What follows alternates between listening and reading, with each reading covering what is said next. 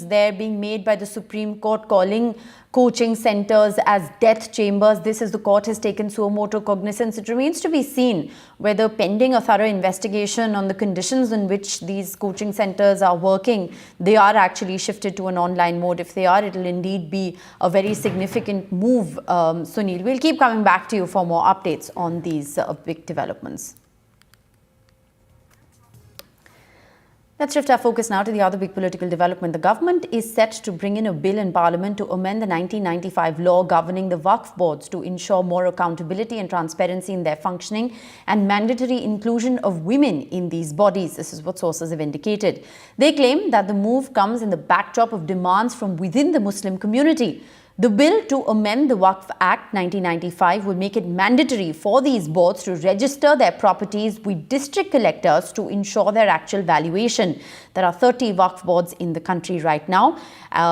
Stiff resistance coming in from opposition parties, which have decided that they will oppose any changes being made to the Waqf Act. So this is a bill that is in the works. Sources have indicated that the cabinet has cleared around 40 amendments to the Act, indicating that the bill will be brought into Parliament in this session itself. Sources have also indicated that at least 2 women will be included in the Council and State Board. So several changes being mulled. A bitter political fight will ensue. Let's listen in to the political reactions. मुसलमान भाइयों को कैसे उनके अधिकारों को छीना जाए, उनकी अधिकार जो मिले हैं, जिन्हें आज़ादी के अधिकार हैं या उनके स्वतंत्र जो अधिकार हैं, उनके अपने धर्म को लेकर के अपनी कामकाज की व्यवस्था को बनाए रखने के लिए, और केवल वक्फ बोर्ड नहीं, हमारे मुख्यमंत्री देखिए कितने समझदार हैं सरकार के, उन्हें उर्दू में ये पता लगा कि नुज़ूल उर्दू शब्द है, उन्हें समझाते रहे अधिकारी कि नज़ूल का मतलब कुछ और है, लेकिन उन्होंने कहा नहीं, नज़ूल मतलब मुसलमानों की जमीन है ये. Me is Pramod Tiwari, Rajya Sabha MP sir. The government has been planning to bring 40 amendments in the Waqf Code. How do you see that? ये तो सिर्फ मीडिया में है. अगर उन्हें लाना है तो पहले जिस समुदाय के लिए ला रहे हैं उससे बात करें, फिर ये बात करें हम लोगों से, और हम लोगों से बात करने के पहले अपने सहयोगियों से पूछ लें जेडीयू का रुख क्या है, तेलुगु देशम का रुख क्या है, फिर बात. All right, we'll continue to get you all the latest political reactions to that. But let's shift our focus now to the other big political development we're tracking. Ahead of assembly elections in Maharashtra that are slated to be held later this year, stakes are very high for the Ajit Pawar-led NCP, specifically as after Mawal, where the BJP and the NCP have locked horns. Indapur is another seat in Pune district where tension is brewing between alliance partners of the Mahayuti. This, remember, as the Mahayuti had a tough time of, agreeing on a seat-sharing deal even ahead of the Lok Sabha elections that led to a massive debacle for the Mahayuti and specifically for Ajit Pawar-led NCP.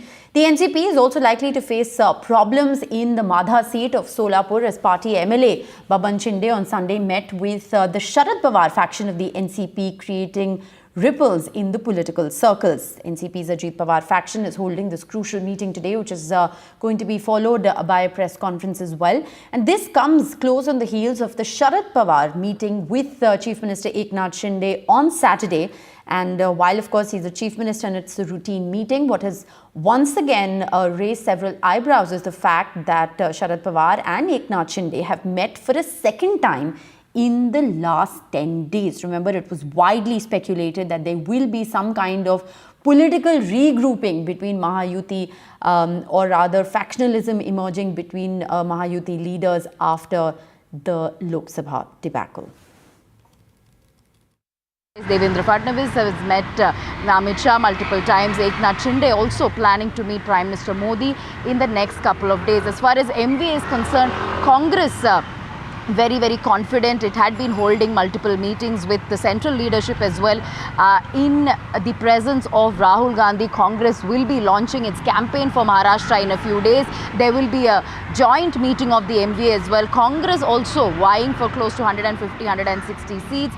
So is Uddhav Sena. Uddhav Sena also could be in Delhi for the next few days, perhaps to meet some of the Congress central leadership. And as far as Sharad Pawar is concerned, he is vying for close to 80 seats is the information we are getting. Of course, seat sharing is in its initial primary stage. Too early to say what the seat sharing formula will be.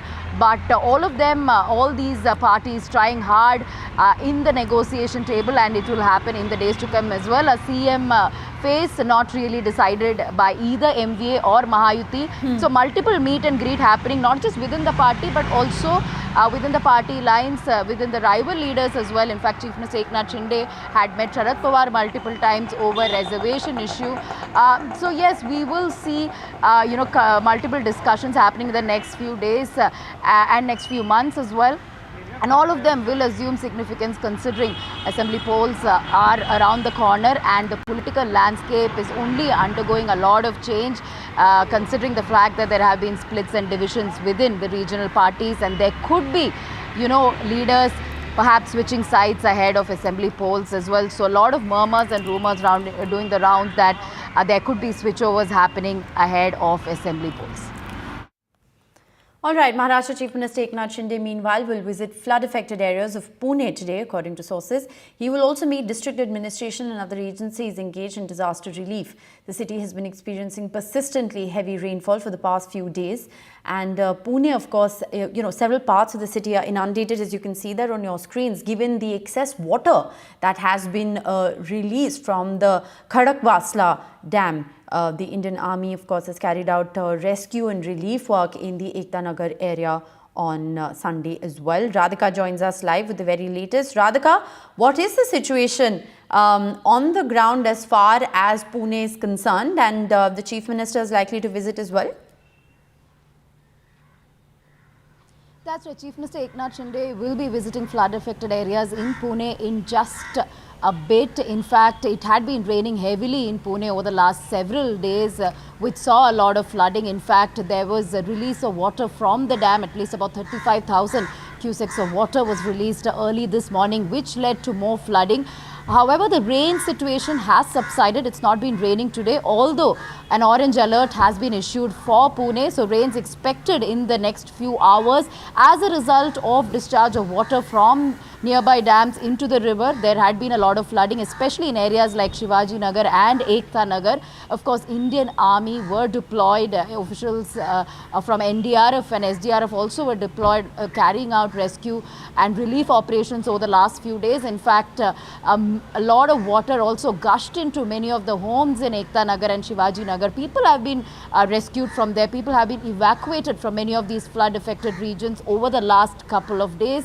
At this point, of course, things are under control as a result of evacuation, but there could be more flooding in other areas if the rain situation intensifies. In Pune today, Eknath Shinde will be visiting all these affected regions and also be meeting emergency control officials as well as officials from the civic authorities and of course from the NDRF, SDRF and Army in order to understand the current situation and take stock of the situation at this point, and also be visiting people who are in multiple relief camps in Pune as well. Thanks very much, Radhika, for that update. As far as Pune is concerned, but do stay on with us. We also tracking this unfortunate story of civic apathy once again claiming another life. This is also a story from Maharashtra where a 4-year-old child died after falling into a manhole while playing in the Mukund Nagar area of the Ahmednagar district of Maharashtra. There's dramatic and very disturbing CCTV footage that has surfaced of the incident. The child has been identified as Samar Sheikh. The incident is said to have happened at around 5 p.m. last evening, and it's alleged that the manhole lid was not properly installed. Radhika joins us again with the very latest on this. Radhika, another case of glaring civic apathy, killing an innocent 4-year-old child who just fell into an open manhole while playing. What really happened? We're given to understand that it was perhaps a lid that was not installed properly, and now an investigation is underway. What's the latest? That's right. The lid of that manhole was not installed properly, as a result of which this 4-year-old child fell into it and died. Very, very unfortunate incident which unfolded in Ahmednagar last evening. This happened at about 5 to 6 p.m. The child was playing near his residence when he stepped onto that manhole and the lid unfortunately was not properly installed, which is why he fell inside it. Very, very tragic, of course. Inquiry is on. Of course, this is civic apathy. However, nobody from the civic authority has been booked yet. We'll have to wait and see what happens, whether an official will be held accountable for this glaring civic apathy. At this point, of course, what we're given to understand is that this incident happened last evening. After the boy went missing, the boy was not found. The parents started searching for him, couldn't find him, which is when they came across the CCTV footage. And later, when he was taken out of the manhole, he was unfortunately dead by then. He was rushed to the hospital, but however, he couldn't be revived. So yes, at this point, of course, police has taken cognizance of this. We've seen manhole related deaths in the past as well. In Mumbai itself, we saw over the last few years the number of people dying due to the lid of the manhole not being installed properly, weak lids leading to it, especially during monsoons. And Bombay High Court had also taken cognizance of this, pulled up civic authorities, asked them to ensure that all the manholes across the state are repaired properly. However, these incidents continue to happen. Unfortunately, now remains to be seen what kind of investigations will happen and whether any officials from the civic department will be held accountable. Thanks, Radhika. We will, of course, continue to track the latest as far as the investigation is concerned, and will heads roll, and will there be accountability that will be fixed for yet another innocent life lost to killer civic apathy. With that, we're going to slip into a very short break. We'll bring you more news on the other side.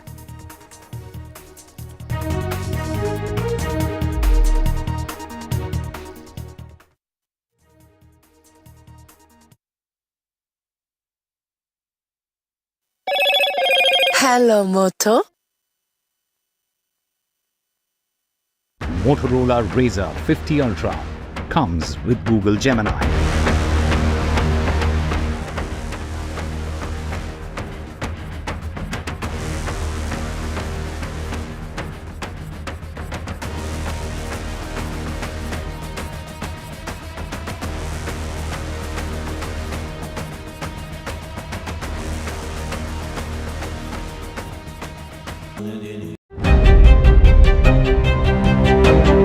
Hello and welcome to India Sense, where I speak with global opinion makers. The United States has made a strategic decision over the last 20 years to move closer to India. Now, a $7 trillion economy seems a perfectly conceivable number. If you want to be a national party, it's that you sort of accept the way the world is rather than want to endlessly hark back to how it was. Modi is promoting the digitization of the economy, which is accelerating growth in the country. Get ready for the ride of your life. NDTV brings you the NDTV Auto Show with me, Mugdha Mishra. From the fastest supercars to the sleekest new energy vehicles to your trusted daily ride, we cover it all. Every Saturday at 10:30 a.m. and Sunday at 8:30 p.m. only on NDTV 24/7. Your next great escape starts here. The biggest democratic exercise in the world. Team NDTV covers it from ground zero. BJP really had to fight a tough election this time. Unprecedented exercise.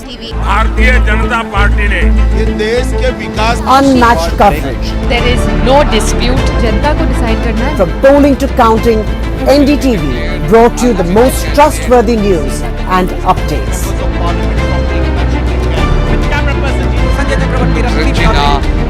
Elections mean NDTV. NDTV proudly upholds its legacy of trust and credibility. According to the prestigious Reuters Institute's Digital News Report 2024, NDTV is the top-most news platform in the country. Number one in both online and offline reach in India, beating all its competition.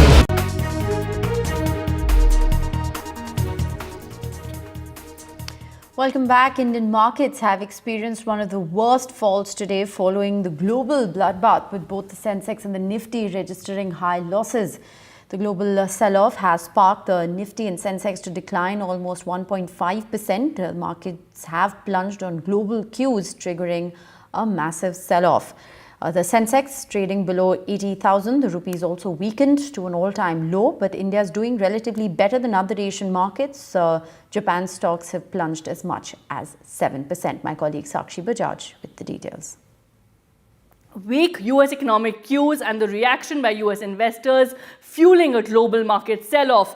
Now, what really was this weak economic data in particular? Well, worse than expected jobs data from the US really trickled in these fears, recession fears resurfacing, and US investors reacting to that data on Friday. We saw the sharp sell-off on Wall Street, followed by Asian markets plunging as much as 5% on Friday and extending that decline to as much as 7% today. We've seen India's Nifty and Sensex and benchmark indices at large also extend the declines witnessed on Friday. Both benchmark indices sliding over 2%, broader markets also trading sharply lower, investor wealth significantly eroded. Now, what happens when a sell-off like this happens? We also see the impact on currencies. Remember, the rupee also opened at its record low, weakened to a record low after US recession fears resurfaced. Now, asset classes like gold, also remember, gold is considered a safe haven in times of crisis, in uncertain times, and therefore we see an uptick in gold prices. So, of course, an impact on all asset classes as we see. We've seen equity markets plunge. We've seen currency also factoring in those recession concerns, and precious metals rise in trade in times of uncertainty. All right, we will of course continue to get you the latest from the markets. Let's now shift our focus to the latest that we're tracking as far as the unrest in Bangladesh is concerned. Over 100 people have died in fresh clashes in Bangladesh as protesters continue to demand the resignation of Prime Minister Sheikh Hasina. The anti-government protesters have clashed with ruling party supporters yesterday again in fresh clashes that have broken out. The clashes broke out when protesters attending a non-cooperation program to demand the government's resignation faced opposition from government supporters. The Bangladesh Home Ministry has decided to impose an indefinite countrywide curfew amid fierce clashes, and mobile internet was tightly restricted countrywide. Let's listen in to the latest. My colleague Ghazali brings us the latest. Despite a lull in the agitation in the last few days, it has reignited, and now the protesters of the students group and primarily Student Against Discrimination is one group which is spearheading this protest. They are now demanding Sheikh Hasina to resign. And what we are being told from the local media there in Bangladesh is that the Awami League held a meeting yesterday, and now they have decided that they will use force to quell this protest and remove the protesters from the streets who are demanding the resignation of Sheikh Hasina. As far as India is concerned, it has interests in Bangladesh. It's an immediate neighbor, and India has also issued an advisory for its nationals who are staying in Dhaka to be in touch with the embassy and also keep an eye on the latest developments. As also, they have also advised nationals not to go into Bangladesh. So that is something which is developing now, and Indian agencies are also keeping an eye on the development there because as per reports, there are many anti-India elements also who are involved in this protest. Jamaat Islami, one of the groups which has been banned by the Bangladesh government over this ongoing protest, is also involved in the protest, and that is why it's a big concern for India as well. All right, let's shift our focus now to the other big international story. UK Prime Minister has warned far-right protesters on Sunday that they would quote-unquote regret participating in England's worst rioting in the last 13 years. Mr. Starmer's statement came as more violence broke out across the country in the wake of stabbing rampage at a dance class that left 3 girls dead and many more wounded.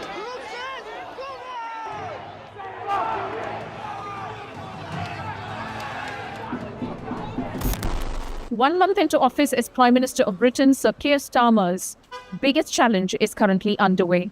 Britain has not seen rioting and social unrest of this kind after riots broke out in multiple cities by far-right protesters and anti-immigrant protesters. Cities such as Manchester, Hull, Belfast, Bristol, Stoke-on-Trent, even parts of London has seen sporadic spontaneous protesters disrupting violence, breaking public property, attacking the police.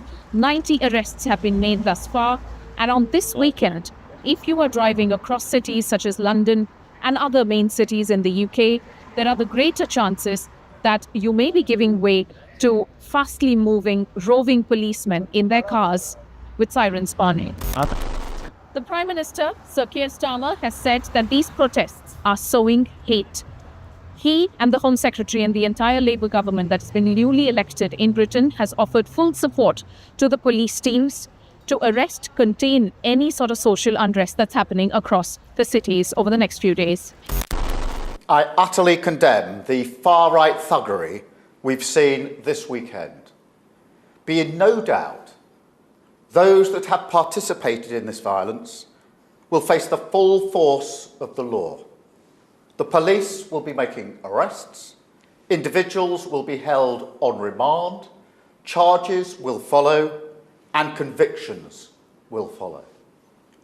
I guarantee you will regret taking part in this disorder, whether directly or those whipping up this action online and then running away themselves. This is not protest, it is organised, violent thuggery, and it has no place on our streets or online. Occupants, mainly tourists, at a South Yorkshire hotel stared in fear and worry from the top floor as rioters attacked that particular hotel in South Yorkshire in England, otherwise a sleepy town and a calm town and a tourist attraction. Through bricks, broke glass windows, even managed to have a fire break out in the hotel. Arrests have been made and the protests in that location have been contained. Well, it's very shocking to see this sort of racial violence motivated by far-right-wing Elizabeth extremists.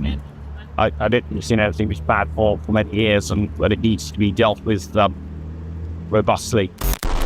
A rapid response process has been initiated whereby emergency security will be provided across mosques in Britain after racist and anti-immigration protests have worried and disturbed Britain after many, many years. Radhika Iyer in London, NDTV. Moving on, the foreign ministers of major G7 democracies have called on all parties involved in the current conflict in the Middle East to avoid actions that could lead to potential escalation. The G7 ministers expressed strong concerns about the recent events that could lead to a wider regional spread if the crisis starting with Lebanon, they said in a statement. Tensions heightened on Sunday in the Middle East with the US moving warships to the region to defend Israel if Iran attacks, while several Western governments urgently told citizens to leave Lebanon as Hezbollah launched a barrage of strikes targeting Israel. Well, moving on to more news that we're tracking from across the country. It's been 5 years today since the abrogation of Article 370, which took away Jammu and Kashmir's special status and statehood. The state was split into 2 union territories following its revocation. The Jammu and Kashmir unit of the BJP will hold a rally to celebrate the 5th anniversary of Article 370 abrogation. Security has been beefed up in the region as a precautionary measure to maintain law and order during the event. Opposition parties, including the Congress and the PDP, have criticised the BJP for organising a ceremony to commemorate the day. I'm standing right now at Lal Chowk, and the Lal Chowk tells the story that it's open, traffic is normal, everything appears to be normal. But scratch the surface a bit, you would see the situation is not clearly black and white. Abrogation of Article 370 has disrupted the status quo. It has changed Jammu and Kashmir forever, divided into 2 union territories. Since then, there have been, differing views and the narrative. The government is saying it has transformed Jammu and Kashmir. It is changing things, giving employment, investment, development, and peace. A while back, in the morning, there was rain for half an hour or so. And it really, most of the roads in Srinagar, and they were inundated, there was water logging. So the least people could have expected the best drainage system. Thankfully, sun come back, it is sunny again, and weather has improved, so traffic can move normally across Srinagar. But the larger point is, while BJP is today celebrating abrogation of Article 370, opposition parties are saying it is a dark day. Congress has said it is a dark day for Jammu and Kashmir because its statehood was snatched. So other regional parties as well. Ladakh, we have seen this uneasy calm in Ladakh for last several years. There have been, 4 years at least, there have been protests, hunger strikes demanding statehood and, sixth schedule, which gives them almost the same powers which they use, rights which they used to enjoy under Article 370 and 35A. In the valley, there's tourism boom. But in Jammu, it is terrorism. It is infiltration. And while the valley has been, Sri Kashmir Valley, counting tourists, and in Jammu, it is for last more than 1 year, at least for last 3 years, we see counting infiltration attempts and see. Here at Lal Chowk, it is the normal day, like any other day. The days of shutdown are gone. There's no stone pelting, but we see militancy has spread to the areas, particularly in Jammu region, which were completely free from militancy. So if you talk to the opposition, they will tell you how things have gone horribly wrong. And more importantly, Jammu and Kashmir is without elected representative. There's no democracy, has been in a suspended animation for last now more than 6 years. Last assembly elections were held in 2014. And now Election Commission is visiting Jammu and Kashmir this week. The ECI panel, headed by Chief Election Commissioner, are visiting from Thursday for 3 days to review the preparation for the assembly elections, which are long overdue. So people are hoping that elections are held. BJP has formed its election manifesto committee. So other parties, National Congress, they are already formed their election manifesto committee. They are seeking suggestions from the people. But this day has been, disruption in the status quo in many ways. There have been, improvements in certain areas, but there have been really horrible things that happen, particularly when it comes to the militancy front, that to the Jammu region, which is facing the brunt of worst type of militancy. So here at Lal Chowk, everything appears normal, but this is not the total picture of Jammu and Kashmir for the last 5 months.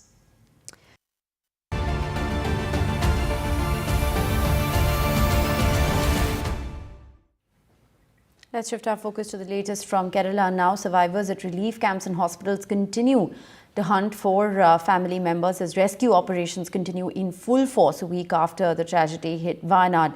Landslides have triggered now a massive political row between the state and the centre, with several lessons and environmental concerns that were ignored. The massive landslides that rocked Kerala's Wayanad have claimed over 300 lives. In fact, almost 370 people have died in these landslides that took place on the 30th of July. Rescue teams in Wayanad have stepped up search and rescue operations by deploying advanced radars, drones and heavy machinery to locate survivors. My colleague Pratibha Raman has been reporting from Ground Zero. Meanwhile, a bitter face-off continues here with the state and the centre at loggerheads over ecologically sensitive zones in Kerala. The Union Environment Minister has hit out at the Kerala government for ignoring notifications on ecologically sensitive zones. This as the Union government has issued a 6th notification to bring 55,000 square kilometers of the Western Ghats under the ecologically sensitive zone category. This has been met with stiff resistance, not just from the Kerala government, but also from the Karnataka, Tamil Nadu, Goa and Maharashtra governments. Minister from Kerala, the MP from Kerala, though, continues to say that the centre has refused to listen. Let's listen in to both sides. Wayanad in Kerala is reeling under unspeakable tragedy with over 300 people dead due to landslides. A lot of it is being blamed on reckless commercial activities. Joining me now is Environment Minister Bhupendra Yadav. Thank you, Mr. Yadav, for speaking to NDTV. I remember you went to Wayanad when the man versus wild conflict was at its peak. How do you see something like this disaster that has happened in Wayanad, sir? जो main reason सामने निकल कर के आ रहा है वो इस चीज़ को दिखा रहा है कि वहाँ पर लगातार इलीगल ह्यूमन हैबिटेट को बसाने का काम किया, टूरिज़्म के नाम पर एनक्रोचमेंट करने का काम किया। इको सेंसिटिव जोन का जो प्लान होना था वो स्टेट गवर्नमेंट ने प्रॉपर्ली तैयार नहीं किया और ये सब चीज़ें न्यूज़पेपर रिपोर्ट के अंतर्गत लगातार आई है। वेस्टर्न घाट का जो पूरा सेंसिटिव एरिया, क्योंकि वहाँ पर रेनफॉल ज़्यादा है, भूमि का जो है वो शैलो लैंड है और रिवर एरिया का जो विशेष रूप से ज़्यादा है और बहुत बड़ी संख्या में पेड़ों के काटने का काम हुआ है। इसको प्रोटेक्ट करने के लिए हमारी मिनिस्ट्री के द्वारा नोटिफिकेशन में निकाला गया था और बाद में चूँकि ये स्टेट गवर्नमेंट का सब्जेक्ट है, लैंड की ऑनर स्टेट गवर्नमेंट होती है, तो हमने कहा था कि आप इसमें लोगों के ग्रीवेंसेस को पूरा करके जो फॉर्मर डीजी संजय कुमार है उनकी कमेटी को रिपोर्ट दीजिए। उसको भी देने का काम नहीं किया गया। मुझे लगता है कि चूँकि लैंड ऑनर स्टेट गवर्नमेंट है फॉरेस्ट की, उनको इको सेंसिटिव जोन की जो गाइडलाइंस है उनका पालन करना चाहिए और पालन करने के साथ ही साथ उनको इस बात का ध्यान देना चाहिए कि ये जो एरियाज़ हैं इसमें इलीगल जो बस्तियां बसाते हैं लोकल प्रोटेक्शन के दबाव में, और दूसरा जो इलीगल माइनिंग है ये बड़ा इशू है, इसको उनको एड्रेस करना चाहिए। इसको प्रॉपर एड्रेस करने पर ही हम नेचर को बचा सकेंगे। और दूसरा, देश भर में हम लोगों ने ट्री आउटसाइड फॉरेस्ट लगाने के लिए भी और डिग्रेडेड फॉरेस्ट के लिए भी एक पेड़ माँ के नाम अभियान चलाया है।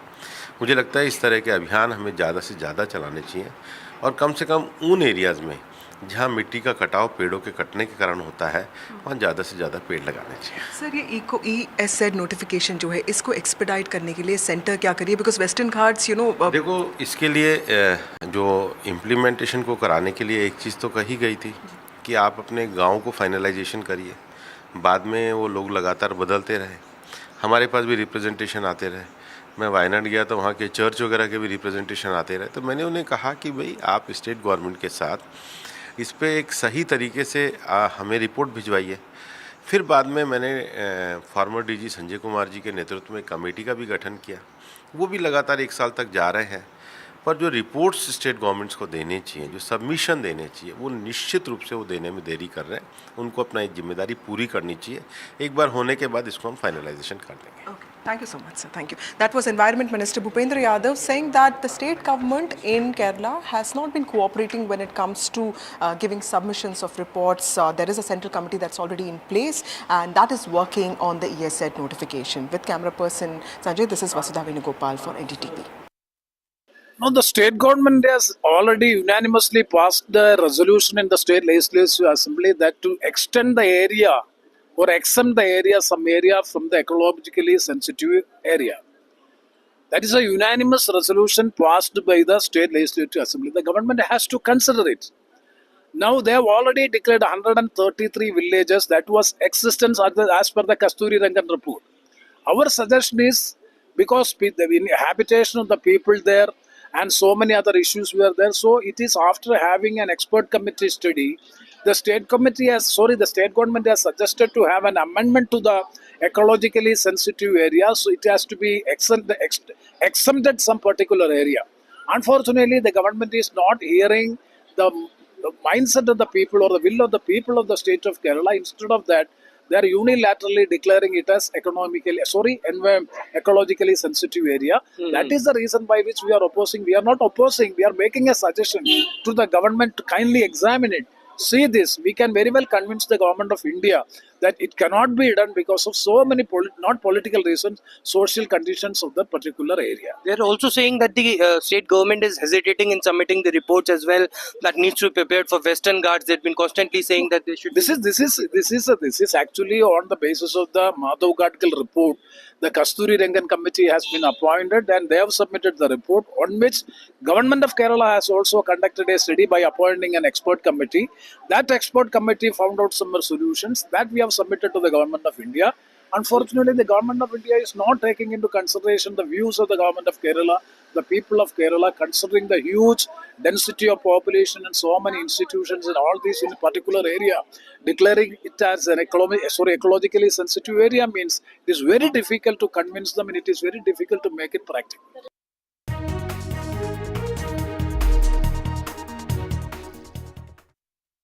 माता भूमि पुत्रो अहम.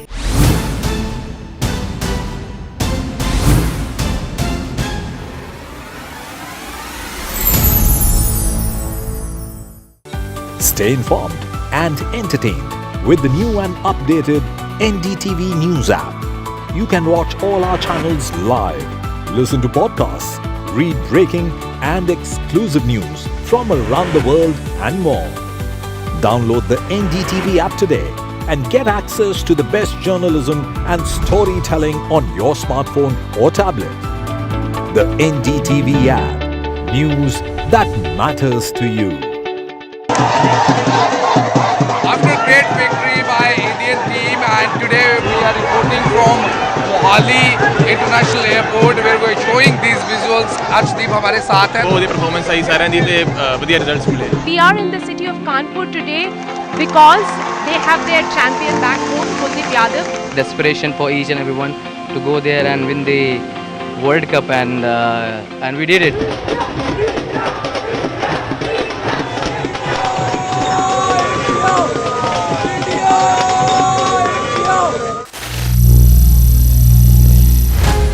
Some people say the metaverse will only be virtual. One day this lecture hall will be made of code, and driverless cars would be trapped in intersections. But even in this maze of the future, you can't wish away health. It's time to become more resilient.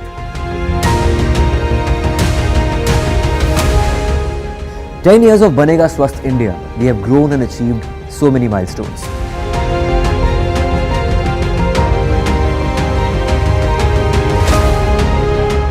And now I have a plan to beat the urgency, to stop breathing with difficulty, to relieve getting choked with inactivity.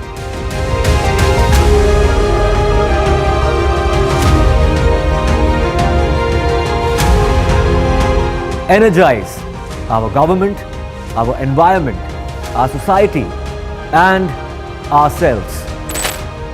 Everyone, everywhere, every day.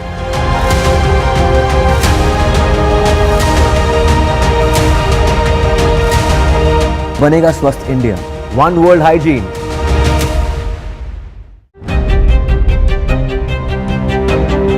Hello and welcome to India Sense, where I speak with global opinion makers. The United States has made a strategic decision over the last 20 years to move closer to India.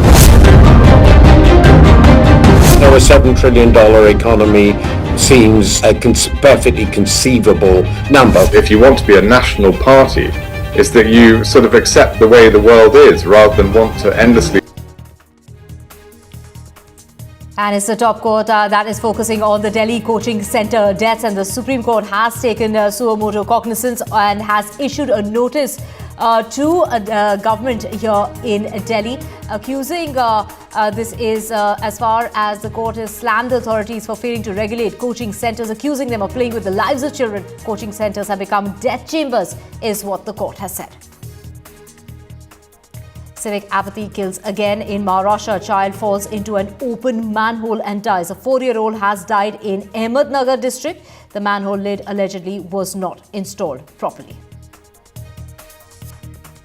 Setback for the Aam Aadmi Party in the Supreme Court. With the Supreme Court there saying that the LG can appoint aldermen. This is the Supreme Court saying that the LG does not need Delhi government's advice. Over 370 people have died in the landslides in Wayanad, and the tragedy in which the Union Environment Minister is blaming the government of Kerala. It's the centre versus Kerala's government over ecologically sensitive zones. Bhupendra Yadav has gone on to say that Kerala government is not cooperating with the centre, and the Kollam MP has spoken to NDTV saying that the centre is not ready to hear what the Kerala's government has to say. And it's the 5th anniversary as far as the abrogation of Article 370 in Jammu and Kashmir is concerned. Jammu and Kashmir is a torchbearer of India's growth story, is what the government is saying. However, the opposition and the Muslim bodies are in fact of a different view. However, the focus is on the state polls, and the Election Commission will be visiting next week. And global cues trigger massive market sell-off. Asian markets plunge. Nifty and Sensex slide over 2.5%. The rupee weakens to a record low.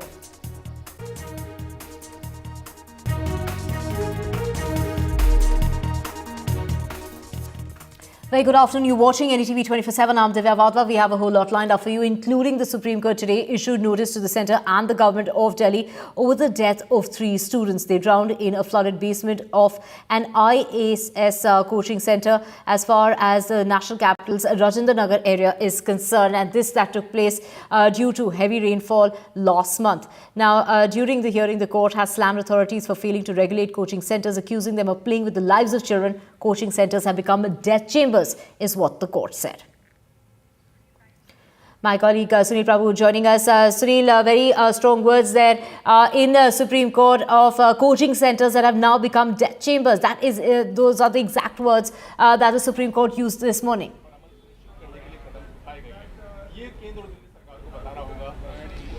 So today, as the Supreme Court heard this very important matter of a coaching federation which had wanted, there was a levy relating to Mukherjee Nagar where the payment had to be done and they wanted some relief. The Supreme Court said no, and in fact suo moto decided to issue notices not only to the Delhi government through the Chief Secretary but also to the centre on this very, very important issue. They said the young people, as you pointed out, have lost their lives. There has to be compliance in terms of coaching institutes for the safety of the students, otherwise they should hold it online. And they've in fact issued an order saying that they must comply with the master plan of 2021 of Delhi, all coaching centres. And it's in this context that the Supreme Court came down heavily and wanted the centre as well as the state to give their response on this very important issue so as to ensure that in future young students, young aspirants do not face the same trauma as that unfortunate incident took place in Rajendra Nagar. Sunil, stay with us for our next story as well, and that is in a big setback for the Aam Aadmi Party. The Supreme Court today ruled that the LG can nominate aldermen in the Municipal Corporation of Delhi without the aid or the advice of the government of Delhi. Let's just listen into what the BJP had to say. Supreme court का जो निर्णय आया है उसने इस बात को साफ कर दिया है कि दिल्ली के लेफ्टिनेंट गवर्नर ने कानून के अंतर्गत ही एल्डरमैन का मनोनयन किया था, जिस पर जैसे आम आदमी पार्टी की आदत है हर मसले पर उन्हें आरोप लगाने हैं, दूसरों को कटघरे में खड़ा करना है, तो उनकी उस राजनीति को एक सिरे से नकार दिया गया है सुप्रीम कोर्ट के इस निर्णय द्वारा। और अब स्टैंडिंग कमेटी का तुरंत गठन होना चाहिए जिससे दिल्ली की जो समस्याएं हैं उनके बारे में गंभीरता से काम हो सके। And we have Sunil back with us. Sunil, this comes at a time when, we've heard the Aam Aadmi Party complain for a very, very long time that the centre maintains a, hold as far as the national capital is concerned through the LG, and the elected city government does not have powers to execute its duties properly. That's right. Now the Supreme Court, the final arbiter of justice, has ruled that given the fact that in 1993 the Act was amended, which gave the Lieutenant Governor and Delhi that special status, so the Lieutenant Governor had that statutory power and it was well within his rights to appoint the aldermen or nominated members in the MCD Council. This, of course, after the Supreme Court had reserved its verdict for 15 months, an oral observation no less than the Chief Justice of India saying that by appointing these nominated members, it could alter the democratically elected municipal corporation. But finally, they have ruled in favour of the Lieutenant Governor and made it clear that it's well within his powers to do so. The real issue now, of course, is about governance in Delhi. The fact that hopefully the Municipal Council of Delhi, MCD, will have standing committees, will be able to deliver on terms of issues that are affecting the common man, be it in schools, be it in toilets, be it in cleaning roads and desilting of drains, as well as ensuring that there is no flooding on the streets of Delhi. Right. Thank you so much, Sunil, for getting us all those details.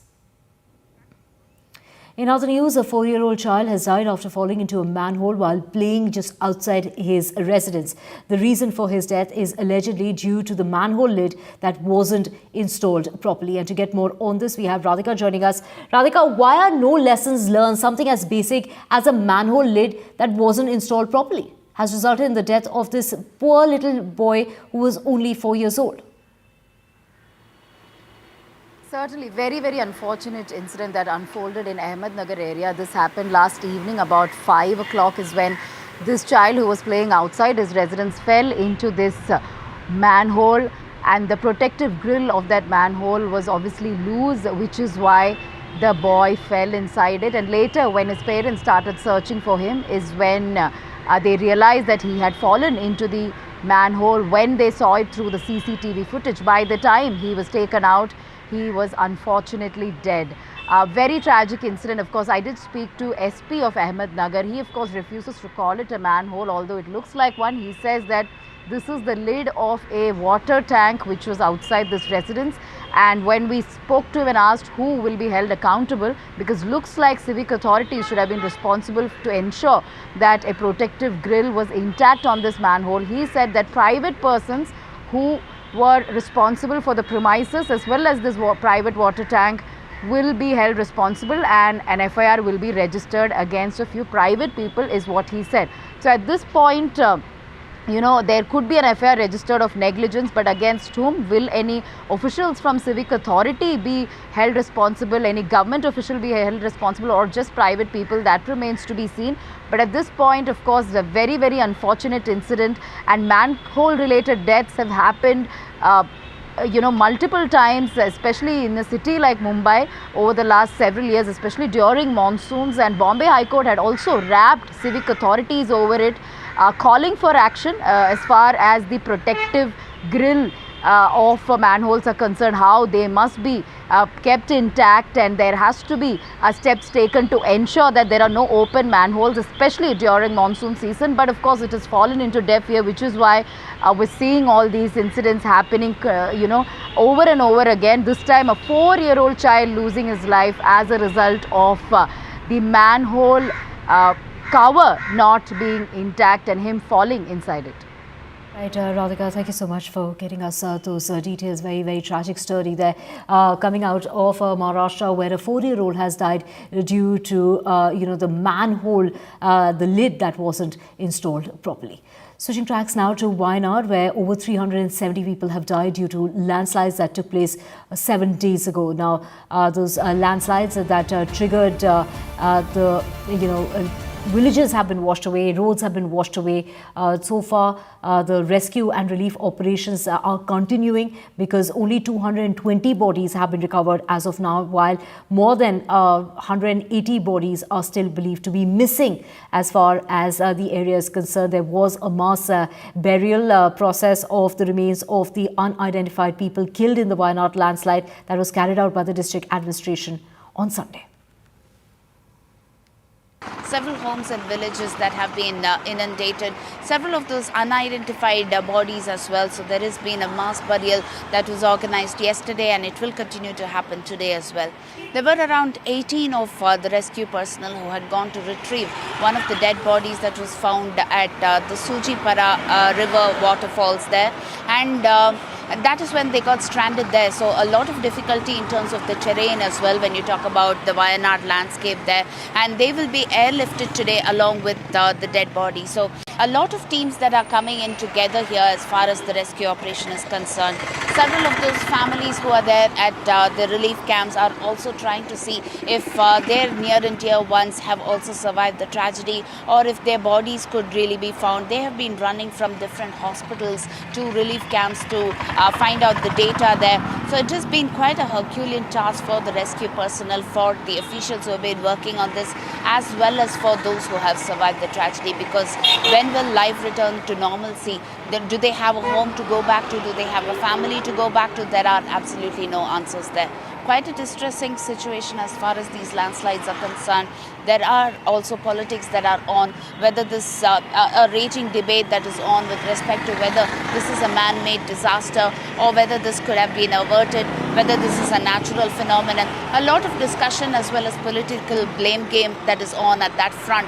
But in the meantime, priority definitely needs to be in terms of saving more lives here. Right, and of course, it is politics peaking there over the issue as far as Wayanad is concerned. It's the centre versus the government in Kerala. Will the blame game over ecologically sensitive zones? The Union Environment Minister has spoken to NDTV. He's gone on to blame the government in Kerala. He said that the disaster took place because the state allowed illegal activities. He's also gone on to say that the government in Kerala is not cooperating with the centre. So it is now a war of words there, but it is Kolam's MP that's also spoken to NDTV, saying that the centre is not ready to hear what the government of Kerala has to say. Wayanad in Kerala is reeling under unspeakable tragedy with over 300 people dead due to landslides. A lot of it is being blamed on reckless commercial activities. Joining me now is Environment Minister Bhupendra Yadav. Thank you, Mr. Yadav, for speaking to NDTV. I remember you went to Wayanad when the man versus wild conflict was at its peak. How do you see something like this disaster that has happened in Wayanad, sir? जो main reason सामने निकल कर के आ रहा है वो इस चीज़ को दिखा रहा है कि वहाँ पर लगातार इलीगल ह्यूमन हैबिटेट को बसाने का काम किया, टूरिज़्म के नाम पर एनक्रोचमेंट करने का काम किया। इको सेंसिटिव जोन का जो प्लान होना था वो स्टेट गवर्नमेंट ने प्रॉपर्ली तैयार नहीं किया और ये सब चीज़ें न्यूज़पेपर रिपोर्ट के अंतर्गत लगातार आई है। वेस्टर्न घाट का जो पूरा सेंसिटिव एरिया, क्योंकि वहाँ पर रेनफॉल ज़्यादा है, भूमि का जो है वो शैलो लैंड है और रिवर एरिया का जो विशेष रूप से ज़्यादा है और बहुत बड़ी संख्या में पेड़ों के काटने का काम हुआ है। इसको प्रोटेक्ट करने के लिए हमारी मिनिस्ट्री के द्वारा नोटिफिकेशन में निकाला गया था और बाद में चूँकि ये स्टेट गवर्नमेंट का सब्जेक्ट है, लैंड की ऑनर स्टेट गवर्नमेंट होती है, तो हमने कहा था कि आप इसमें लोगों के ग्रीवेंसेस को पूरा करके जो फॉर्मर डीजी संजय कुमार है उनकी कमेटी को रिपोर्ट दीजिए। उसको भी देने का काम नहीं किया गया। मुझे लगता है कि चूँकि लैंड ओनर स्टेट गवर्नमेंट है फॉरेस्ट की, उनको इको सेंसिटिव जोन की जो गाइडलाइंस है उनका पालन करना चाहिए और पालन करने के साथ ही साथ उनको इस बात का ध्यान देना चाहिए कि ये जो एरियाज़ हैं इसमें इलीगल जो बस्तियां बसाते हैं लोकल प्रोटेक्शन के दबाव में, और दूसरा जो इलीगल माइनिंग है ये बड़ा इशू है, इसको उनको एड्रेस करना चाहिए। इसको प्रॉपर एड्रेस करने पर ही हम नेचर को बचा सकेंगे।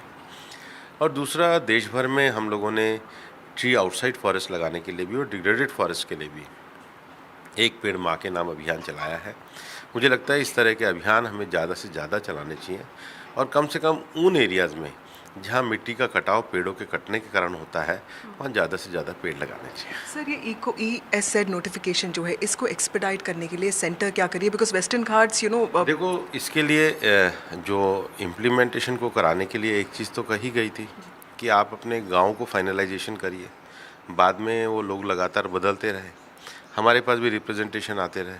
मैं वायनाड गया तो वहाँ के चर्च वगैरह के भी रिप्रेजेंटेशन आते रहे, तो मैंने उन्हें कहा कि भाई आप स्टेट गवर्नमेंट के साथ इस पे एक सही तरीके से हमें रिपोर्ट भिजवाइए। फिर बाद में मैंने फॉर्मर डीजी संजय कुमार जी के नेतृत्व में कमेटी का भी गठन किया। वो भी लगातार 1 साल तक जा रहे हैं, पर जो रिपोर्ट्स स्टेट गवर्नमेंट्स को देने चाहिए, जो सबमिशन देने चाहिए, वो निश्चित रूप से वो देने में देरी कर रहे हैं। उनको अपना एक जिम्मेदारी पूरी करनी चाहिए।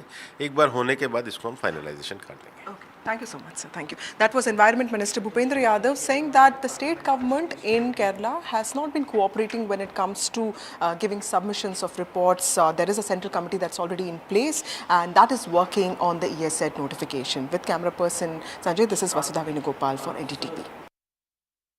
No, the state government has already unanimously passed the resolution in the state legislative assembly that to extend the area or exempt the area, some area from the ecologically sensitive area.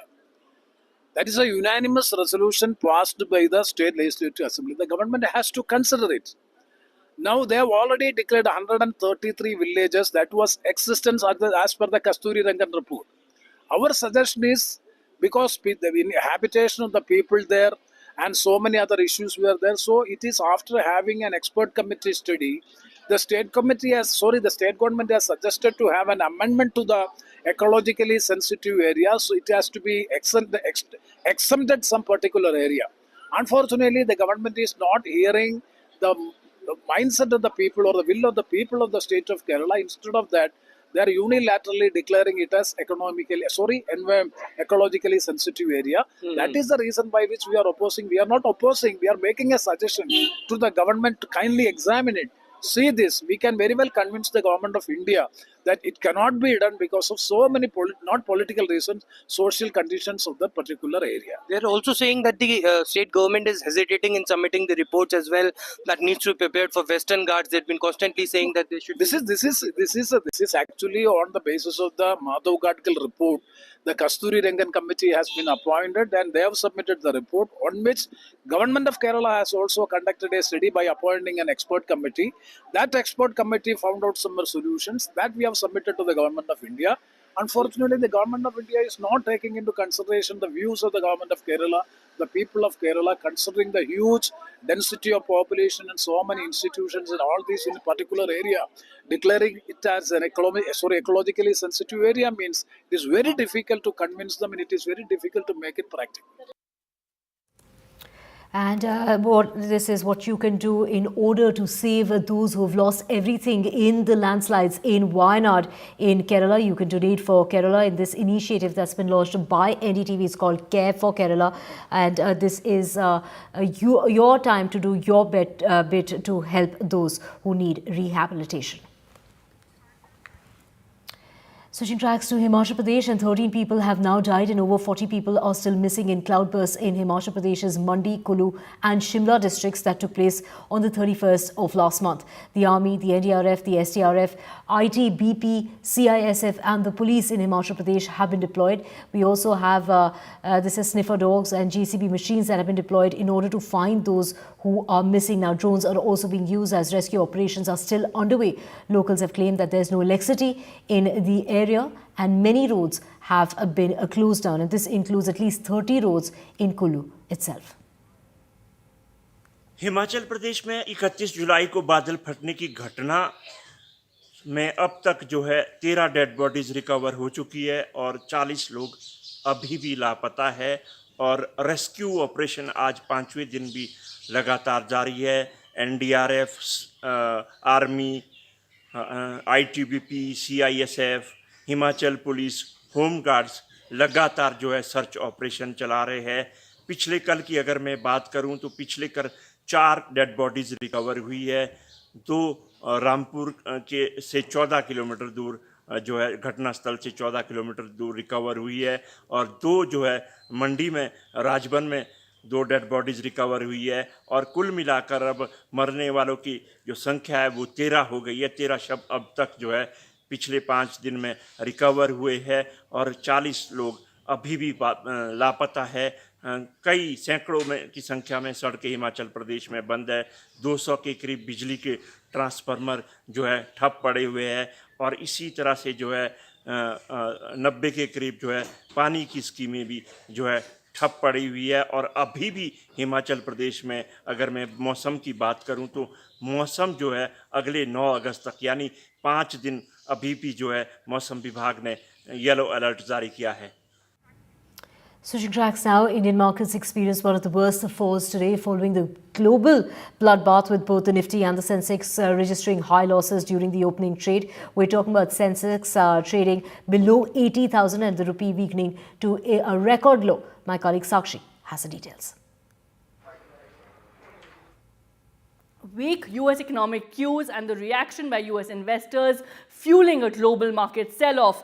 Now, what really was this weak economic data in particular? Well, worse than expected jobs data from the US really trickled in these fears, recession fears resurfacing, and US investors reacting to that data on Friday. We saw the sharp sell-off on Wall Street, followed by Asian markets plunging as much as 5% on Friday and extending that decline to as much as 7% today. We've seen India's Nifty and Sensex and benchmark indices at large also extend the declines witnessed on Friday. Both benchmark indices sliding over 2%. Broader markets also trading sharply lower. Investor wealth significantly eroded. Now, what happens when a sell-off like this happens? We also see the impact on currencies. Remember, the rupee also opened at its record low, weakened to a record low after US recession fears resurfaced. Now, asset classes like gold, also remember gold is considered a safe haven in times of crisis, in uncertain times, and therefore we see an uptick in gold prices. So, of course, an impact on all asset classes as we see. We've seen equity markets plunge. We've seen currency also factoring in those recession concerns, and precious metals rise in trade in times of uncertainty. Thank you so much, Sakshi, for getting us all those details. And it's been 5 years since the abrogation of Article 370, and this is the 5th anniversary. This is what took away Jammu and Kashmir's special status and statehood. The state was split into 2 union territories following its revocation. It is Jammu and Kashmir's unit of the BJP holding a rally to celebrate the 5th anniversary of Article 370's abrogation. Security also has been beefed up in the region as a precautionary measure. Opposition parties, including the Congress and the PDP have criticized the BJP for organizing a ceremony to celebrate the abrogation of Article 370. I'm standing right now at Lal Chowk, and the Lal Chowk tells the story that it's open, traffic is normal, everything appears to be normal. But try the surface a bit, you would see the situation is not clearly black and white. Abrogation of Article 370 has disrupted the status quo. It has changed Jammu and Kashmir forever, divided into two union territories. Since then, there have been, differing views and the narrative. The government is saying it has transformed Jammu and Kashmir. It is changing things, giving employment, investment, development, and peace. A while back, in the morning, there was rain for half an hour or so. And it really, most of the roads in Srinagar, and they were inundated, there was water logging. So the least people could have expected the best drainage system. Thankfully, sun comes back, it is sunny again, and weather has improved, so traffic can move normally across Srinagar. But the larger point is, while BJP is today celebrating abrogation of Article 370, opposition parties are saying it is a dark day. Congress has said it is a dark day for Jammu and Kashmir because its statehood was snatched.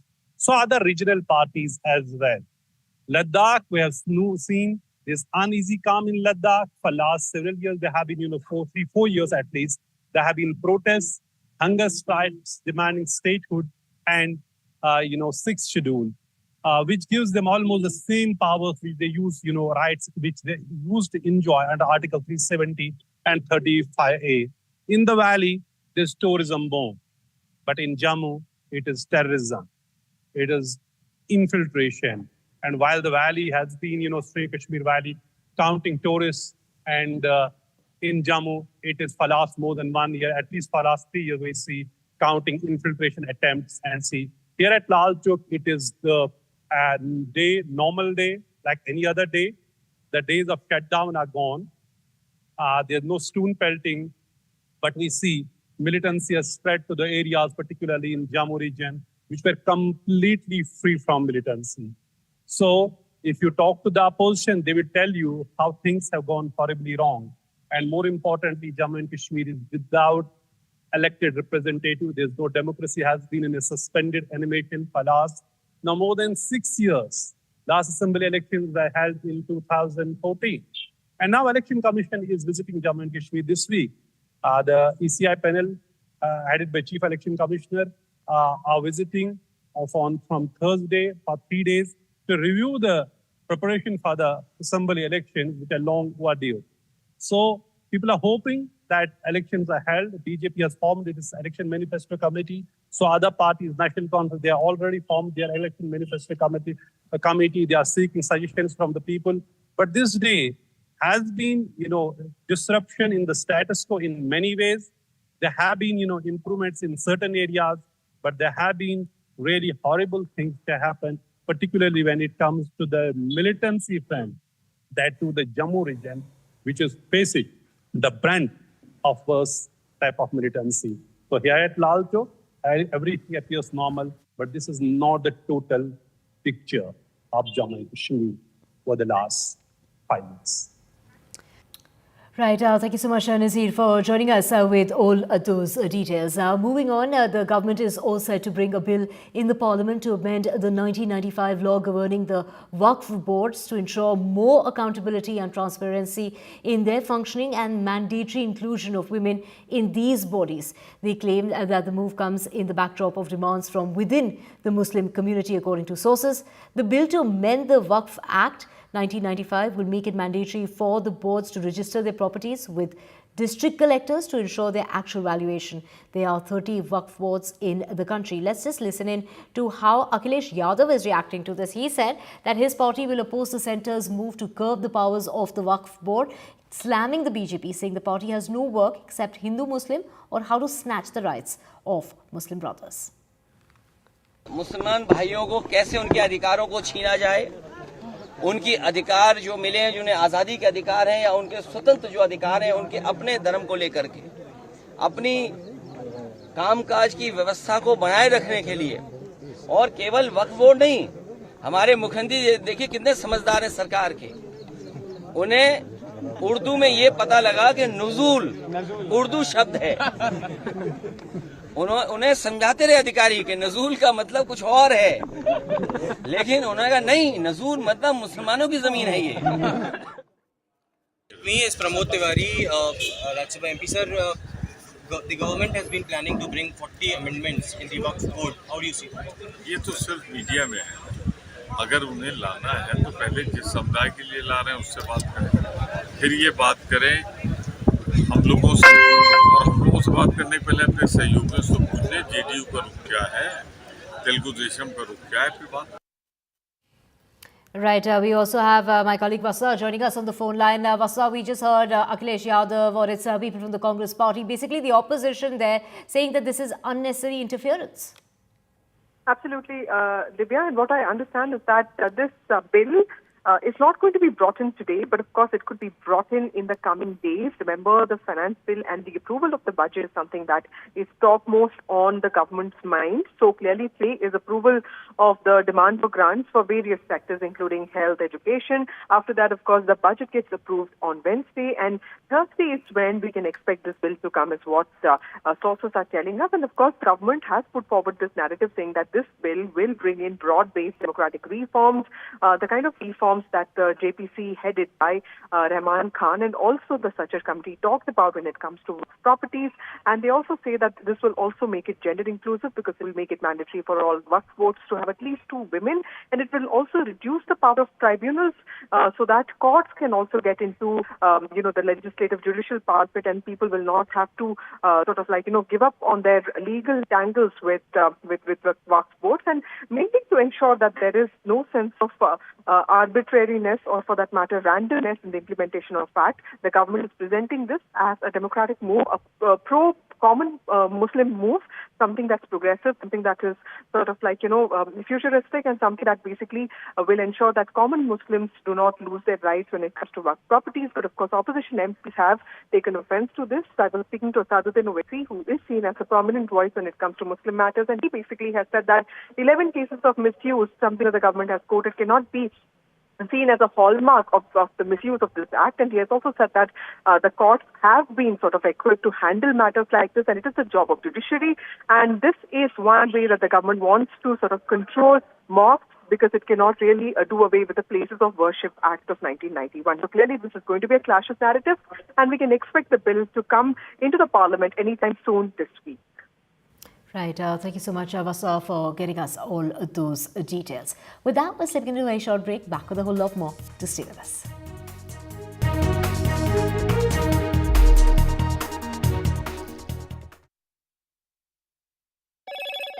Hello, Moto. Motorola Razr 50 Ultra comes with Google Gemini.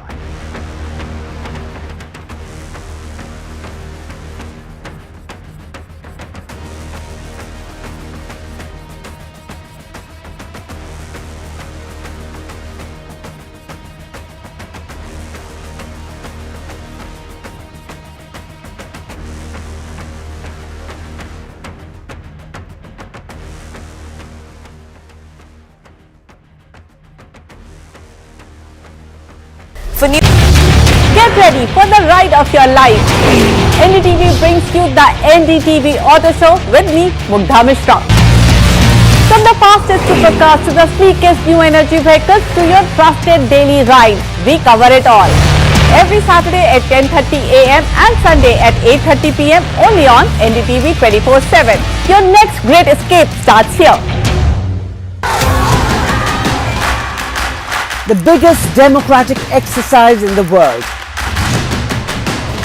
Team NDTV covers it from ground zero. BJP really had to fight a tough election this time. Unprecedented exercise. Unmatched coverage. There is no dispute. जनता को decide करना है. From polling to counting, NDTV brought you the most trustworthy news and updates.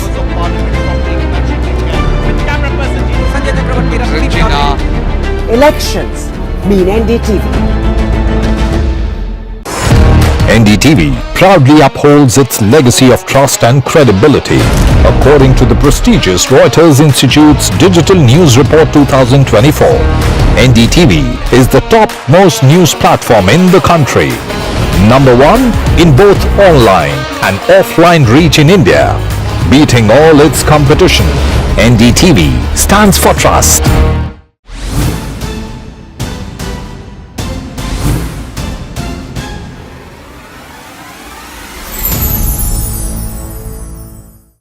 Stay informed and entertained with the new and updated NDTV News app. You can watch all our channels live, listen to podcasts, read breaking and exclusive news from around the world and more.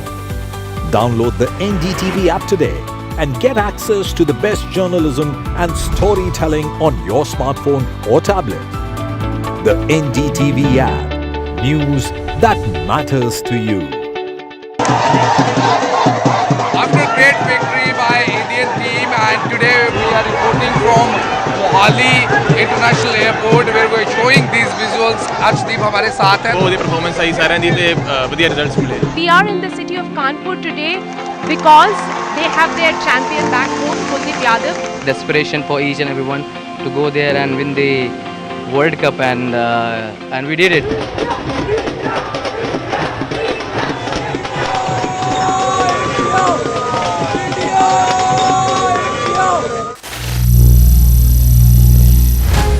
Some people say the metaverse will only be virtual.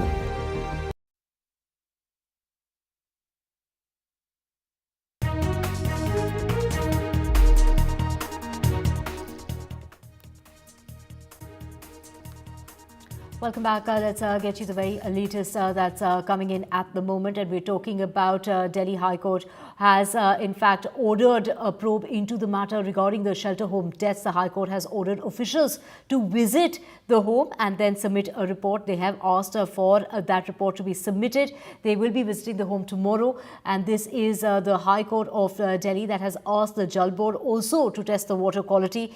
This is after 14 people died just last month at that shelter home. We're talking about the deaths that took place at Asha Kiran, a Delhi government-run facility for the mentally challenged in the Rohini area. A staggering 28 inmates have died at that shelter home since the beginning of this year, with 14 deaths, including that of a child, taking place in July itself.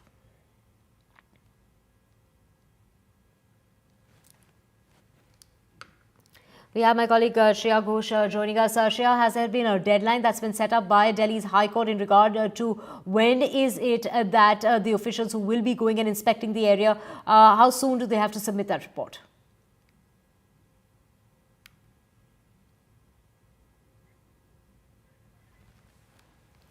So this is in regard to 28 deaths that have taken place at the Asha Kiran, a government-run facility for mentally challenged in the area of Rohini in the national capital. We're talking about 28 deaths that have taken place this year itself. But what's really shocking is 14 deaths that have been reported from that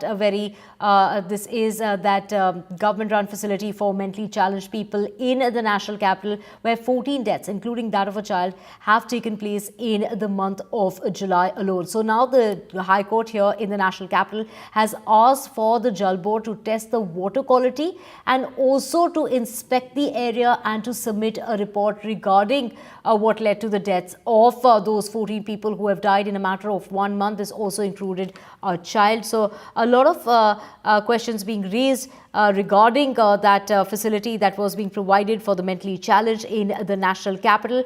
This of course comes on the heels of the Delhi Minister Atishi, who had directed the Revenue Department to initiate a magisterial inquiry into the deaths and submit a report within 48 hours. So this comes under the Social Welfare Department, which has been without a minister following the resignation of Rajkumar Anand, who quit the Aam Aadmi Party in April and joined the BJP. So this is from what we are hearing is the High Court there asking for a probe, asking for officials to visit the area, to submit a report, take cognizance of the matter and to submit that report. It is also the Jal Board that has been involved in order to test the water there, the quality of the water there, and to determine as to what has really been the cause of those deaths that took place in the month of July. We're talking about 14 people who lost their lives, including a child. But overall, From the beginning of this year, 28 deaths have been reported. So we have my colleague Shreya joining us on the phone line. Shreya, is there a deadline that's been set up? When do the officials who will be visiting the area, how soon do they have to submit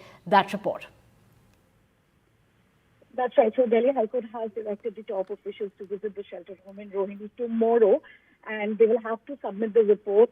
But there hasn't been any deadline given so far. Delhi High Court has also asked the Jal Board to test the water quality because so many of these mentally challenged people who were living there in the shelter homes, they felt sick because of the water quality, because of the overcrowded shelter home. There were not enough staff to check the water and the food quality in these in this particular shelter home in Rohini. And of course, we know that there have been multiple deaths in just 20 days. The Asha Kiran facility that we're talking about. Right. The National Human Rights Commission has also recently taken suo motu cognizance about the deaths of these inmates in this government-run Asha Kiran facility. Right. Thank you so much, Shreya, for getting us all those details.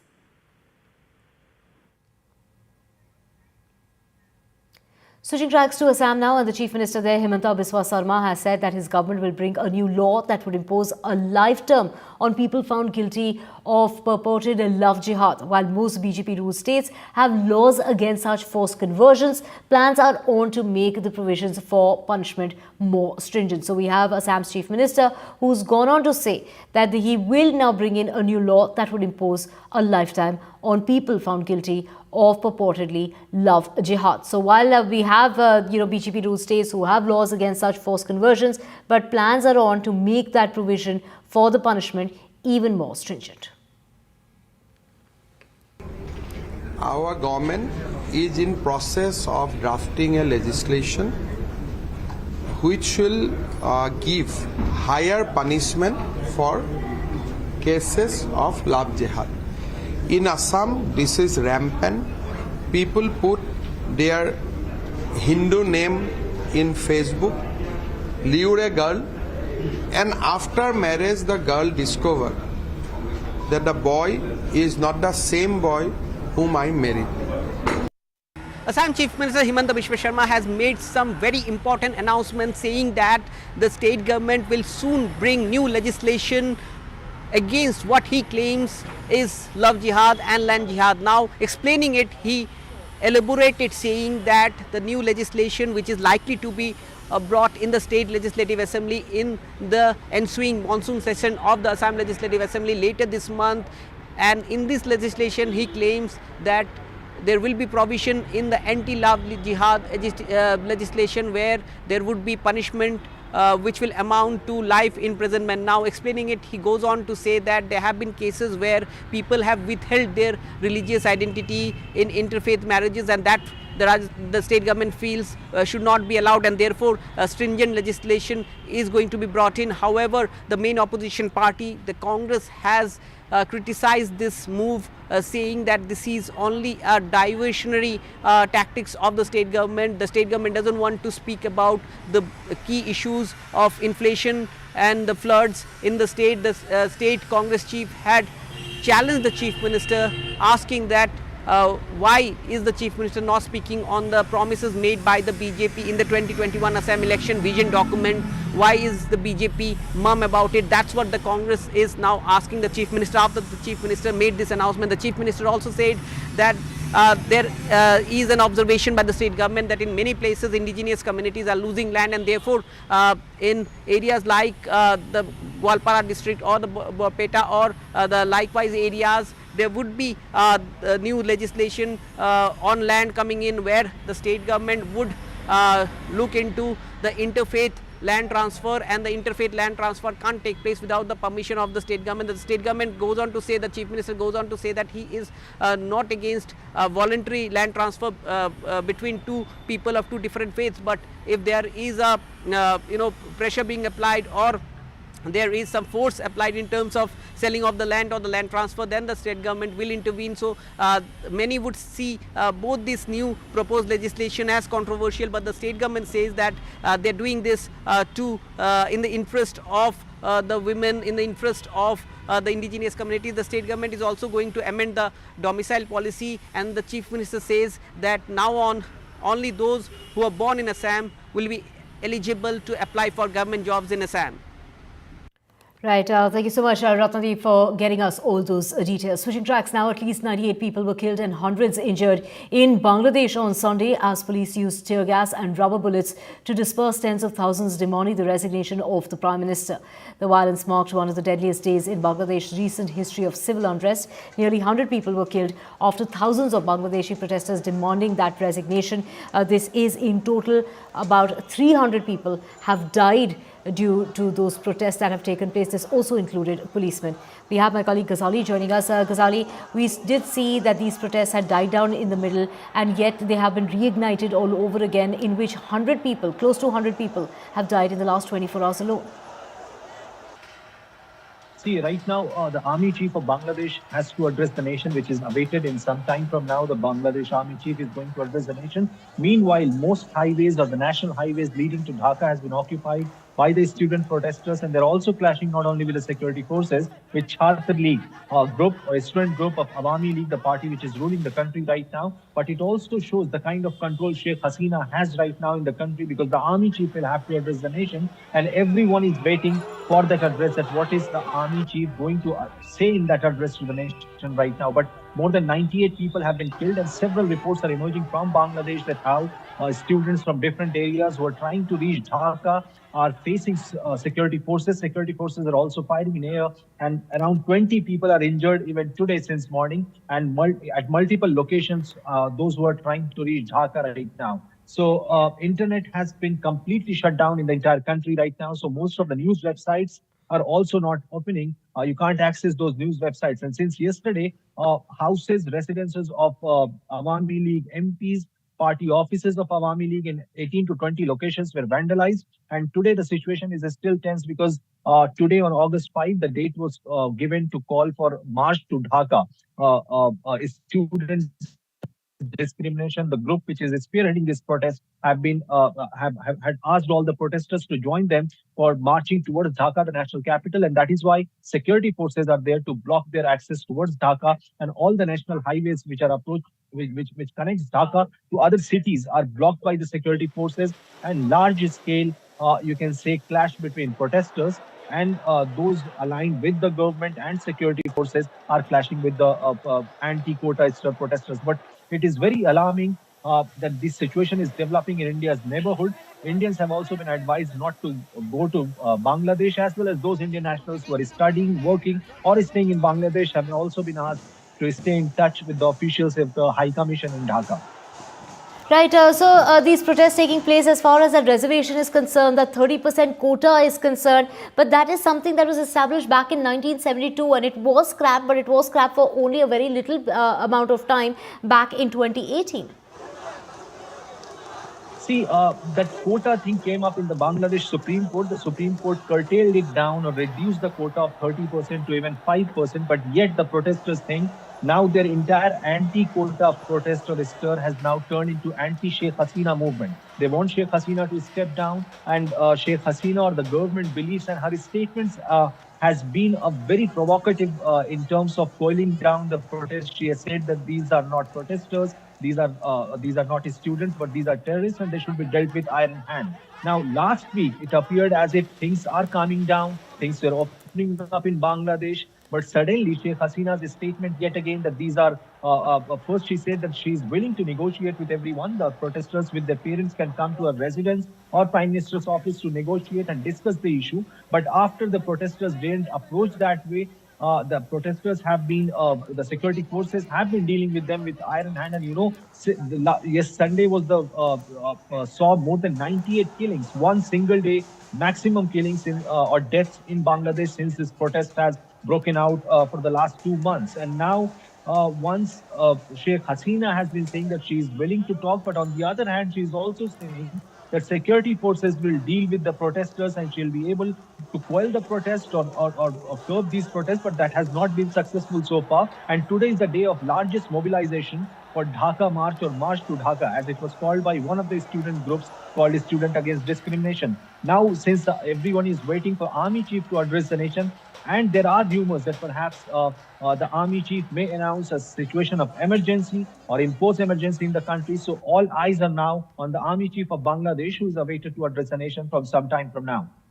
Right, Ghazali, we also have Saurabh Gupta joining us. Saurabh, when we talk about, there is an indefinite curfew that has been put into place because of those fierce clashes. Mobile and internet services have also been restricted, and Indians living as far as Bangladesh are concerned, a word of warning has been issued for them as well, and those wanting to travel to Bangladesh have been asked to postpone their plans.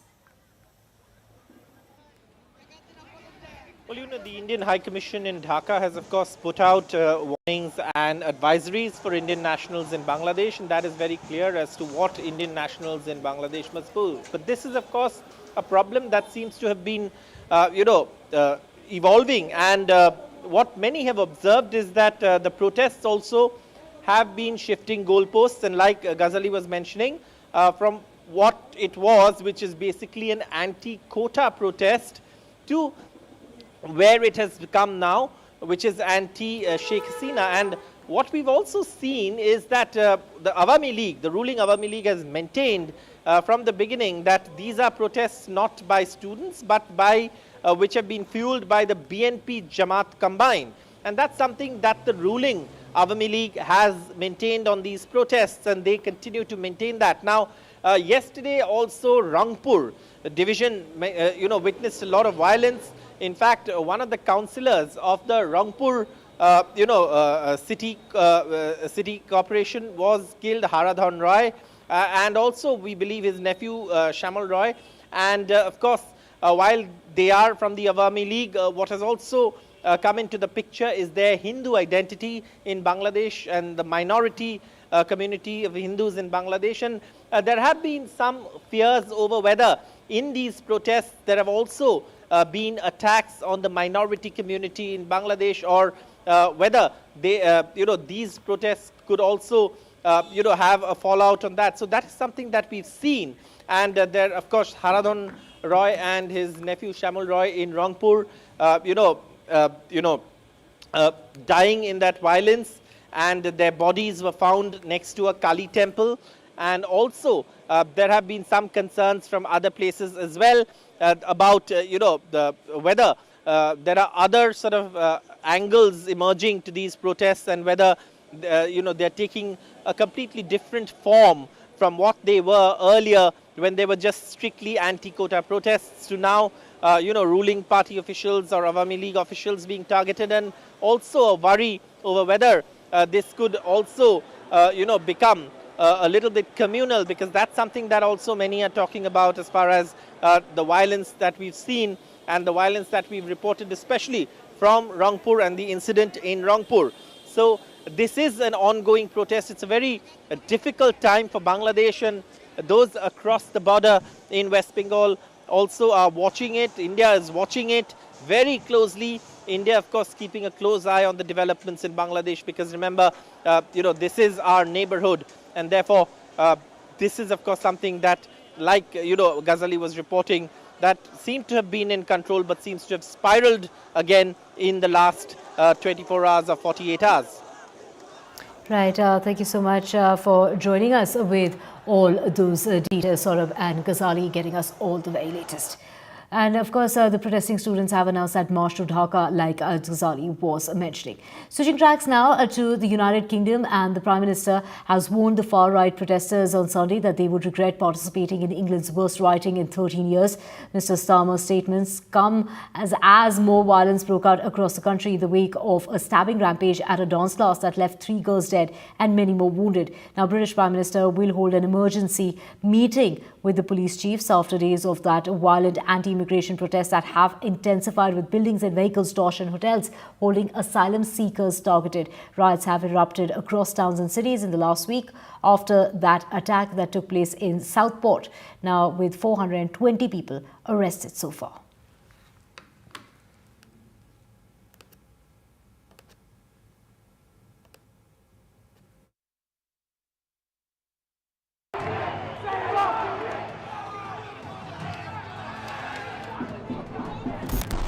1 month into office as Prime Minister of Britain, Sir Keir Starmer's biggest challenge is currently underway.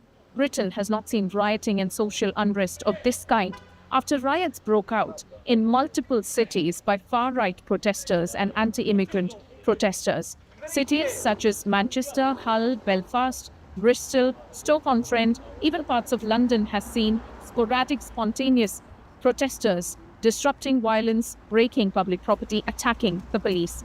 90 arrests have been made thus far, and on this weekend, if you are driving across cities such as London and other main cities in the UK, there are the greater chances that you may be giving way to fastly moving, roving policemen in their cars with sirens burning.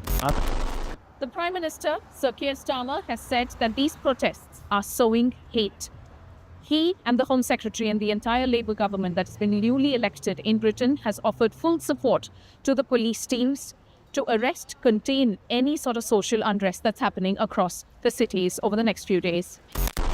I utterly condemn the far-right thuggery we've seen this weekend. Be in no doubt, those that have participated in this violence will face the full force of the law. The police will be making arrests, individuals will be held on remand, charges will follow, and convictions will follow. I guarantee you will regret taking part in this disorder, whether directly or those whipping up this action online and then running away themselves. This is not protest, it is organised, violent thuggery, and it has no place on our streets or online. Occupants, mainly tourists, at a South Yorkshire hotel stared in fear and worry from the top floor as rioters attacked that particular hotel in South Yorkshire in England, otherwise a sleepy town and a calm town and a tourist attraction. Through bricks, broke glass windows, even managed to have a fire break out in the hotel. Arrests have been made and the protests in that location have been contained. Well, it's very shocking to see this sort of racial violence motivated by far-right-wing Elizabeth extremists. I didn't see anything was bad for many years, but it needs to be dealt with robustly. A rapid response process has been initiated whereby emergency security will be provided across mosques in Britain after racist and anti-immigration protests have worried and disturbed Britain after many, many years. Radhika Iyer in London, NDTV. Now, the foreign ministers of G7 major democracies have called on all parties involved in the current conflict in the Middle East to avoid actions that could lead to an escalation. The G7 ministers expressed strong concern about the recent events that could lead to a wider regional spread of the crisis, starting with Lebanon. Tensions heightened on Sunday in the Middle East, with the United States moving warships to the region to defend Israel if Iran attacks, while several Western governments urgently told their citizens to leave Lebanon as Hezbollah launched a barrage of strikes targeting Israel.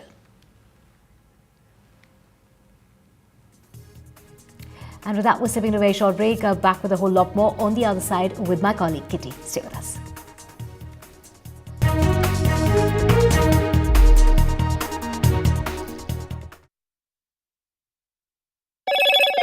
Hello, Moto.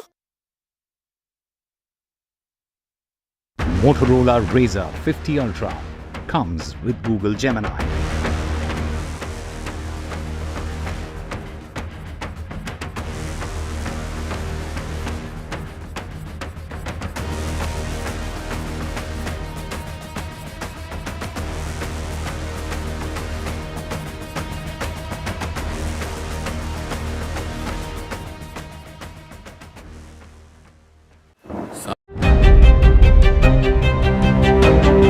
Hello and welcome to India Sense, where I speak with global opinion makers. The United States has made a strategic decision over the last 20 years to move closer to India. Now, a $7 trillion economy seems a perfectly conceivable number. If you want to be a national party, it's that you sort of accept the way the world is rather than want to endlessly hark back to how it was. Modi is promoting the digitization of the economy, which is accelerating growth in the country. Get ready for the ride of your life. NDTV brings you the NDTV Auto Show with me, Mugdha Mishra. From the fastest supercars to the sleekest new energy vehicles to your trusted daily ride, we cover it all. Every Saturday at 10:30 a.m. and Sunday at 8:30 p.m. only on NDTV 24/7. Your next great escape starts here. The biggest democratic exercise in the world. Team NDTV covers it from ground zero. BJP really had to fight a tough election this time. Unprecedented exercise. Unmatched coverage. There is no dispute. जनता को decide करना है. From polling to counting, NDTV brought you the most trustworthy news and updates.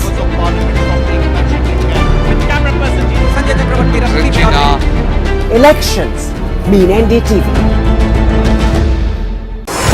NDTV proudly upholds its legacy of trust and credibility.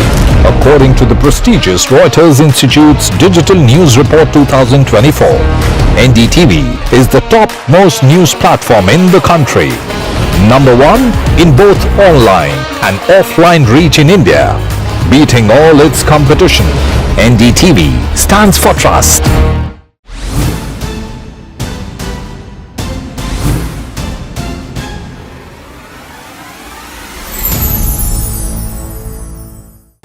Stay informed and entertained with the new and updated NDTV News app. You can watch all our channels live, listen to podcasts, read breaking and exclusive news from around the world and more. Download the NDTV app today and get access to the best journalism and storytelling on your smartphone or tablet. The NDTV app. News that matters to you. After great victory by Indian team, and today we are reporting from Mohali International Airport where we are showing these visuals. Arshdeep हमारे साथ हैं. बहुत ही performance आई सारन दी बढ़िया results मिले. We are in the city of Kanpur today because they have their champion back home, Kuldeep Yadav. Desperation for each and everyone to go there and win the.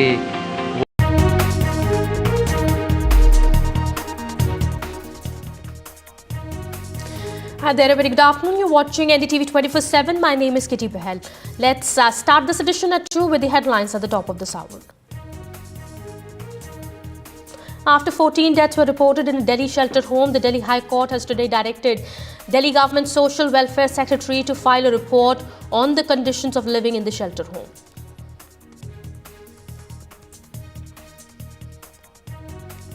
Supreme Court takes no more to cognizance of the Delhi coaching centre deaths, issues notices to centre and the Delhi government. The court has slammed authorities for failing to regulate coaching centres, accusing them of playing with the lives of children. The court also said coaching centres have become death chambers. Civic apathy kills again. In Maharashtra, a child had fallen into an open manhole and died. 4-year-old died in Ahmednagar district. The manhole lid was allegedly not installed properly.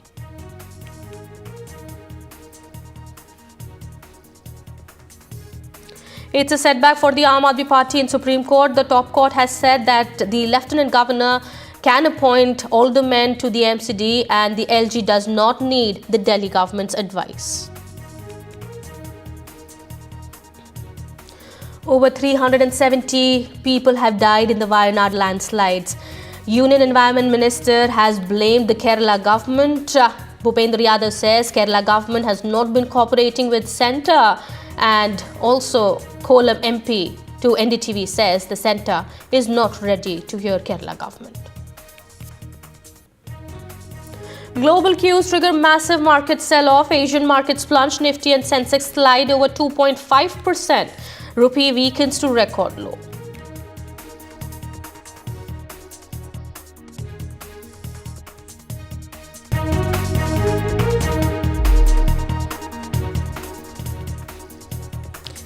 Starting this edition with a top focus, after 14 deaths were reported from a Delhi shelter home, the Delhi High Court has today directed the Delhi government Social Welfare Secretary to visit the shelter and file a report on the conditions of living in the shelter home. The court has also ordered the Delhi Jal Board to test the quality of the water and condition of water and sewer pipelines in the Asha Kiran shelter home located in Rohini. Now we are learning at this moment the court also has said that such a large number of deaths in the shelter home in a short period cannot be coincidence. The court has said there are too many deaths in a short span of time that have taken place in the shelter home. 14 deaths in number. It can't be a coincidence. We are learning now the court has also directed the authorities to decongest the shelter home. That is the latest coming in. My colleague Shreya also now joins us on the broadcast, getting us more on that. Shreya, we do understand, well, there is a war of words also between the BJP and the Aam Aadmi Party that is happening on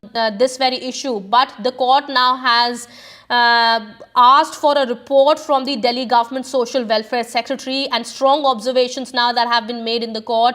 The court has also said that it's not a coincidence that so many deaths have taken place. What more is coming out? That's right.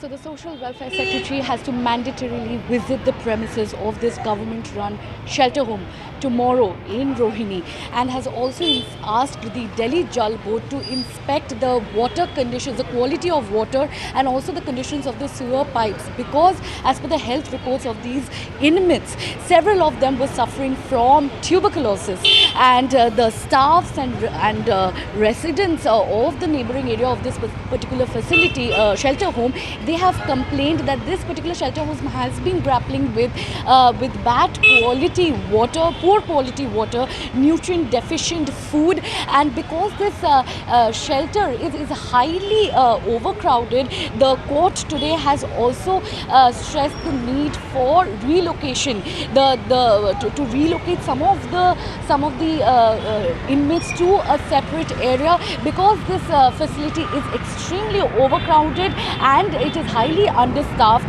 The inmates are not getting the basic facilities of the expected standards. And tomorrow, obviously, the Social Welfare Secretary has to visit the shelter home, and the Delhi Jal Board has to inspect the condition of the sewer pipelines in that area, and will have to submit a report by day after tomorrow. And the court will take further action based on the report submitted by the Delhi Jal Board. Of course, court has also stressed the need for not only decongestion of the facility, but also to take curative measures. This is very important, and there will be further actions taken based on the report submitted by day after tomorrow. Absolutely. All right, Shreya. Thank you so much for getting us all those details there. Please keep an eye on this very developing story. We'll get back to you later for more. Meanwhile, these are strong observations that were made by the court today with regards to the 14 deaths that have taken place in this shelter home in Delhi's Rohini. Well, we are shifting our focus now to some more news that we're tracking at this point in time. The centre is all set to bring a bill in the parliament this week to amend the 1995 law governing Waqf boards to ensure more accountability and transparency in their functioning. And as per sources, the reforms also include mandatory inclusion of women in the Waqf boards. It is being learned that the move has come in the backdrop of demands from within the Muslim community. The bill to amend the Waqf Act will make it mandatory for Waqf boards to register their properties with district collectors to ensure their actual valuation. Meanwhile, the All India Muslim Personal Law Board has objected to any proposed changes to the Waqf Act, saying that any change in the Act which alters the nature of Waqf properties or makes it easier for the government or any individual to usurp them will not be acceptable. AIMPLB spokesperson SQR Ilyas has said the board is contemplating legal redress if the government makes any sweeping changes to the act. Well, Samajwadi Party Chief Akhilesh Yadav also has said that his party will oppose the centre's move to curb the powers of the Waqf board. मुसलमान भाइयों को कैसे उनके अधिकारों को छीना जाए, उनकी अधिकार जो मिले हैं, जिन्हें आज़ादी के अधिकार हैं या उनके स्वतंत्र जो अधिकार हैं, उनके अपने धर्म को लेकर के अपनी कामकाज की व्यवस्था को बनाए रखने के लिए, और केवल वक्फ बोर्ड नहीं, हमारे मुख्यमंत्री देखिए कितने समझदार हैं सरकार के, उन्हें उर्दू में ये पता लगा कि नुज़ूल उर्दू शब्द है। उन्हें समझाते रहे अधिकारी कि नज़ूल का मतलब कुछ और है, लेकिन उन्होंने कहा नहीं, नज़ूल मतलब मुसलमानों की जमीन है ये। Me as Pramod Tiwari, Rajya Sabha MP sir, the government has been planning to bring 40 amendments in the Waqf Code. How do you see that? ये तो सिर्फ मीडिया में है। अगर उन्हें लाना है तो पहले जिस समुदाय के लिए ला रहे हैं उससे बात करें, फिर ये बात करें हम लोगों से, और हम लोगों से बात करने के पहले अपने सहयोगियों से पूछ लें जेडीयू का रुख क्या है, तेलुगु देशम का रुख क्या है, फिर बात। Well, inclusion of women, verification of disputed land are some of the changes that are set to be brought to the Waqf law. However, we do understand the opposition parties as well as Muslim boards have raised objection to the changes. What more changes are expected to be brought in to the Waqf law? That remains to be seen. What we are learning at the moment is that the amendments in the bill are expected to be brought in this week itself. My colleague Vasudha is also now joining us on the broadcast, getting us more on that. Vasudha, what more information is coming out about the proposed changes to the Waqf bill? And we are learning that by the end of this session itself, the bill is expected to be brought into the parliament. Absolutely, Kitty. It's not going to be today, but of course it is going to be somewhere this week. Remember that on 7th, the budget is going to be approved today. The demand for grants for various sectors, including health, education, all of that is getting approved. So clearly that is on top of the government's mind. But of course, this bill is very important. It's very contentious because the Modi cabinet has already cleared 40 amendments, and these amendments are to do with reducing the power of tribunals, which the government feels reduces the power of courts interfering in the matters of Waqf properties. Other than that, they also want to ensure that Waqf boards, there are about 30 Waqf boards across the country, they want to ensure that these boards are gender inclusive. They want to ensure that there are at least 2 women in each of these boards and also in the Waqf council. Other than that, they want to ensure that some of the provisions which they deem unconstitutional, which are part of these, which is part of this bill. Now remember, this act came into force in 1954. After that, it was repealed and a new act was brought in 1995. There were a fresh set of amendments that were introduced in 2013.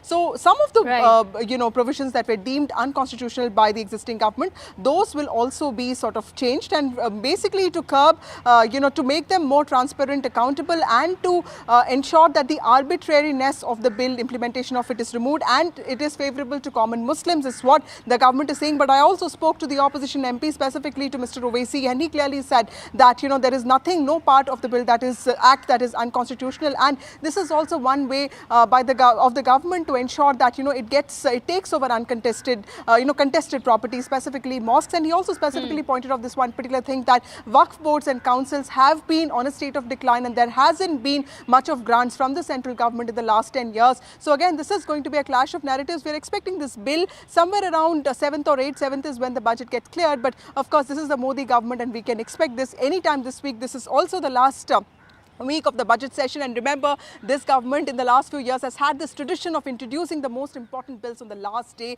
including the very contentious CEC bill, or for that matter even the Bharatiya Nyaya Samhita was introduced on the last day of the winter session. So clearly that could be expected, but of course 5 more days. This session is there till the 12th of August, and we're expecting this to come around 8th is what we hear. So Vasudha, what are you learning? Was this already in the works?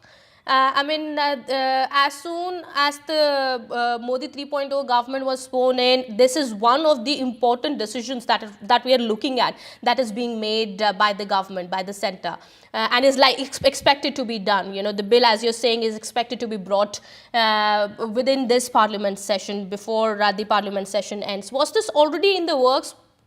Any information that is coming out about that the government was already planning to bring this, as soon as it came back to power? Yes, Kitty, this has been in the works for the last 3 years. I remember even when Smriti Irani was a minority minister, she was working on this along with the secretary then, and of course the WCD secretary was also given the additional charge of minority affairs. So this has been in works for the last 3 years. Remember that there is a case that's already going on in the Delhi High Court with regard to the Waqf properties, and there are 120 petitions which have been, which are challenging the implementation of the act. But at the same time, the Supreme Court has also somehow dismissed some of these petitions regarding the Waqf properties. This was also pointed to us by Mr. Owaisi, but this has been in the works, and the government believes that this will help common Muslims, and it also believes that there is a certain section of influential Muslim community persons which are completely in hold of Waqf properties, and which is why it has not been able to create that kind of revenues. But of course the opposition is saying that the government has also stopped giving grants to Waqf properties, which is why they are on a state of decline. So it is going to be important to see how politically this pans out. Today the opposition, I did notice, has been a little careful because the bill is not out yet, and we did see in the case of subcategorization, the observations of the Supreme Court,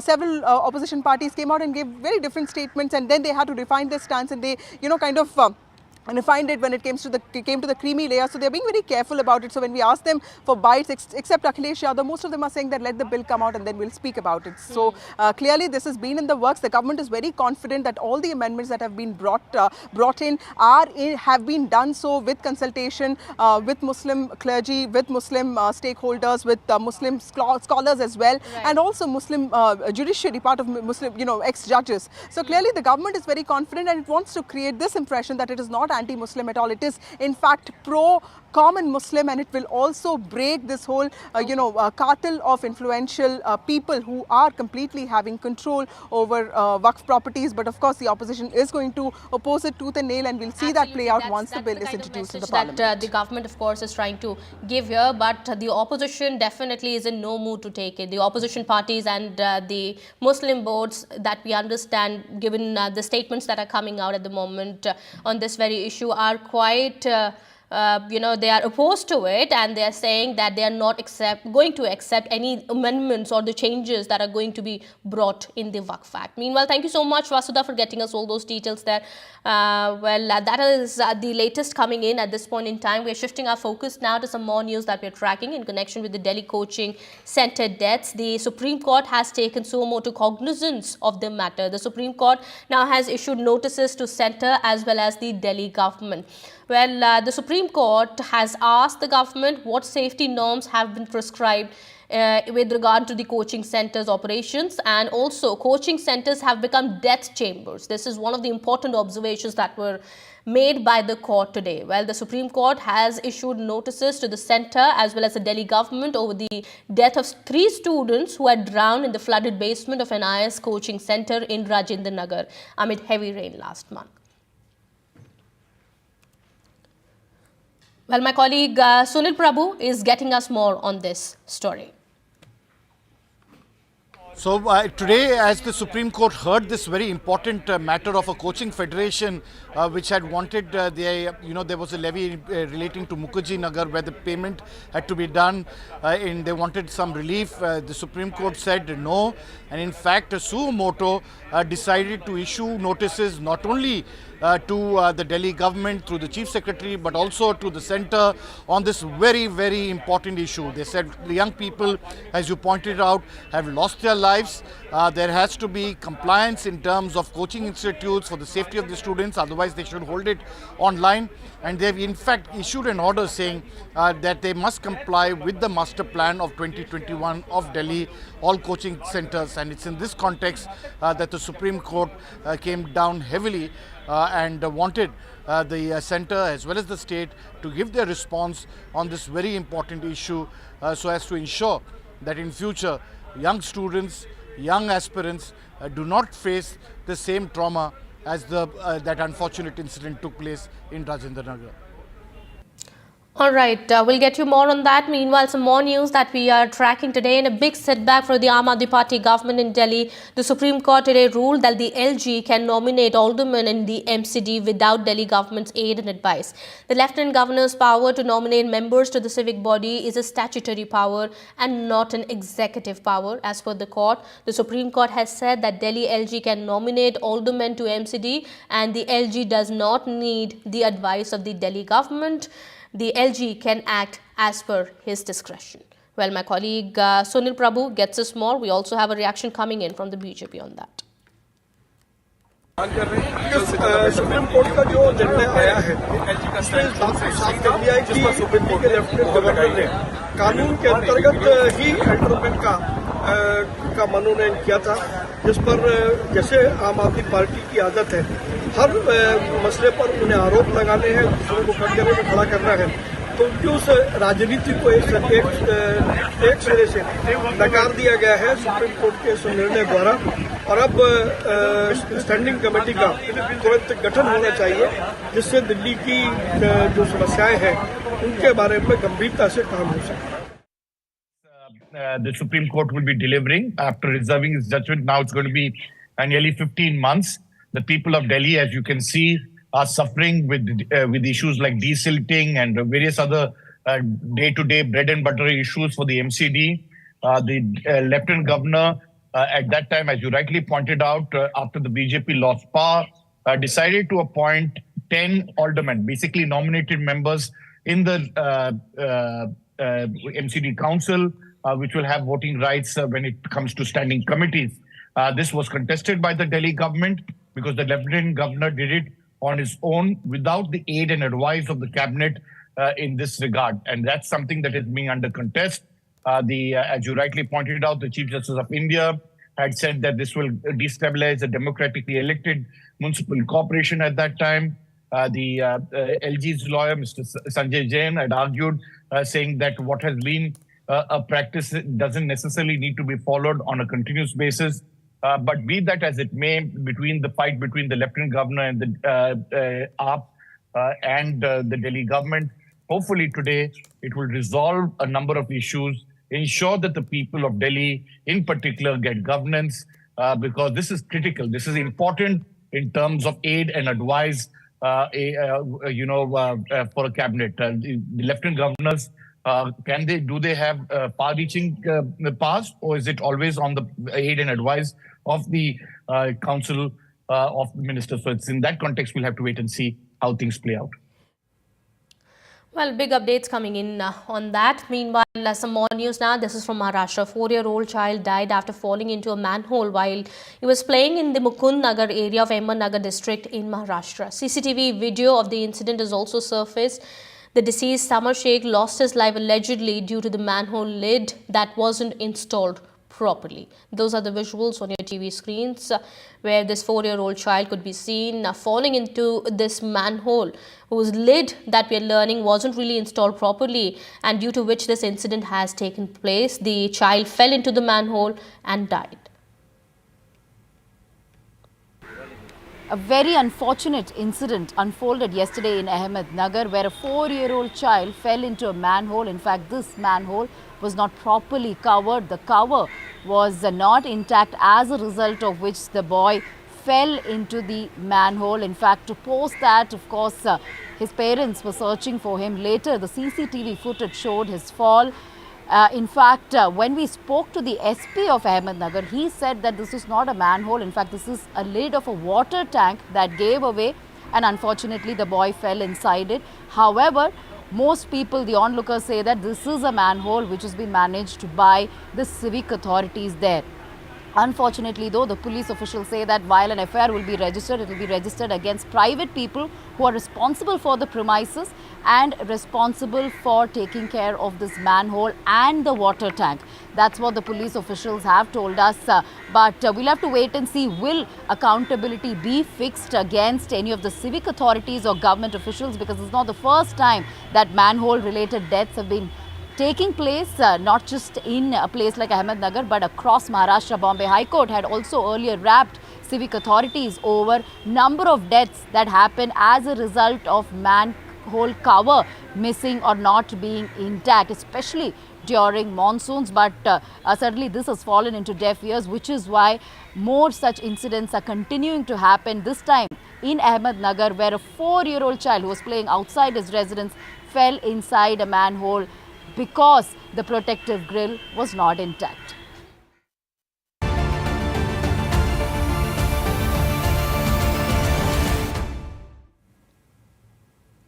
Shifting our focus to the updates on the Wayanad landslides. Over 370 people have died in Wayanad landslides, but politics, it seems, is being played out over the issue.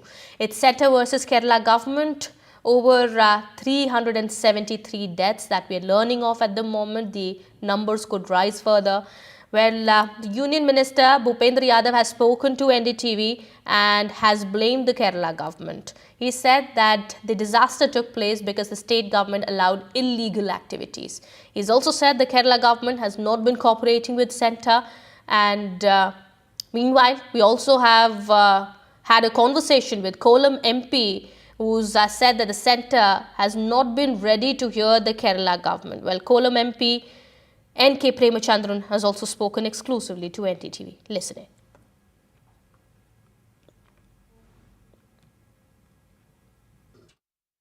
Wayanad in Kerala is reeling under unspeakable tragedy with over 300 people dead due to landslides. A lot of it is being blamed on reckless commercial activities.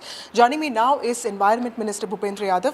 Thank you, Mr. Yadav, for speaking to NDTV. I remember you went to Wayanad when the man versus wild conflict was at its peak. How do you see something like this disaster that has happened in Wayanad, sir? जो main reason सामने निकल कर के आ रहा है वो इस चीज़ को दिखा रहा है कि वहाँ पर लगातार इलीगल ह्यूमन हैबिटेट को बसाने का काम किया, टूरिज़्म के नाम पर एनक्रोचमेंट करने का काम किया। इको सेंसिटिव जोन का जो प्लान होना था वो स्टेट गवर्नमेंट ने प्रॉपर्ली तैयार नहीं किया और ये सब चीज़ें न्यूज़पेपर रिपोर्ट के अंतर्गत लगातार आई है। वेस्टर्न घाट का जो पूरा सेंसिटिव एरिया, क्योंकि वहाँ पर रेनफॉल ज़्यादा है, भूमि का जो है वो शैलो लैंड है और रिवर एरिया का जो विशेष रूप से ज़्यादा है और बहुत बड़ी संख्या में पेड़ों के काटने का काम हुआ है।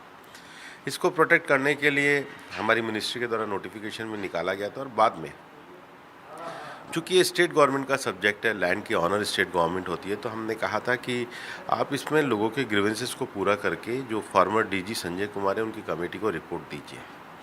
उसको भी देने का काम नहीं किया गया। मुझे लगता है कि चूँकि लैंड ओनर स्टेट गवर्नमेंट है फॉरेस्ट की, उनको इको सेंसिटिव जोन की जो गाइडलाइंस है उनका पालन करना चाहिए और पालन करने के साथ ही साथ उनको इस बात का ध्यान देना चाहिए कि ये जो एरियाज़ हैं इसमें इलीगल जो बस्तियां बसाते हैं लोकल प्रोटेक्शन के दबाव में, और दूसरा जो इलीगल माइनिंग है ये बड़ा इशू है, इसको उनको एड्रेस करना चाहिए। इसको प्रॉपर एड्रेस करने पर ही हम नेचर को बचा सकेंगे। और दूसरा, देश भर में हम लोगों ने ट्री आउटसाइड फॉरेस्ट लगाने के लिए भी और डिग्रेडेड फॉरेस्ट के लिए भी एक पेड़ माँ के नाम अभियान चलाया है। मुझे लगता है इस तरह के अभियान हमें ज़्यादा से ज़्यादा चलाने चाहिए और कम से कम उन एरियाज़ में जहाँ मिट्टी का कटाव पेड़ों के कटने के कारण होता है वहाँ ज़्यादा से ज़्यादा पेड़ लगाने चाहिए। सर, ये ESZ नोटिफिकेशन जो है इसको एक्सपेडाइट करने के लिए सेंटर क्या करिए? बिकॉज वेस्टर्न घाट्स देखो, इसके लिए जो इम्प्लीमेंटेशन को कराने के लिए एक चीज़ तो कही गई थी कि आप अपने गाँव को फाइनलाइजेशन करिए। बाद में वो लोग लगातार बदलते रहे, हमारे पास भी रिप्रेजेंटेशन आते रहे। मैं वायनाड गया तो वहाँ के चर्च वगैरह के भी रिप्रेजेंटेशन आते रहे, तो मैंने उन्हें कहा कि भाई आप स्टेट गवर्नमेंट के साथ इस पे एक सही तरीके से हमें रिपोर्ट भिजवाइए। फिर बाद में मैंने फॉर्मर डीजी संजय कुमार जी के नेतृत्व में कमेटी का भी गठन किया। वो भी लगातार 1 साल तक जा रहे हैं, पर जो रिपोर्ट्स स्टेट गवर्नमेंट्स को देने चाहिए, जो सबमिशन देने चाहिए, वो निश्चित रूप से वो देने में देरी कर रहे हैं। उनको अपना एक जिम्मेदारी पूरी करनी चाहिए। एक बार होने के बाद इसको हम फाइनलाइजेशन कर देंगे। Thank you so much, sir. Thank you. That was Environment Minister Bhupendra Yadav saying that the state government in Kerala has not been cooperating when it comes to giving submissions of reports. There is a central committee that's already in place and that is working on the ESZ notification. With camera person Sanjay, this is Vasudha Venugopal for NDTV. No, the state government has already unanimously passed the resolution in the state legislative assembly that to extend the area or exempt the area, some area from the ecologically sensitive area. That is a unanimous resolution passed by the state legislative assembly. The government has to consider it. Now they have already declared 133 villages that was existence as per the Kasturi Rangan report. Our suggestion is, because the habitation of the people there and so many other issues were there, so it is after having an expert committee study, the state government has suggested to have an amendment to the ecologically sensitive area, so it has to be exempted some particular area. Unfortunately, the government is not hearing the mindset of the people or the will of the people of the state of Kerala. Instead of that, they are unilaterally declaring it as ecologically sensitive area. That is the reason by which we are opposing. We are not opposing, we are making a suggestion to the government to kindly examine it. see this, we can very well convince the government of India that it cannot be done because of so many not political reasons, social conditions of that particular area. They are also saying that the state government is hesitating in submitting the reports as well that needs to be prepared for Western Ghats. They've been constantly saying that they should. This is actually on the basis of the Madhav Gadkal report. The Kasturi Rangan committee has been appointed and they have submitted the report, on which government of Kerala has also conducted a study by appointing an expert committee. That expert committee found out some solutions that we have submitted to the government of India. Unfortunately, the government of India is not taking into consideration the views of the government of Kerala, the people of Kerala, considering the huge density of population and so many institutions and all these in a particular area. Declaring it as an ecologically sensitive area means it is very difficult to convince them and it is very difficult to make it practical. And it's an NDTV initiative, Care for Kerala. You can also donate and help those who suffer in the Wayanad landslides. We've also given the trust name, the Hope Trust, and bank details on your TV screens there.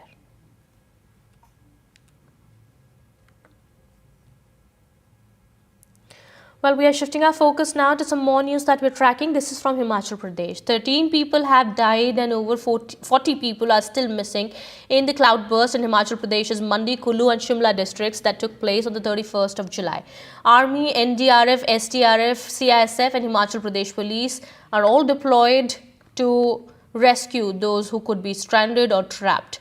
Sniffer dogs, JCB machines have also been deployed to find those missing. Drones are also being used in the rescue operations, which are still underway. Well, what is also being learned is that rescuers have now intensified the search operations by deploying more machinery and other equipments. Well, over 30 people are still believed to be missing in Samej village in the Rampur subdivision alone.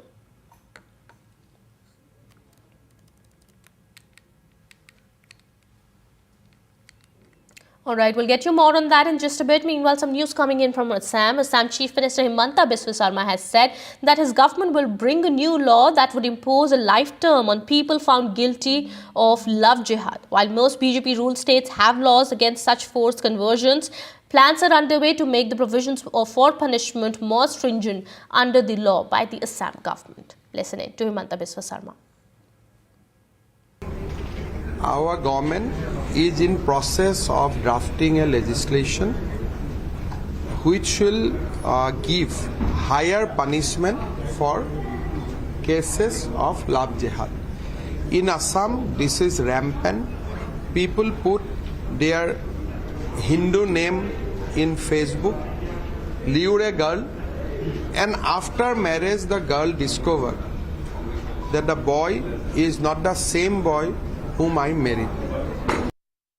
Assam Chief Minister Himanta Biswa Sarma has made some very important announcements saying that the state government will soon bring new legislation against what he claims is love jihad and land jihad. Now explaining it, he elaborated saying that the new legislation which is likely to be brought in the State Legislative Assembly in the ensuing monsoon session of the Assam Legislative Assembly later this month.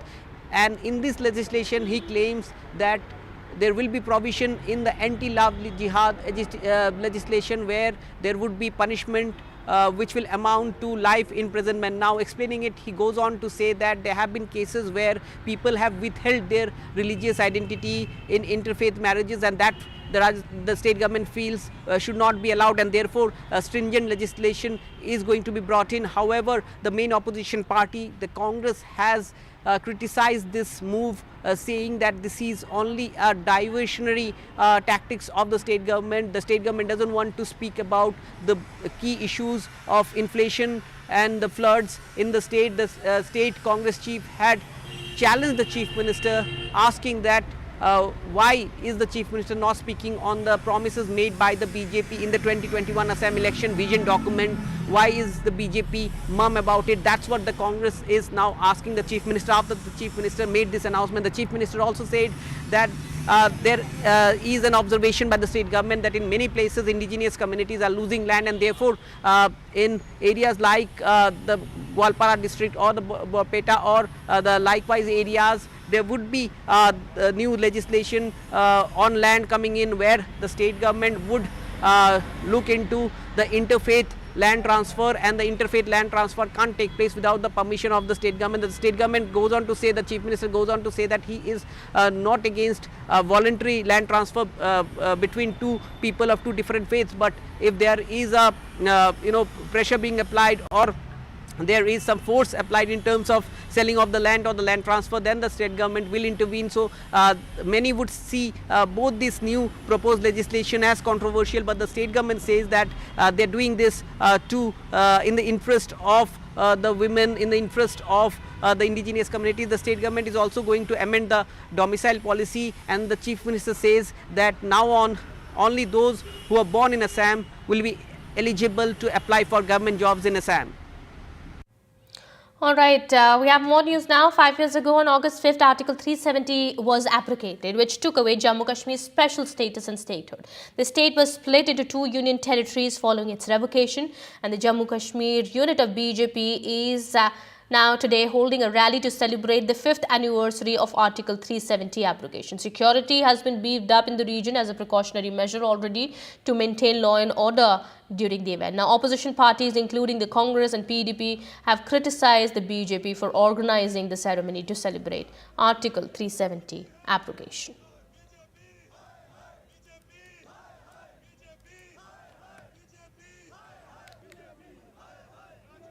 While BJP is today celebrating abrogation of Article 370, opposition parties are saying it is a dark day. Congress has said it is a dark day for Jammu and Kashmir because its statehood was smashed. So are the regional parties as well. Ladakh, we have seen this uneasy calm in Ladakh for last several years. There have been, 4 years at least, there have been protests, hunger strikes demanding statehood and, 6th schedule. Which gives them almost the same powers which they use, rights which they used to enjoy under Article 370 and 35A. In the valley, there's tourism boom. But in Jammu, it is terrorism. It is infiltration. And while the valley has been, Sri Kashmir Valley, counting tourists, and in Jammu, it is for last more than 1 year, at least for last 3 years, we see counting infiltration attempts and see. Here at Lal Chowk, it is the normal day, like any other day. The days of shutdown are gone. Well, shifting our focus now to some big breaking news now coming in. We're learning Bangladesh Prime Minister Sheikh Hasina is likely to resign. Army chief has met political leaders in the country and he is also expected to address shortly. Well, Bangladesh crisis has spiraled and student protests are now threatening the Hasina government. Well, we are learning Bangladesh Prime Minister Sheikh Hasina and her sister have already been taken to a safe shelter as hundreds of protesters are demanding that she resign amid the deadly protests that are taking place in the country. What reports are suggesting at the moment is that Bangladesh Prime Minister Sheikh Hasina is likely to resign, and the army chief is also expected to address a press conference shortly. Well, that is the latest coming in at this point in time. Meanwhile, the situation is quite tense in Bangladesh at this point in time as we are learning. Well, mobile internet has been suspended. A curfew has been imposed in the wake of deadly protests that are taking place in Bangladesh. And the information that is coming out at this point in time is that Bangladesh Prime Minister Sheikh Hasina has already been taken to a safe shelter as demand for her resignation have grown. Now, that is the latest coming in. We'll try and get more details in just a bit. Big breaking news coming in. There are widespread protests that are taking place in Bangladesh demanding PM Sheikh Hasina's resignation. And now the information that's coming in at this point in time is that Sheikh Hasina is all set to resign. Well, the army chief is also expected to address a press conference in a bit from now. Meanwhile, we'll try and get more details as to what the situation at the moment is. What we are learning is that Sheikh Hasina has reportedly left the Dhaka Palace as army chief is all set to address the nation. Students have been demanding resignation of Prime Minister Sheikh Hasina after police forces have killed a number of people across Bangladesh since this month. A large number of students have already hit the streets, have been on the streets as part of their long march to Dhaka, and the police has been firing tear gas shells at the protesters. Also, internet has been shut down for indefinite period in the country. Well, that is what we are learning of. We'll try and get more information in just a bit. The latest that we're getting at the moment is that the army chief is expected to address shortly.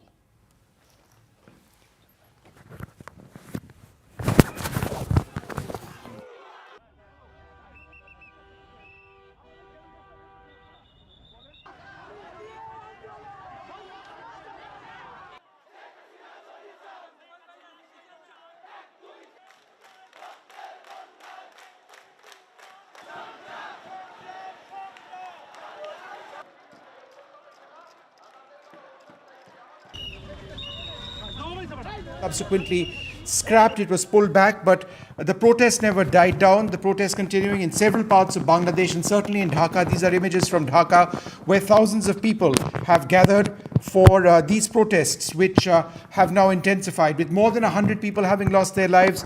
Unofficial reports suggest that 300 odd lives have already been lost. The army has been taking a more proactive role, and there are now very strong reports that the Bangladeshi Prime Minister may already have stepped down or is stepping down, and that the army chief of Bangladesh is that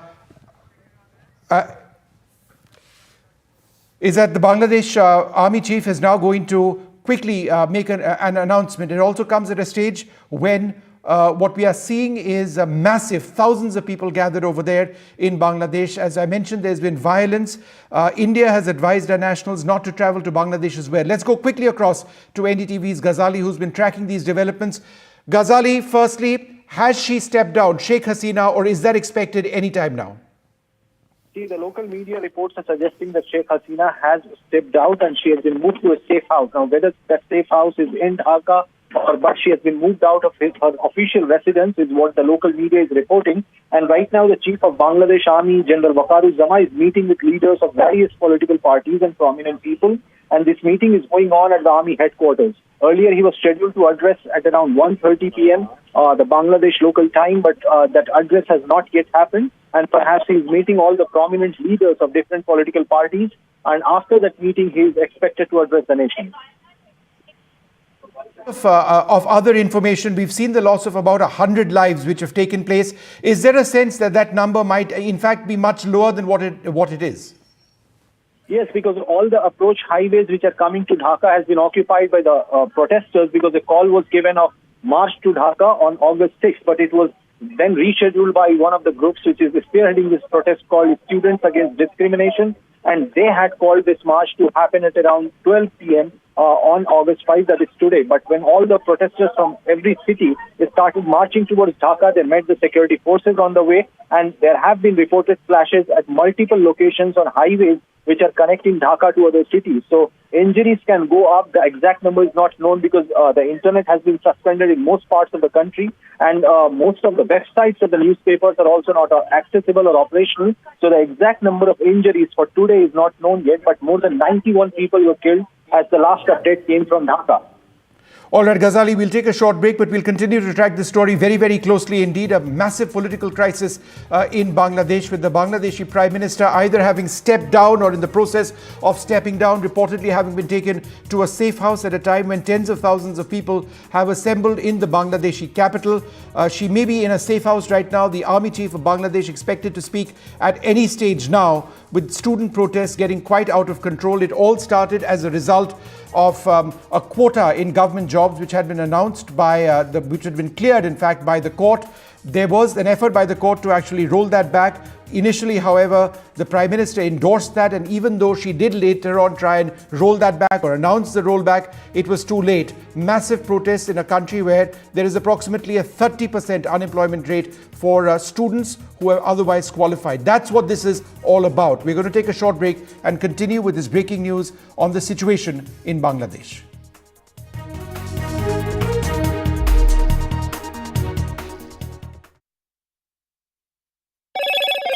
Hello, Moto. Motorola Razr 50 Ultra comes with Google Gemini.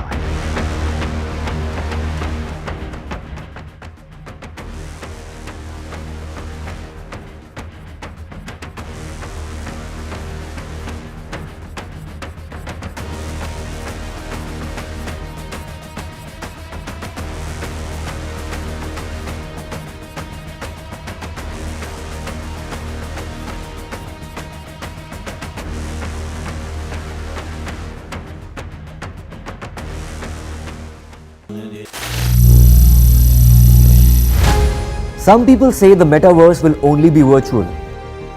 One day this lecture hall will be made of code, and driverless cars would be trapped in intersections. But even in this maze of the future, you can't wish away health. It's time to become more resilient.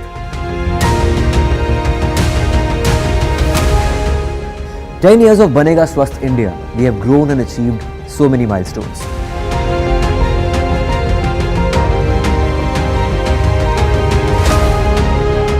And now I have a plan to beat the urgency, to stop breathing with difficulty, to relieve getting choked with inactivity.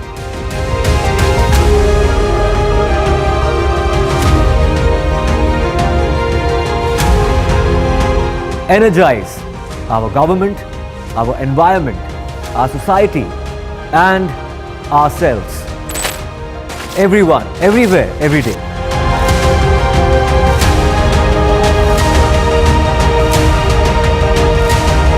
Banega Swasth India. One world hygiene.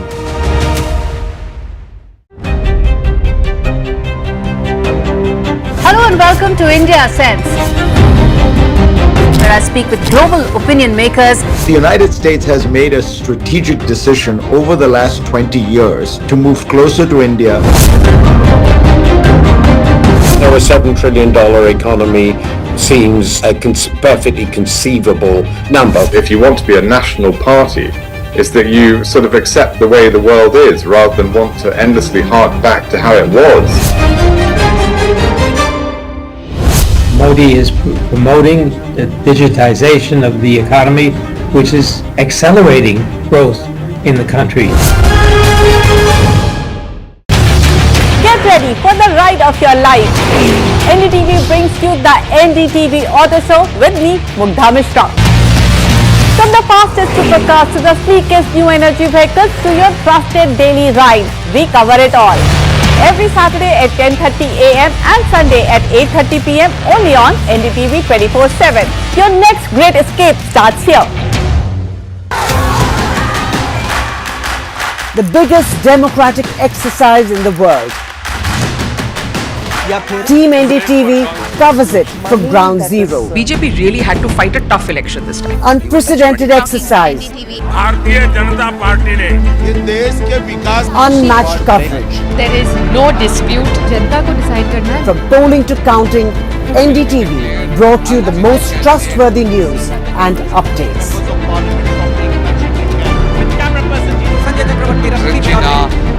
Elections mean NDTV.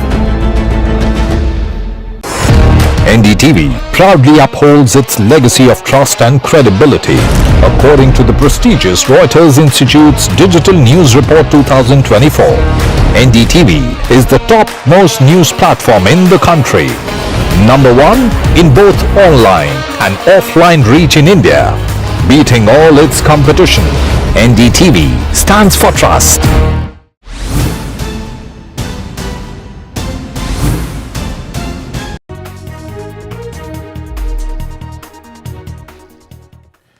Welcome back. The big breaking news story. We are tracking a political crisis in Dhaka, Bangladesh, with the government about to fall. Sheikh Hasina, the Prime Minister, reportedly in a safe house at this stage, apparently may have already stepped down as Prime Minister of the country after the active involvement of the army, which has now moved in with tens of thousands of people protesters out on the streets of Dhaka, as that situation with regard to protests, which has already resulted in the loss of more than 100 lives, gets progressively more and more out of control. The army chief has been meeting political leaders and, as I understand it, at this stage is expected to address a press conference anytime now.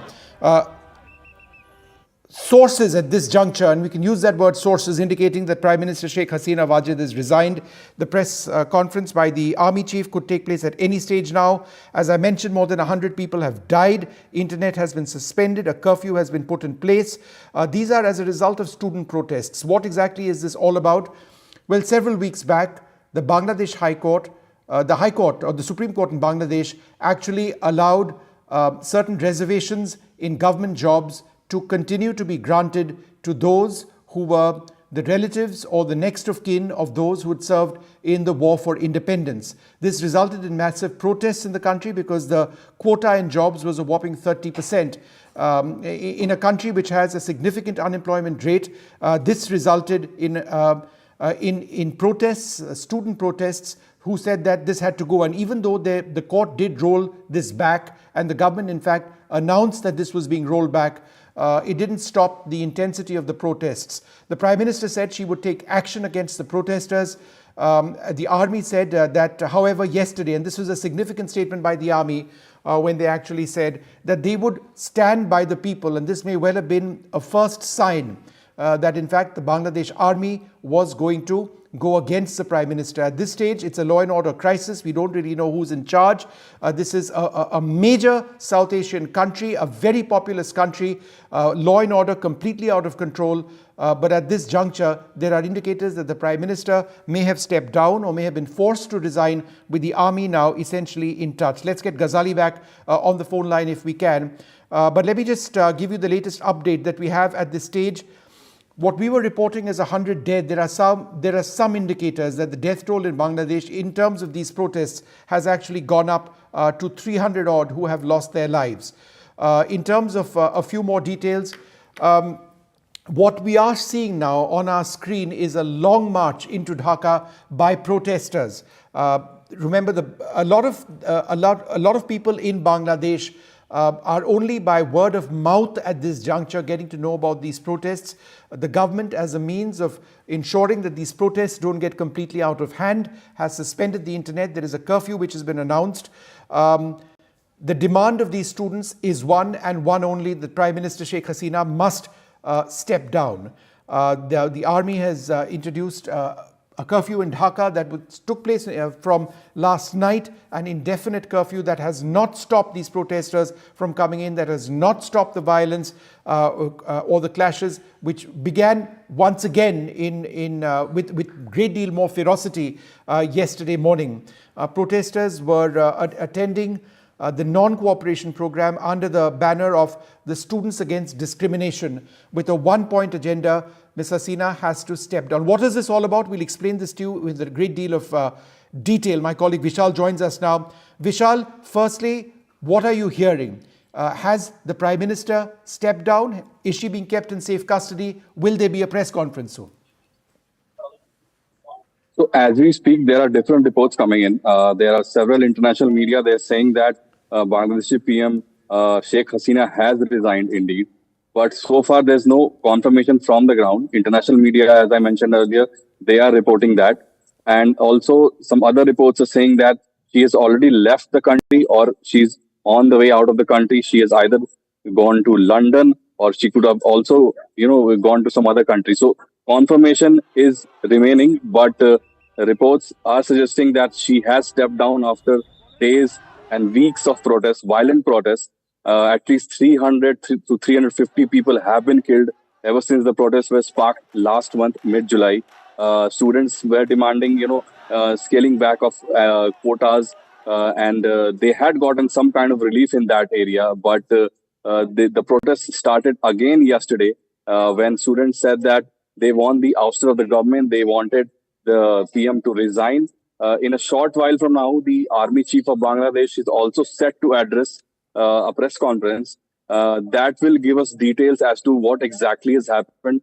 Has she resigned? Has Sheikh Hasina's iron fist rule finally come to an end? All of that will be probably answered when Army Chief of Bangladesh addresses that conference. So Vishal, let's talk a little bit about what this is all about. There has been a lot of protests across Bangladesh after a quota system for government jobs was reintroduced. It was actually cleared by a court. Sheikh Hasina, of course, endorsed it. And even though there was a rollback, it seems that these protesters aren't satisfied. That is true. So beforehand, the quota was about of 40%.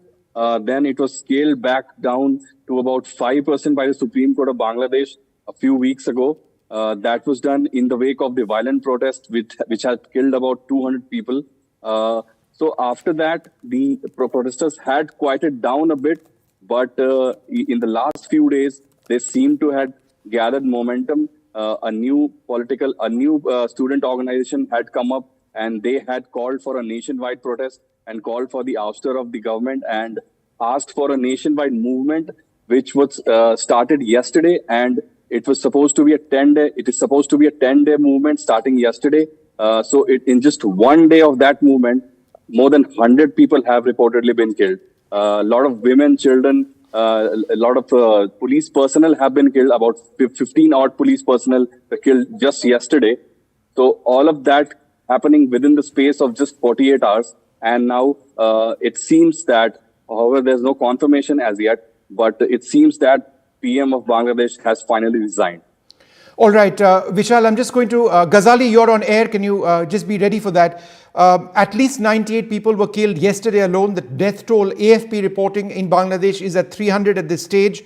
The Bangladesh High Court ruled in favor of reinstating a 30% quota in government jobs for descendants of freedom fighters. That's what this is all about. Ghazali, what is the latest that you're picking up about Sheikh Hasina? See, we are being told from local agencies that she has left her official residence, but her location is not known yet. Rumors arrived that perhaps she has also left Bangladesh. That's not confirmed. Some images of her close to a chopper is being circulating on the social media. That's unverified for now. And right now, what we can report is that thousands of protesters have reached Dhaka, and they are trying to break into Sheikh Hasina's official residence. Now, amid all that is the latest news that we are getting, and both of you just reflect on this. Thousands of protesters have stormed the palace of Prime Minister Sheikh Hasina, is what AFP is now reporting.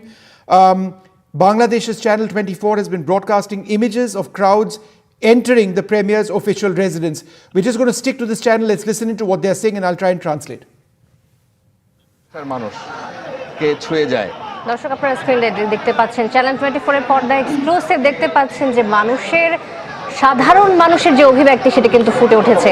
সাধারণ মানুষ ঘুরে বেড়াচ্ছে গণভবনের ভিতরে, এবং মজার ব্যাপার হচ্ছে এই মাঠে আমি সাংবাদিক হিসেবে আমার সুযোগ হয়েছিল অনেকের যাওয়ার সুযোগ হয় না, তাদের জন্য আজকে গেট খোলা, সম্পূর্ণ দরজা খোলা। যাদের গণভবন যাওয়ার সুযোগ The gates have been opened up for ordinary people who otherwise don't have the ability of entering this. As I understand it, the images that you are seeing are from the Prime Minister's residence. There is ransacking that is now taking place. These people are walking off with chairs from the official residence of the Prime Minister of Bangladesh, Sheikh Hasina. এটা আসলে মানুষের আবেগ, এটা এই মানুষকে আসলে থামানো মুশকিল। তবে যাদের রক্তের উপর দিয়ে আজকের এই অর্জন,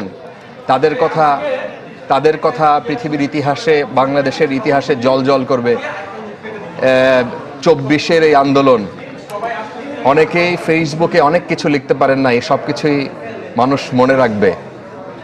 গণমাধ্যমে অনেক কিছুই আমরা যারা আসলে অনেক কিছুই দেখাতে পারিনি, সেটিও মানুষ মনে রাখবে। Forever, says the commentator on Bangladesh 24 now.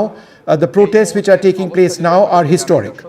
সেনাপ্রধান জেনারেল ওয়াকারুজ্জামান তিনি অন্যান্য বিভিন্ন রাজনৈতিক দলের সাথে বৈঠক করছেন। The army chief is meeting political leaders from various parties at this stage. Doctor Asif Nazrul সহ আরো ডক্টর হোসেন জিল্লুর, তাদের সাথেও বৈঠক করছেন।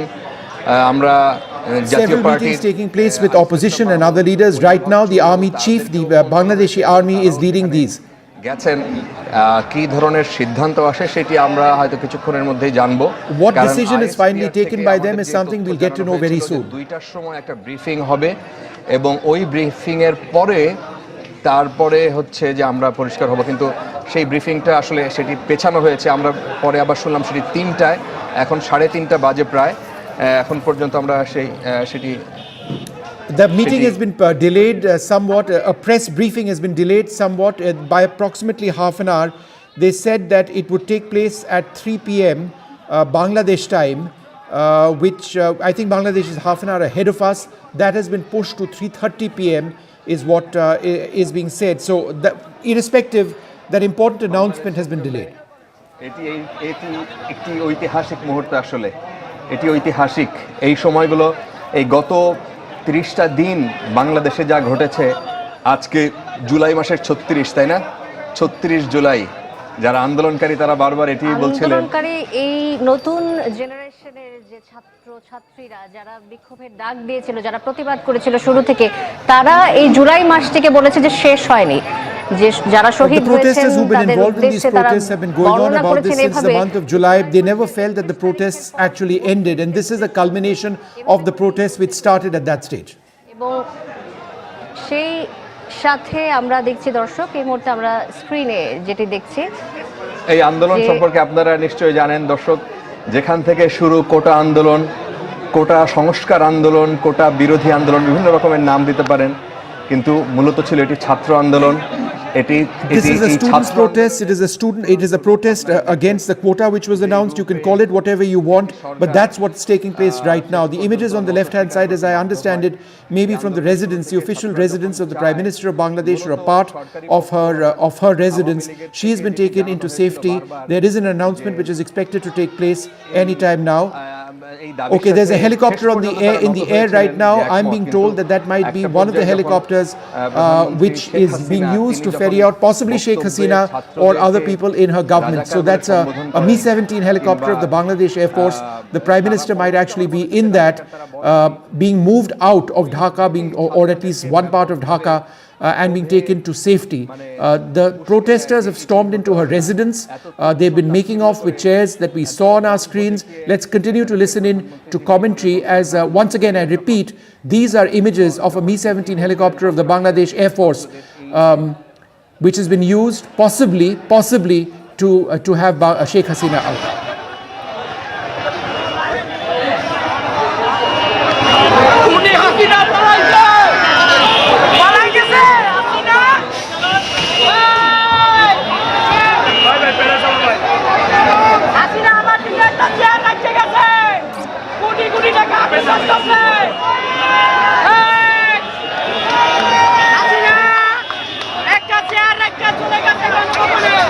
And let's keep listening in. That's a sofa that people are on rickshaws and taking them away.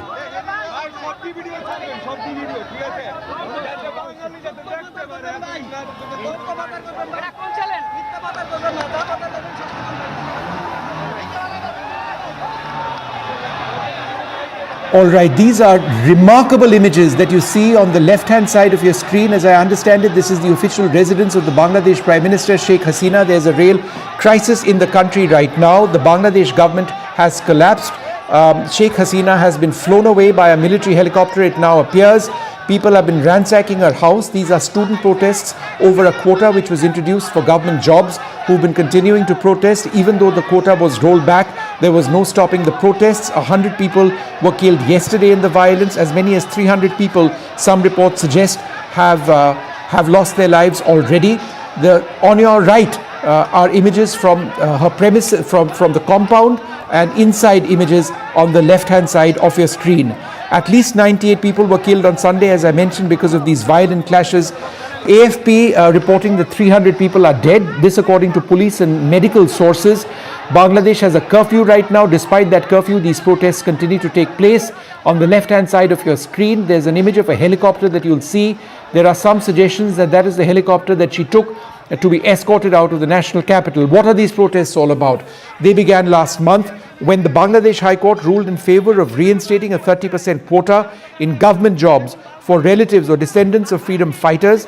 After the Prime Minister refused to meet student demands to reverse the order, the protests intensified, which led to clashes with police and government supporting groups. Earlier on, 200 people were killed. That number went up by nearly 100 yesterday. Many were injured when the protests began in right earnest in July. The government, as a result of all of this, has cut off connectivity through broadband or internet. That was apparently announced for a period of 11 days at this juncture. We don't know if that internet is up in Dhaka at the moment. It was restored a little later. The protests had reduced for a while as talks began with the government, but started again as students called for a nationwide civil disobedience movement. They asked the Prime Minister Sheikh Hasina to step down from her position. They were demanding a public apology from Hasina for the deaths and the removal of several of our ministers. That was a secondary demand. They also want the government to reopen schools and universities which had been closed since the protests intensified. But the situation now on the streets of the Bangladeshi capital, Dhaka, completely out of control. Sheikh Hasina, as we understand it, the Prime Minister of Bangladesh, has been flown out of the national capital. There's pilfering that is taking place in her official residence. People inside and outside her home.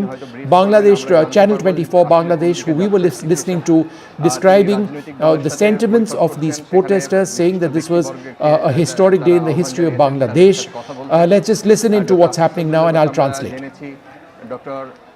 Hossain জিল্লুরের কথা আমরা শুনেছি, এছাড়াও বিভিন্ন রাজনৈতিক দলের senior নেতৃবৃন্দ তাদেরকেও তারা ডেকেছেন।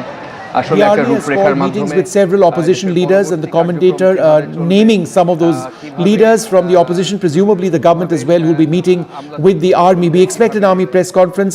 Last I heard that press conference has been delayed. চালানো হবে বা ঘোষণাটা কিভাবে দেয়া হবে সবকিছুই হয়তো তিনি একটা পরিষ্কার ধারণা হয়তো দিবেন। গণভবনের যেই ছবি আপনারা দেখছেন এটি আসলে ঐতিহাসিক, কারণ এই গণভবন বহু কিছু সাক্ষী। গত 2000 সম্ভবত আমি যদি মনে করতে পারি 2013। All right, these images were coming from Ganabhavan in Dhaka. Ganabhavan, as I understand it, the official residence of the Prime Minister of Bangladesh. It is the official residence of the Prime Minister of Bangladesh. That commentator saying that the images were historic, but again, playing out that one image, that one small video again in loop. That Mi-17 helicopter apparently was the one which, as I understand it, took Sheikh Hasina to safety. Where she's been taken, we don't know at this stage, but she has fled. She's been escorted to safety, with the Bangladesh crisis now escalating out of proportion completely. The Prime Minister being taken out of Dhaka. The images from Ganabhavan, and let's have those images out once again, is the official residence of the Prime Minister of Bangladesh. It's located in the north corner of the National Parliament House, which is in turn located in Shere-Bangla Nagar in Dhaka. After independence, Sheikh Mujibur Rahman worked in Bongo Bobhon, which is located on Minto Road, so that was another place. This was created more recently. Prime Minister Sheikh Hasina moved into Ganabhavan on the 6th of March 2010, more than a year after she'd been elected. So that is a new, relatively new official. Let's just listen into what's taking place. All right, apologies. These are earlier images of. Let's have these images out, since they seem to convey a wrong picture right now.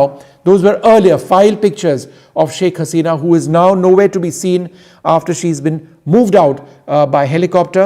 Let's have those images up of Ganabhavan once again. Listen to that commentary once again. To give you an idea of the looting which is taking place, of pilfering that is taking place. The commentary over there which we heard was of students, was of people saying that this was the gates were completely closed of this official residence. They've been thrown open. Even the tone of the commentary indicated angst and anger at Sheikh Hasina. Let's listen in. বাড়ি গাড়ি কিনেছেন এই মানুষগুলো হয়তো এই সুযোগে দেশ ছেড়েছেন, এখনো হয়তো ছাড়ার চেষ্টা করবেন বা করছেন, এবং অনেকেই হয় আমরা যখন সাংবাদিকতার দৃষ্টিভঙ্গি থেকে বলি যে অনেকেই এইটা বিশ্বাস করতেন না যে শেখ হাসিনা সরকারের কোনো সময় পতন হবে, এবং এটা অবিশ্বাস্য তারা মনে করতেন। সেই জায়গায় তারা একটা প্রমাণ হয়তো পেলেন যে না, সবকিছুরই একটা শেষ আছে, সবকিছুর একটা শেষ হয়। All right, so the commentator over there saying that it is that people earlier on in Dhaka and in Bangladesh could never believe that Sheikh Hasina would cease to be in power, but the gates have been thrown open, people are inside, and this is proof, and this is testimony to the fact that this is something that can happen and is happening. The images on the right-hand side of your screen, dramatic images of protesters inside the official residence of the Prime Minister of Bangladesh, making way, walking off with chairs and sofas, which we've seen, putting them onto rickshaws and taking them away. Utensils being taken away as well.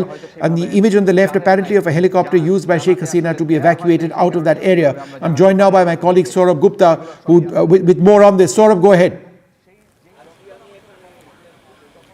Well, Ganabhavan, of course, was breached a few, perhaps minutes ago. And of course, Sheikh Hasina was before that airlifted to a safer location, given that the protesters had defied curfew and were marching in Dhaka. Now this of course is an unfolding situation. Political stability in Dhaka right now is the word that perhaps everybody is talking about, given the fact that the Prime Minister has been airlifted. We don't know what happens next because we're all waiting, like you said, for that press conference of the army chief, where of course what next for Bangladesh is going to be revealed with the army chief speaking to the nation. But before that, what we've seen is Sheikh Hasina and her family members, including her sister, have been airlifted from Gano Bhavan. A little before actually it was breached by these protesters. The images of Gano Bhavan being breached are quite, of course dramatic, as you were explaining, people walking off with stuff.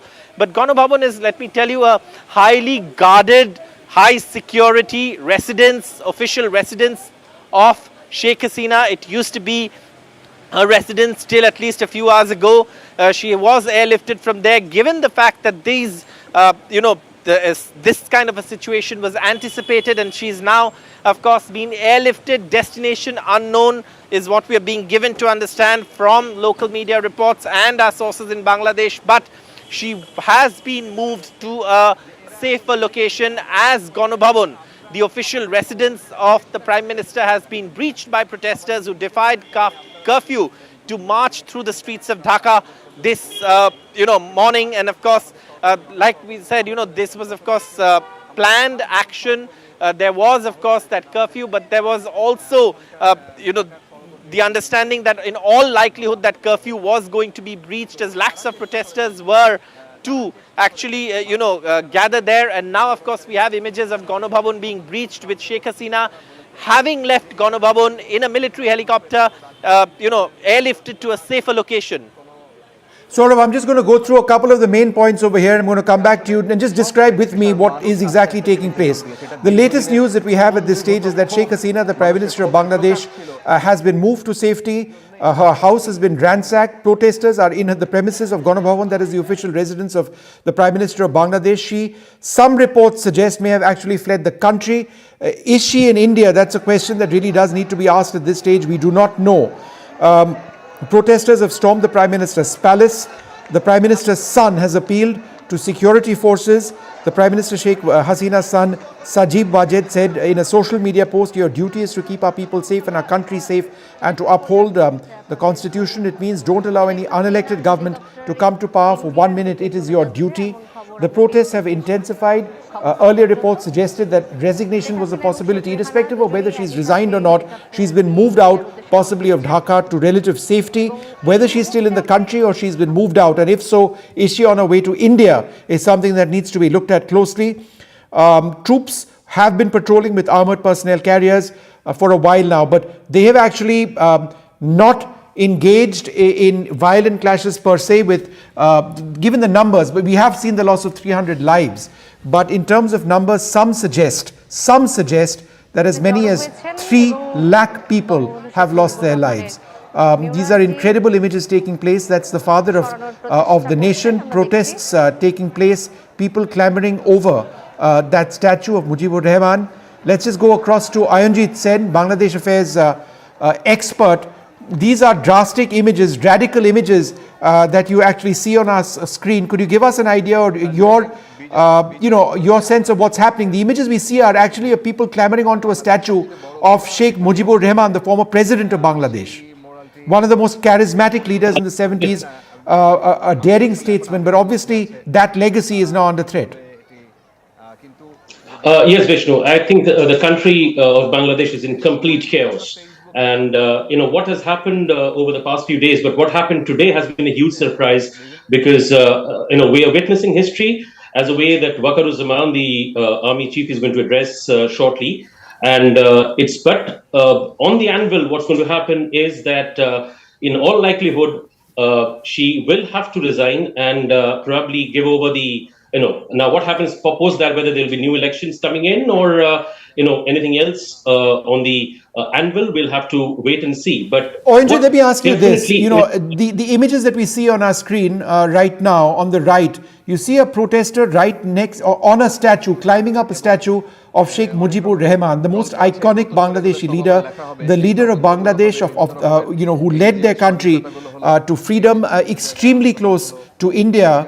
And the protests which have been taking place are over quotas which were given to the descendants of freedom fighters, which a lot of people in Bangladesh, these students said, were unacceptable. Is this a new generation of Bangladeshis who feel that that legacy is probably problematic if it comes in the way of employment? I think definitely, because Bangladesh currently is undergoing a huge amount of unemployment with the figures really high. And originally, when the quota system was introduced with a huge amount of jobs being kept for jobs, of course, and even in the university seats being kept for people who fought the 1971 These are very, very war. tragic images. Let's have that up full screen, please. That man trying to break down that statue of Sheikh Mujibur Rahman. Mujibur Rahman had the honorific prefix of Bangabandhu. He was a Bangladeshi politician, a revolutionary, a statesman. He held many positions as Bangladesh's president or its prime minister from April 1971 until his assassination in August 1975, extremely close to India, but the single most revered figure in Bangladesh. And you've got people with pickaxes trying to destroy that statue of Sheikh Mujibur Rahman. There is mad protest right now taking place in Bangladesh. The legacy of their greatest freedom fighters now being sort of threatened. Let's just go across to Zulkarnain Sair Khan, an investigative journalist. Mr. Khan, thank you very much for joining us. The images that we see are from Ganabhavan, the residence of the Bangladeshi Prime Minister who's now fled. What are some of the details that you're picking up? Well, this is very extraordinary scene coming from Dhaka, Bangladesh. The people who have been oppressed for nearly 2 decades, for 15 years, they have all come out to the streets, and you can see how jubilant and how happy they look. On the other hand, Prime Minister Sheikh Hasina, it is a shame that she failed to contain the democracy of the country. She failed probably in all possible segments to uphold democratic values and people's rights. Zulkarnain, just to put this in perspective, Sheikh Mujibur Rahman is the father of Sheikh Hasina, right? Right, yes. And therefore, this is anger being directed at the man who in many ways gave Bangladesh its independence. From East Pakistan, they went to Bangladesh.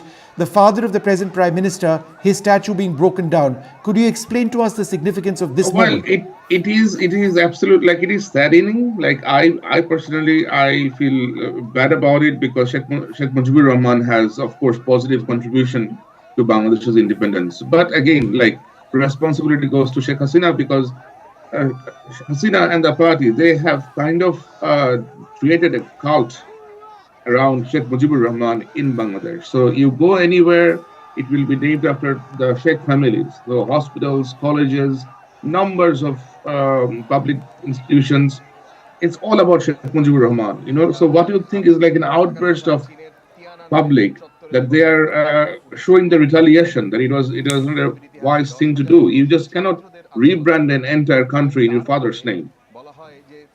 All right. What happens next? The army is out on the streets, but they are not protesting. They're not taking on the protesters. Obviously, the numbers are too large. The numbers that we have seen are being reported up to 4 lakh protesters. Is that what you've also heard? I have heard it's around 10 lakh protesters have marched towards Dhaka from every part of the country. All right. And that image of that helicopter that we actually saw was the one which Sheikh Hasina apparently boarded to escape. Do we know where she's gone? The last what I have heard, the very last from a very credible source in the military is India have denied Sheikh Hasina any entry access, and also United Kingdom denied Sheikh Hasina any kind of entry access. So she is still waiting in Dhaka to fly to a safer destination. I have been told that she is trying to go to Belarus. You've been told that she's trying to go to Belarus? And that Yes. she's been denied access by India. Is that right? Is that what you're hearing? That's what I have been told. I cannot verify that, but it came from a military source, Right. a highly placed military source. Right. And we expect the army chief to address the nation very soon, right? Very soon, yes, in next 15 minutes time. It's quite normal because India have already supported Sheikh Hasina throughout all these years. they did stood by her. But again, what she did, she has blood on her hand. You know, like hundreds of school kids, even children were killed in this mayhem, like which we have witnessed since 16th of July. So she will have to be held responsible for this, and nobody would like to have such a liability in their country, and then create a diplomatic riffle with the counterpart. All right. Could you tell us a little bit about the army chief? Is there any sense that if it is the army which is in charge, and quite evidently they are in charge, I can't hear you. Then go ahead. I cannot hear you. Okay, can you hear me now? Can you hear me now? I can hear you now, yes. No, I'm just trying to say that are we looking at a protracted period of military rule in Bangladesh? I don't really think so. Because Bangladesh military would like to stay away from state affairs like this. So I have a strong feeling that there will be a transitional neutral government formed by experts like academicians, teachers, or ex-bureaucrats. So I don't really think army would take anything like that. Like army would intervene in that. So what your sources are indicating, Mr. Khan, is that she's headed to Belarusia, right? That's what I have been told last, that India denied her any kind of access. United Kingdom denied her any kind of access, and now they're attempting to fly to Belarus. Yes. All right. Now, just for the benefit of viewers over here in India and indeed around the world, since we broadcast around the world, there was a rollback, right, to the quota. It was a 30% quota for the descendants of freedom fighters in government jobs. That was then rolled back. Why did the protest continue? The protest continued because when the protest started, before 16th of July, it was all going on very peacefully. It all went sour when Sheikh Hasina used the term Razakar to vilify the protesters, because Razakar is a term that is seen as derogatory in Bangladesh. Razakars are basically the AD of Pakistani troops who killed hundreds of thousands of Bangladeshis during the War of Independence in 1971. So, it was kind of a war of choice by Sheikh Hasina and her party men to vilify people who they do not like. So they also termed these Gen Z kids as Razakars. So a kid born in year 2000, if you tell him that you were you come from a Razakar family or you're a Razakar yourself, it just doesn't look nice. And then, could you give us a sense of how these protests have actually been spreading across the country, not just in the last few days, but since the month of July? The protests spread because after that 16th of July, there was very fierce clash between students and police and Army League, the ruling party's student wing, and they killed nearly 300 students, including children. Their sniper men were assigned to take down targets. So we have seen 44 headshots, 44 deaths with headshot wounds and neck wounds. And while forensically identified those, we figured out that they were shot with 7.62 into 54 bullet, which was shot from a sniper gun. So how on earth somebody can assign snipers to take down? All right, Mr. Khan, hold on for half a second. I'm just going to listen in to what Channel 24 Bangladesh is saying and translate. Yeah.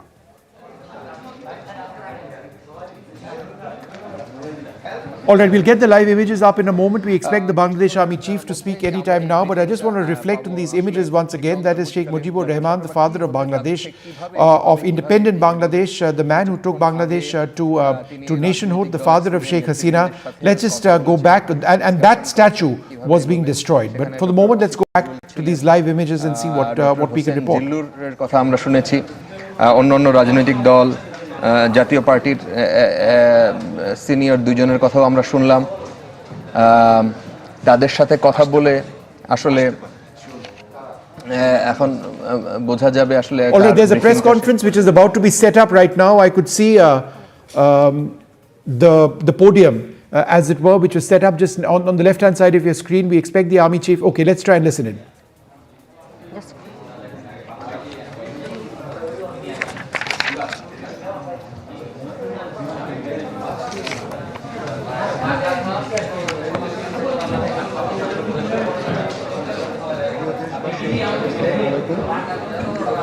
আপনারা জানেন যে দেশে একটা ক্রান্তিকাল চলছে। আমি সমস্ত রাজনৈতিক দলের নেতৃবৃন্দকে এখানে আমন্ত্রণ করেছিলাম। There is a crisis in the country. I have invited all opposition leaders and political leaders here. আলোচনা করেছি, সেখানে আমরা সিদ্ধান্ত নিয়েছি যে একটা ইন্টারিম গভর্নমেন্ট আমরা ফর্ম করব। We've taken a decision to form an interim government. গভর্নমেন্টের মাধ্যমে এই দেশের সমস্ত কার্যকলাপ চলবে। Business will continue in this country through this interim government. যে এই ইন্টারিম গভর্নমেন্ট ফর্মের ব্যাপারে ওনার সাথে আলাপ আলোচনা করে আমরা একটা ইন্টারিম গভর্নমেন্ট ফর্ম করে দেশ পরিচালনা করব। We will run this government with an interim government. Run this country with an interim government. হত্যা সমস্ত অন্যায়ের বিচার আমরা করব। We will take all decisions. আপনারা সেনাবাহিনীর প্রতি আস্থা রাখেন, Trust the armed forces. আমি সমস্ত দায়িত্ব নিচ্ছি। I take all responsibility. আপনাদের জানমাল এবং আপনাদেরকে আমি কথা দিচ্ছি, I promise all of you. আপনারা আশাহত হবেন না। ইনশাআল্লাহ আপনাদের যত দাবি আছে সেই দাবিগুলো আমরা পূরণ করব। I assure all of you that we will meet your demands. ফিরিয়ে নিয়ে আসব। আপনারা আমার সাথে সহযোগিতা করেন। Please support us. দয়া করে আর এই ভাঙচুর, হত্যা, Stop the murder, stop the violence, stop the destruction. এগুলো থেকে বিরত হন। Please remove yourself from this violence. আমার কথা মতো চলেন, আমাদের সাথে যদি একসাথে যদি কাজ করেন, করি আমরা, Listen to us, work with us. আমরা একটা সুন্দর পরিণতির দিকে আমরা অগ্রসর হতে পারব। We will work to a proper solution for Bangladesh. মারামারি করে এই সংঘাতের মাধ্যমে আমরা আর কিছু অ্যাচিভ করতে পারবো না। We cannot achieve anything through violence. পাবো না। সুতরাং দয়া করে আপনারা সমস্ত ধ্বংসযজ্ঞ, সমস্ত অরাজকতা, সমস্ত সংঘর্ষ থেকে বিরত হন। Therefore, I ask all of you to stop the sangharsh, to stop the violence, to stop the protests. প্রতিটা হত্যার বিচার করা হবে, প্রতিটা অন্যায়ের বিচার হবে। There will be decisions which are taken about everything wrong that has taken place. নেতারা এখানে উপস্থিত ছিলেন, আমি ওনাদের ইনভাইট করেছিলাম এখানে। I've invited all the leaders over here. We've had a conversation. আমরা একটা সুন্দর আলোচনা করেছি। It's been a positive conversation. এই আলোচনাটা in that conversation ফলপ্রসূ হবে বলে আমি মনে করছি, এবং আমরা একটা সুন্দর একটা ইন্টারিম গভর্নমেন্ট ফর্ম করে in that conversation we spoke about the creation of an interim government, and I assure you that the interim government will work. ত্যাগ করেছেন এবং এখন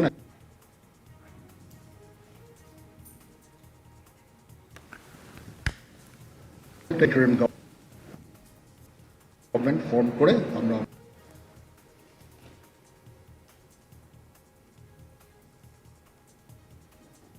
all right. We'll come back to audio in just a moment. That's the Bangladesh Army Chief over there saying that there is an interim government which is going to be formed in Bangladesh.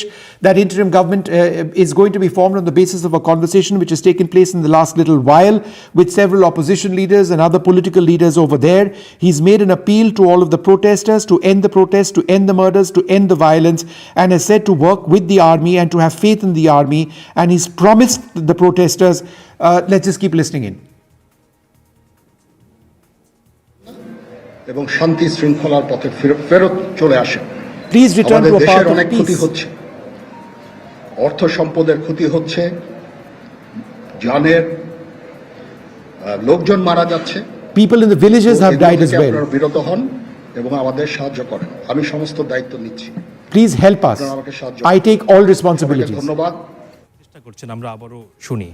Thank you. না, এটা খুব early stage. আমরা যাব মহামান্য রাষ্ট্রপতির সাথে যে আলাপ আলোচনার মাধ্যমে এটা আমরা করব।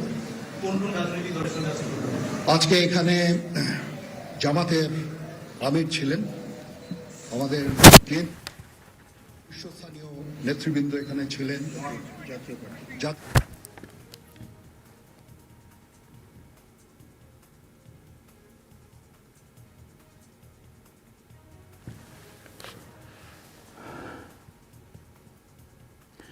All right, we are waiting for this audio to be restored.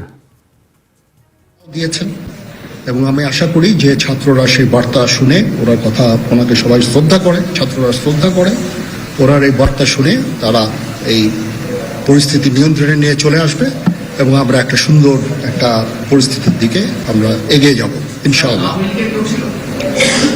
এখানে আওয়ামী লীগের কেউ ছিল না, আওয়ামী লীগের কেউ ছিল না।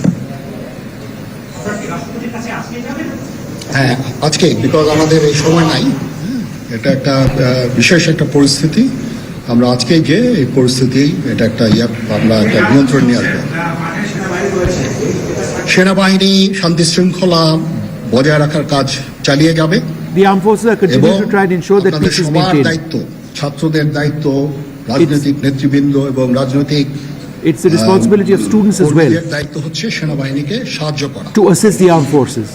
এবং আপনারা মিডিয়ার মাধ্যমে And through the media, I'd like to say, একটু আমাদের সাহায্য করেন, please help us, সুতরাং আমরা তাহলে এই পরিস্থিতি নিয়ন্ত্রণ সহজে, so that we can bring control to the situation at hand.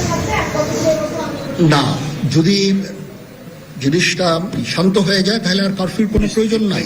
A curfew will not be required if the situation becomes peaceful. প্রয়োজন নাই, কোনো গোলাগুলির প্রয়োজন নাই। আমি আদেশ দিয়ে দিয়েছি সেনাবাহিনী কোনো গোলাগুলি করবে না। The armed forces will not open fire. I have passed an order. আমি আশা করছি যে আমার এই বক্তব্যের পরে I assure you that after my statement now, আমরা একটা সুন্দর পরিবেশের দিকে যাচ্ছি। we are headed in a good direction, in a beautiful direction. আমরা এটা না, আমি আজকে রাতের মধ্যে একটা আমরা সলিউশনে যাওয়ার চেষ্টা করব, বাট আমাদের we are going to try and find a solution by tonight. এটা আমরা এখনো এটা টু আর্লি, আমরা যাচ্ছি, it's too early, আমরা কথা বলবো মহামান্য রাষ্ট্রপতি, we are going to be talking, we are going to be having discussions. আমরা পৌঁছাবো।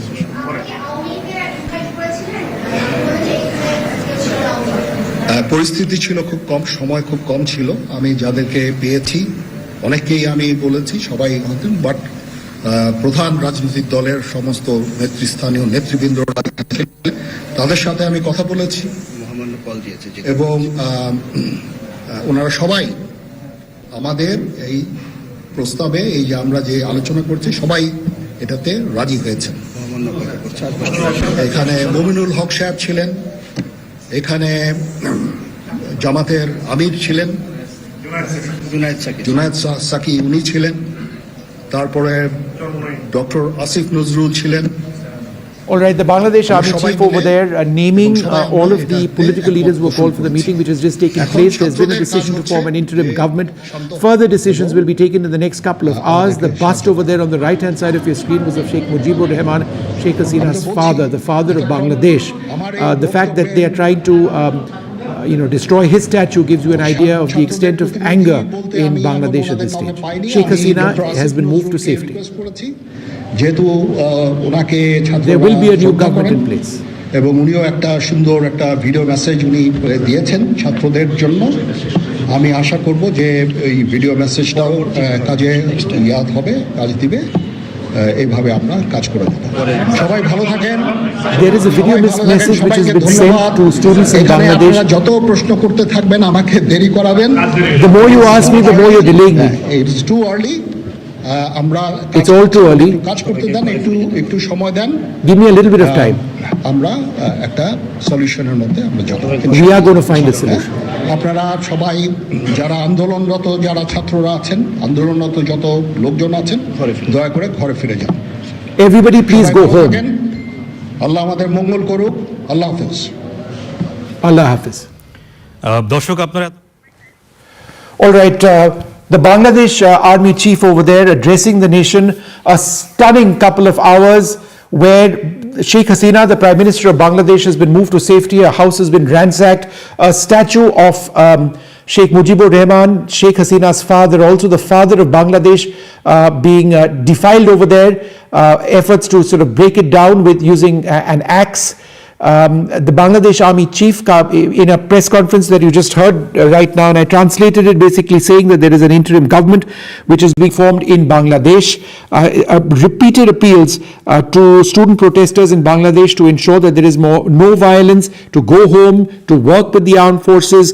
Political leaders in Bangladesh have had a meeting with the Bangladesh Army Chief. The Bangladesh Army Chief has told the armed forces not to open fire, but he has also told protesters that they must end the murders, they must end the violence, they must end the destruction, and that there is a beautiful path ahead for Bangladesh, and that he promises people and all of the protesters that all of the problems or the issues they have will be resolved favorably. Let's go back to Zulkarnain Syar Khan. Mr. Khan, you heard as much as I did what was being said. Any takeaways for you?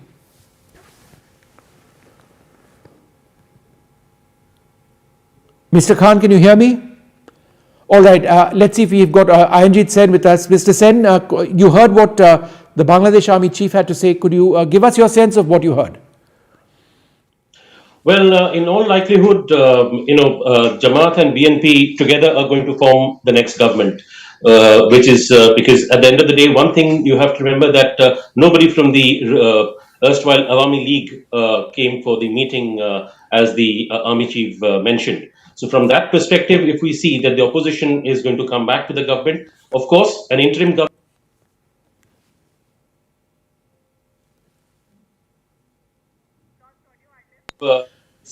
all but sure that the opposition is going to come back to power here in Bangladesh.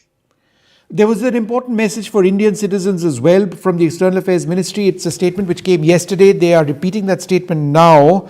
Advisory for Bangladesh: in view of the ongoing developments, Indian nationals are strongly advised against travelling to Bangladesh till further notice.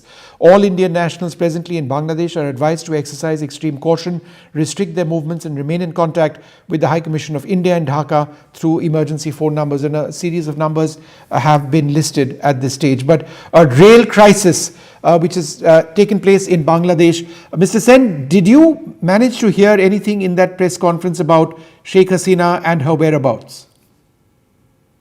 Yeah.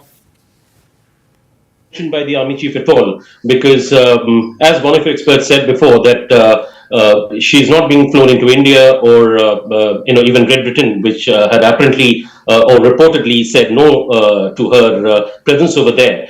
But it's in all likelihood, if she's fleeing to a foreign country, whichever country that is, if it's Belarus at the end of the day. But one thing is sure that first of all, the Council of Ministers who are right now in Dhaka, a few of them, I spoke to one of them today morning itself, and the state of the way he spoke, he talked about incidentally there was one very interesting element which came out 2 days back from the Pakistan High Commission in Dhaka, and it apparently said that in that written note from the Pakistan High Commission, it basically said that the students who are on protesting right now have approached the Pakistan High Commission and have asked for whatever help they can provide, to which the Pakistan High Commission has said that yes, we will provide all kind of help that is required for the protesting students. Now that's an interesting aspect which came up a couple of days back, which was not put out in the media from that perspective, but one of the Council of Ministers who was still there in Dhaka told me a few hours back that the situation is absolutely out of hands right now, and he is actually trying to now flee the country. Because what I can share with you at this stage as well is there's a Bangladesh Air Force C-130 transport which took off a short while back, right? And we can track it on flight radar. It's flown overhead Kolkata without landing in Kolkata and is headed north at this stage. It's flying at an altitude of about 24,000 feet. It is south of Durgapur at this stage. The C-130 is a transport aircraft. It's a military aircraft. The Bangladesh Air Force operates it. Where is the C-130 headed? We don't know, because I'm going to try and see if my camera person can zoom in to this image that I have on my screen. Can my camera person please zoom in? Hi, can we just zoom in, if possible, to this image on our screen right now? Okay, and let's just cut to an image of this plane. This is on flight radar 24. Okay. Okay. So I'm just going to, yeah, great. So I'm going to show you what this is, flight radar 24. This could be the plane carrying Sheikh Hasina. If it is, then, you know, it is a plane which took off from, it is a plane which took off from Bangladesh, from presumably from Dhaka. It flew direct overhead Kolkata, but as you can see, it didn't land in Kolkata. So I'm going to zoom in further over there. It directly crossed Kolkata without landing in Kolkata, right? It's now moving up, and we just follow the blue line that you see on the screen over there. It's south of Durgapur. It is past right now. We'll be looking at this very, very closely. Why would a Bangladesh Air Force C-130 transport with the code name Ajax 1431, that's the call sign, Ajax 1431, why would it be in Indian airspace at all at this stage? It's south of Asansol now. It'll be crossing into Bihar at some stage. Flight radar doesn't know where exactly, flight radar doesn't know where it's going to be headed at this stage. So we don't know where it's going to be headed over here, and we don't know the exact time. But I would suggest that the movement of this flight that you see on your screen, I'm just going to zoom out a little bit. Let's see if we can actually see this a little bit better if I hold it up like this. All right, we don't, all right, I don't have it right now. But Ajax 1431 is the name of the aircraft, and I'm just going to try and track it one more time and show it on the map right now.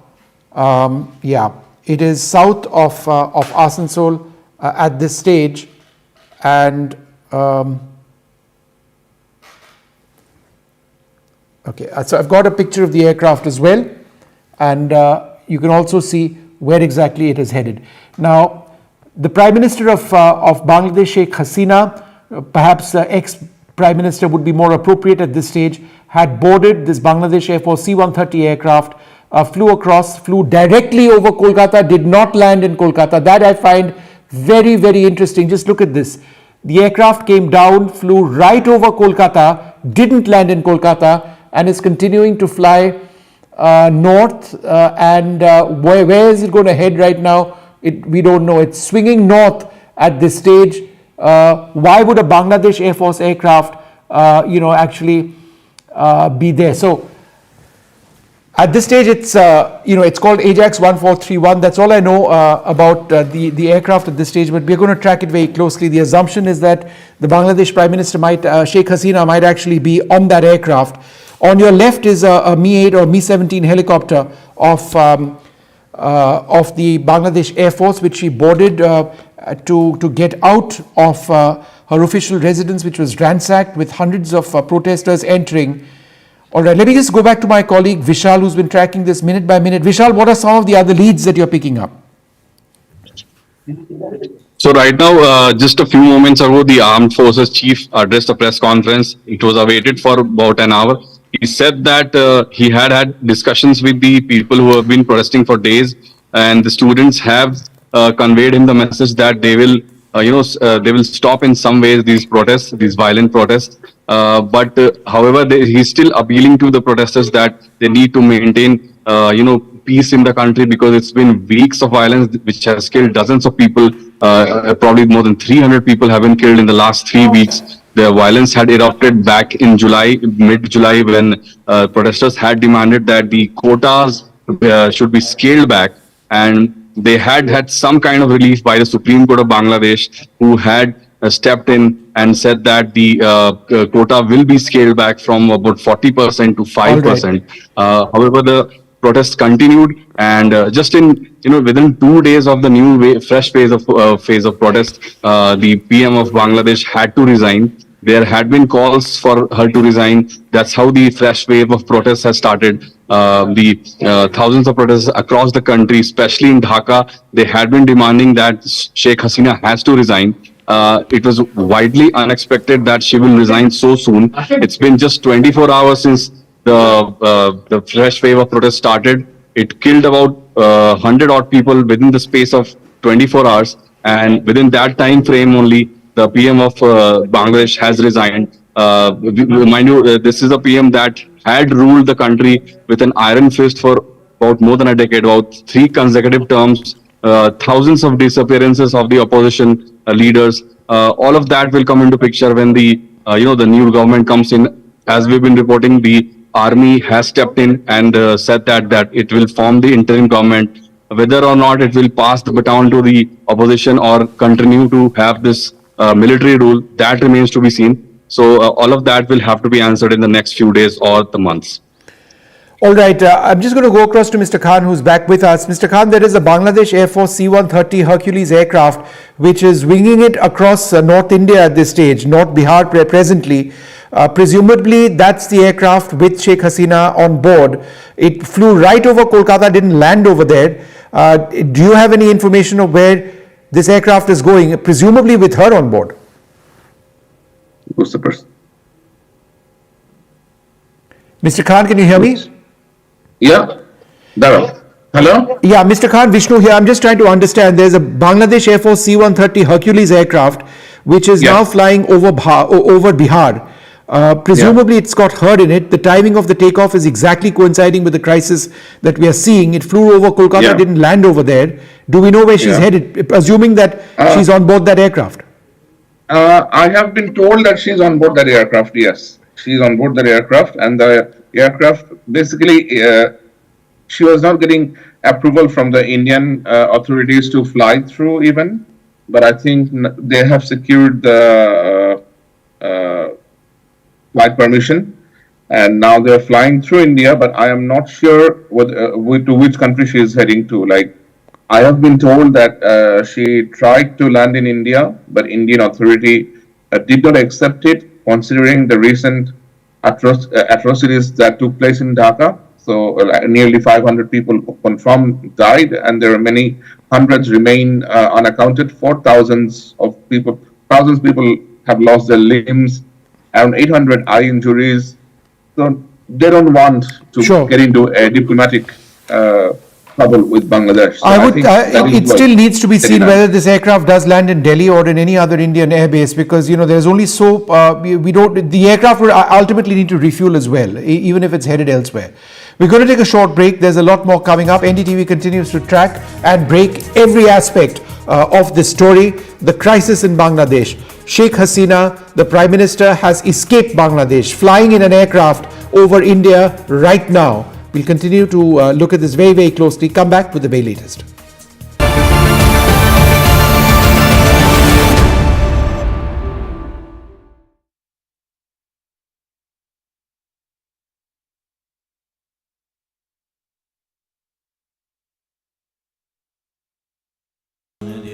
Stay informed and entertained with the new and updated NDTV News app. You can watch all our channels live, listen to podcasts, read breaking and exclusive news from around the world and more. Download the NDTV app today and get access to the best journalism and storytelling on your smartphone or tablet. The NDTV app. News that matters to you. After great victory by Indian team, and today we are reporting from Mohali International Airport where we are showing these visuals. Arshdeep हमारे साथ हैं. बहुत ही performance सही सारे दी थे बढ़िया results मिले. We are in the city of Kanpur today because they have their champion back home, Kuldeep Yadav. Desperation for each and everyone to go there and win the World Cup, and we did it.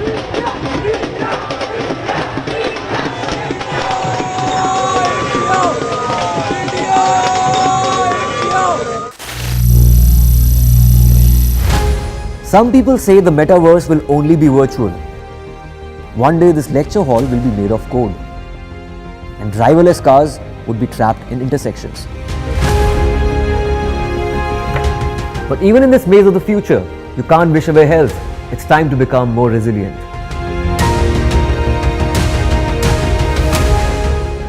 10 years of Banega Swasth India, we have grown and achieved so many milestones.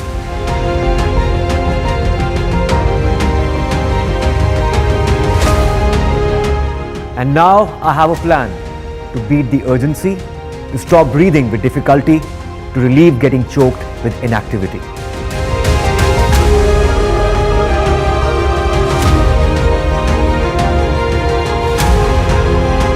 Energize our government, our environment, our society, and ourselves. Everyone, everywhere, every day.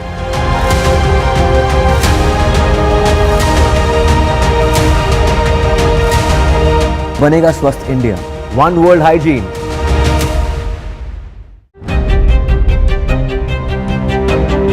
Hello and welcome to India Sense, where I speak with global opinion makers. The United States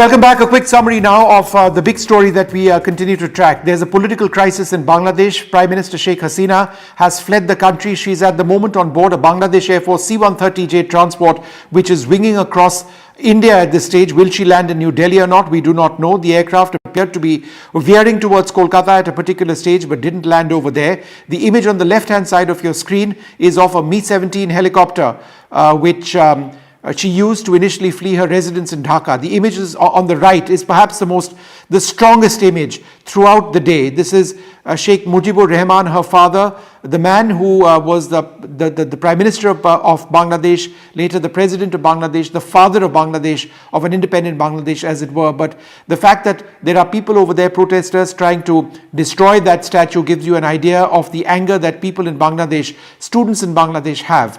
What are these protests all about? The protests have been about a quota which was given to descendants of freedom fighters, a 30% quota in government jobs.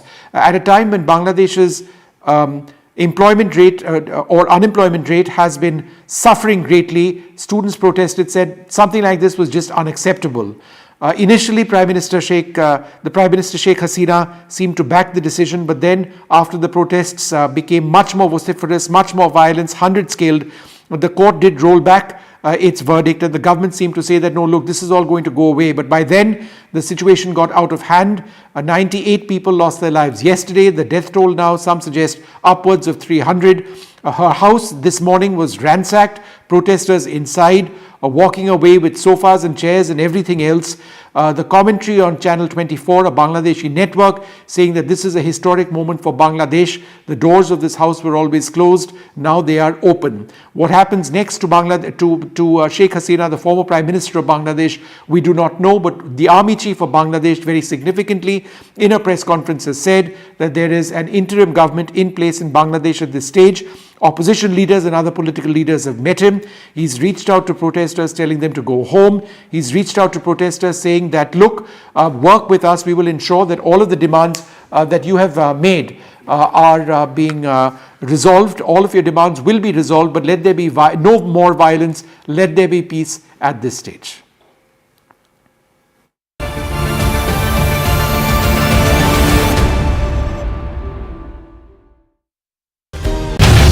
Get ready for the ride of your life.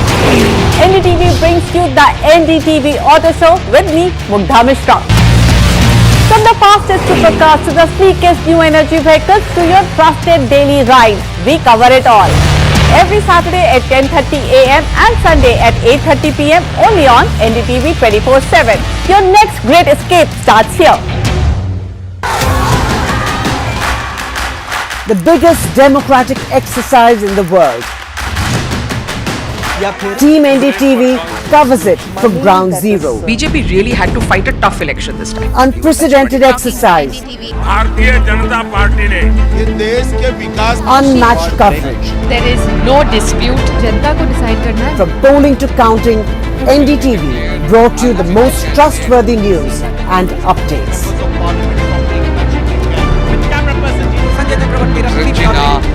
Elections mean NDTV.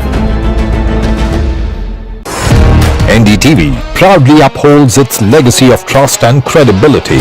According to the prestigious Reuters Institute's Digital News Report 2024, NDTV is the top most news platform in the country. Number 1 in both online and offline reach in India, beating all its competition. NDTV stands for trust.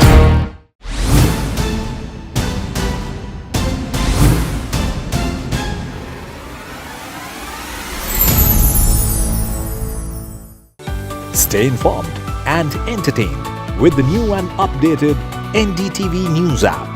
You can watch all our channels live, listen to podcasts, read breaking and exclusive news from around the world and more. Download the NDTV app today and get access to the best journalism and storytelling on your smartphone or tablet. The NDTV app. News that matters to you.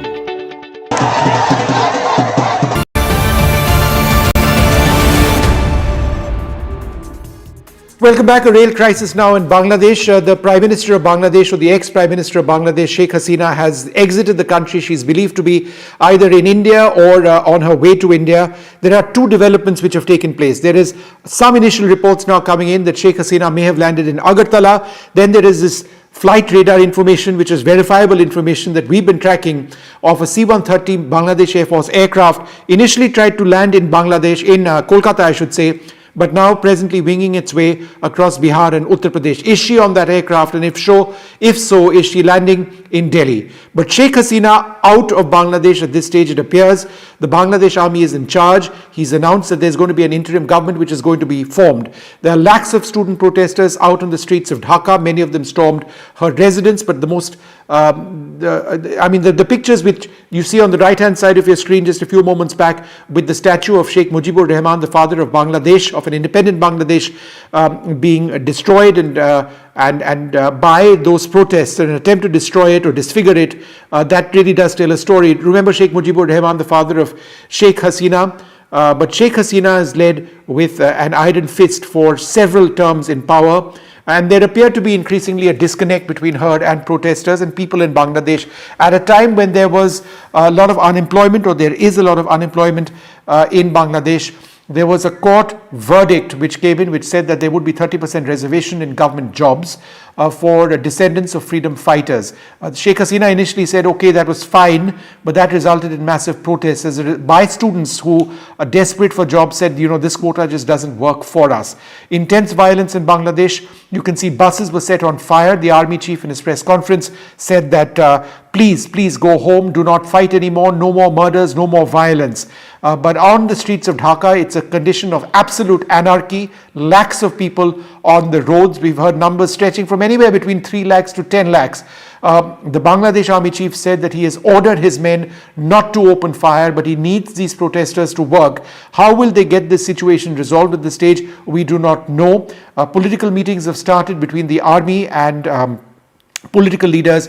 They're trying to work through a solution to deal with this crisis, as it were, right now. I'm back with Ayanjit Sen, who's been tracking all of these. Ayanjit, any further, any sense that you have or any details that you have at this stage? All right, a massive fire on the right-hand side of your screen that you could see over there. We'll try and get more of that. People with injuries also being taken away in the protests which have been taking place. So 100 people, we were told yesterday, lost their lives, and some reports suggesting that 400 or 500 people in all may have lost their lives in the protests which began in July. Let's try and go back to Ayanjit. Ayanjit, go ahead. What are you hearing? Can you just repeat that, please? What are you hearing? Sorry? What is the latest that you're getting? Well, the latest that I'm getting is basically that there are some ministers who were there part of the cabinet of Sheikh Hasina, and they're apparently planning to flee to Southeast Asia. Now, I don't know which countries in Southeast Asia, but that's something which is definitely coming in as reports to me. But all depends on what's going to happen in the meeting between the army chief and the president, and of course as to what kind of an interim government they decide to form in Bangladesh visually, because post that there will be elections which will be brought in a few months' time after forming the interim government in place. So Sheikh Hasina was flown by that helicopter to the Kurmitola base of the Bangladesh Air Force at 2:25 local time, and from there she's been on an aircraft flying her to a third country. Is that India or not? We don't know, because there is a Bangladesh Air Force Hercules aircraft over Indian airspace right now. Is it going to land in Delhi? We don't know quite yet. We're going to take a short break, return with this huge story of Bangladesh in political turmoil right now. The Prime Minister has fled the country. Protesters have entered her residence. The army in charge, an interim government will be formed.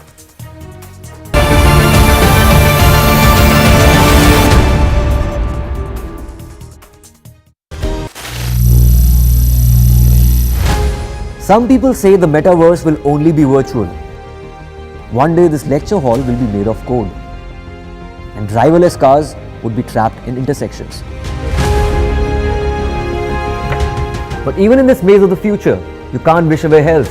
It's time to become more resilient.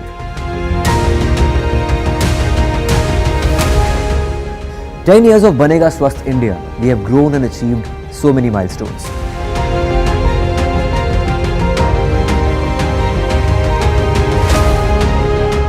And now I have a plan to beat the urgency, to stop breathing with difficulty, to relieve getting choked with inactivity.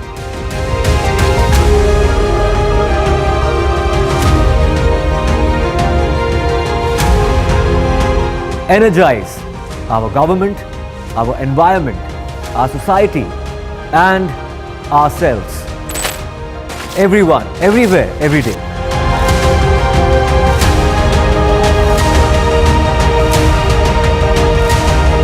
Banega Swasth India, One World Hygiene."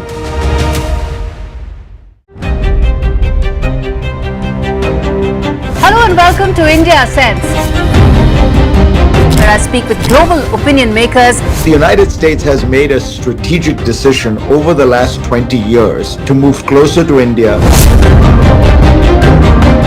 Now a $7 trillion economy seems a perfectly conceivable number. If you want to be a national party, it's that you sort of accept the way the world is rather than want to endlessly hark back to how it was. Modi is promoting the digitization of the economy, which is accelerating growth in the country. Get ready for the ride of your life. NDTV brings you the NDTV Auto Show with me, Mugdha Mishra. From the fastest supercars to the sleekest new energy vehicles to your trusted daily ride, we cover it all. Every Saturday at 10:30 a.m. and Sunday at 8:30 p.m. only on NDTV 24/7. Your next great escape starts here. The biggest democratic exercise in the world. Team NDTV covers it from ground zero. BJP really had to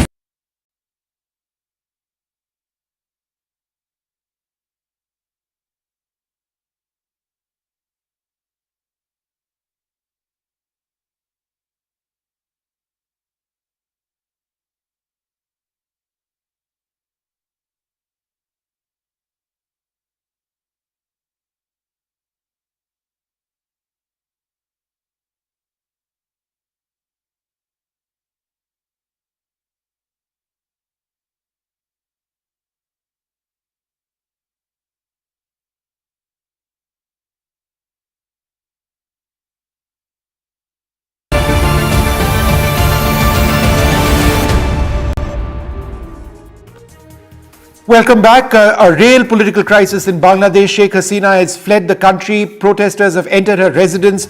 They've been trying to defile the statue of Sheikh Mujibur Rahman, the father of Bangladesh, Sheikh Hasina's father.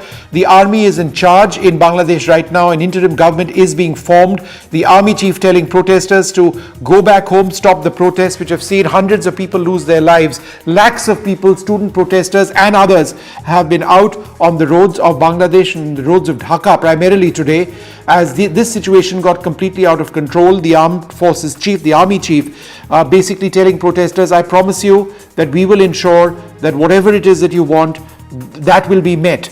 The protests that were taking place were taking place over a quota in government jobs, 30% of which were allotted for descendants of freedom fighters. The students said that at a time when there has been such unemployment in the country, it was unacceptable to have something like that. These are fresh pictures that you're seeing on the right-hand side of your screen, and on the left-hand side is the helicopter which flew Sheikh Hasina to the Kurmitullah Air Base, a short distance away from where she apparently boarded the C-130J Hercules aircraft and is winging it across North India at this stage, though some other reports suggest that she may actually have fled to Agartala. We don't know, but it is very curious that there is an aircraft, a Bangladesh aircraft, Bangladesh Air Force aircraft, which is over Indian airspace at this stage. It has been for a while.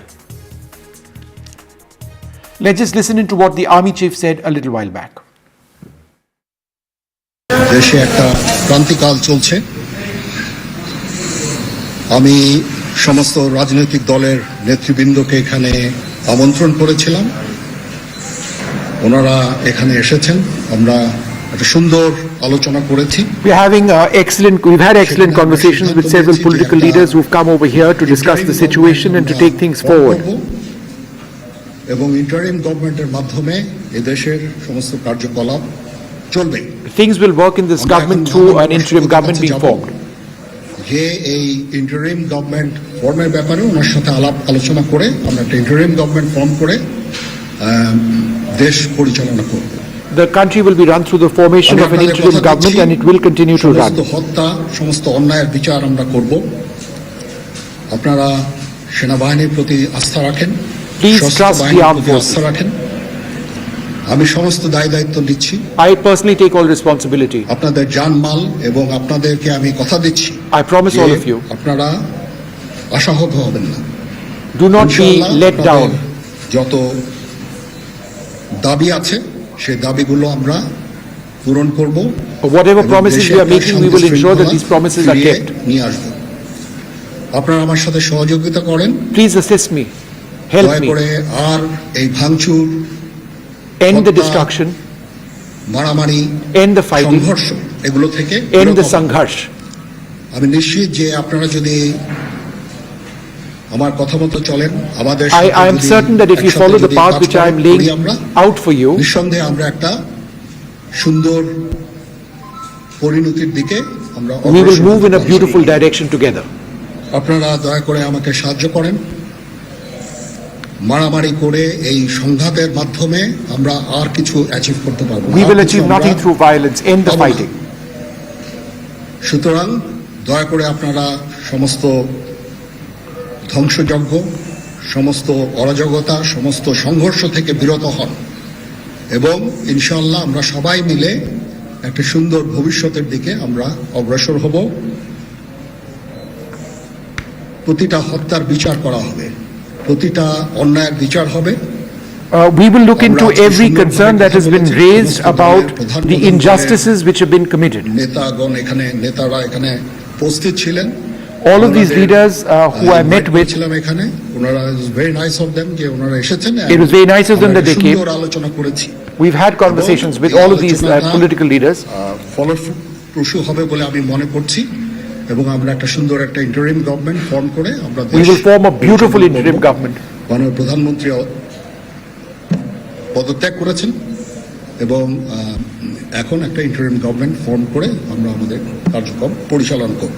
We will continue with an interim government. We will continue the work of this government through an interim government which has been formed. ইনশাআল্লাহ আমরা সবাই মিলে সমস্ত সমস্যার সমাধান করতে সক্ষম হব। Inshallah, we'll be able to resolve all of the problems which confront us at this stage. যাবেন না এবং শান্তি শৃঙ্খলার পথে ফেরত চলে আসেন।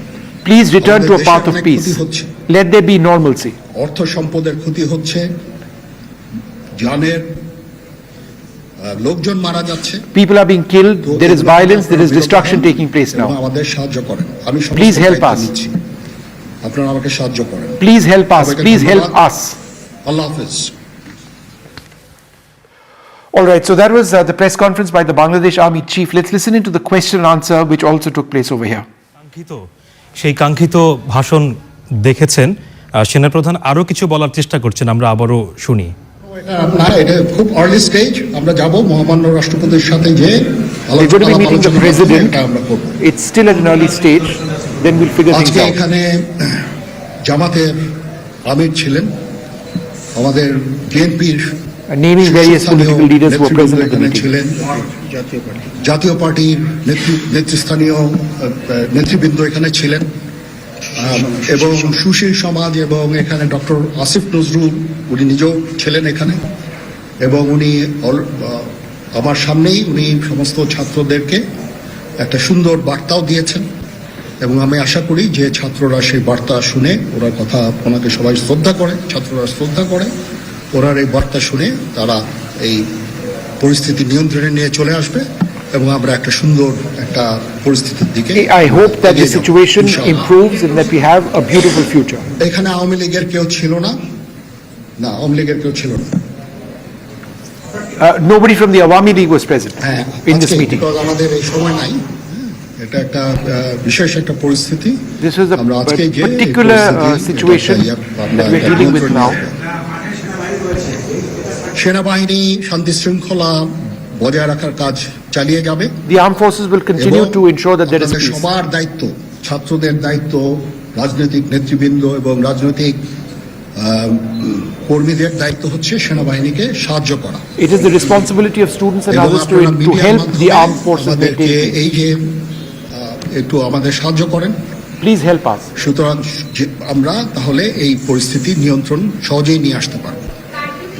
We will be able to bring the situation under control quite easily if you are willing to help us. জিনিসটা শান্ত হয়ে যায় তাহলে আর কারফিউর কোনো প্রয়োজন নাই। There will be no need for a curfew if things get peaceful. কোনো কারফিউর প্রয়োজন নাই, কোনো গোলাগুলির প্রয়োজন নাই। আমি আদেশ দিয়ে দিয়েছি সেনাবাহিনী কোনো গোলাগুলি করবে না।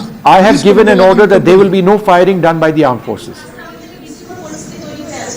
আমি আশা করছি যে আমার এই বক্তব্যের পরে পরিস্থিতি উন্নতি হবে। I am hopeful that after the statements I made today, the situation will improve. That it will improve immediately after these remarks which I am now making. আমরা এটা না, আমি আজকে রাতের মধ্যে একটা আমরা সলিউশনে যাওয়ার চেষ্টা করব। We will find a solution by this evening as a result of our meetings.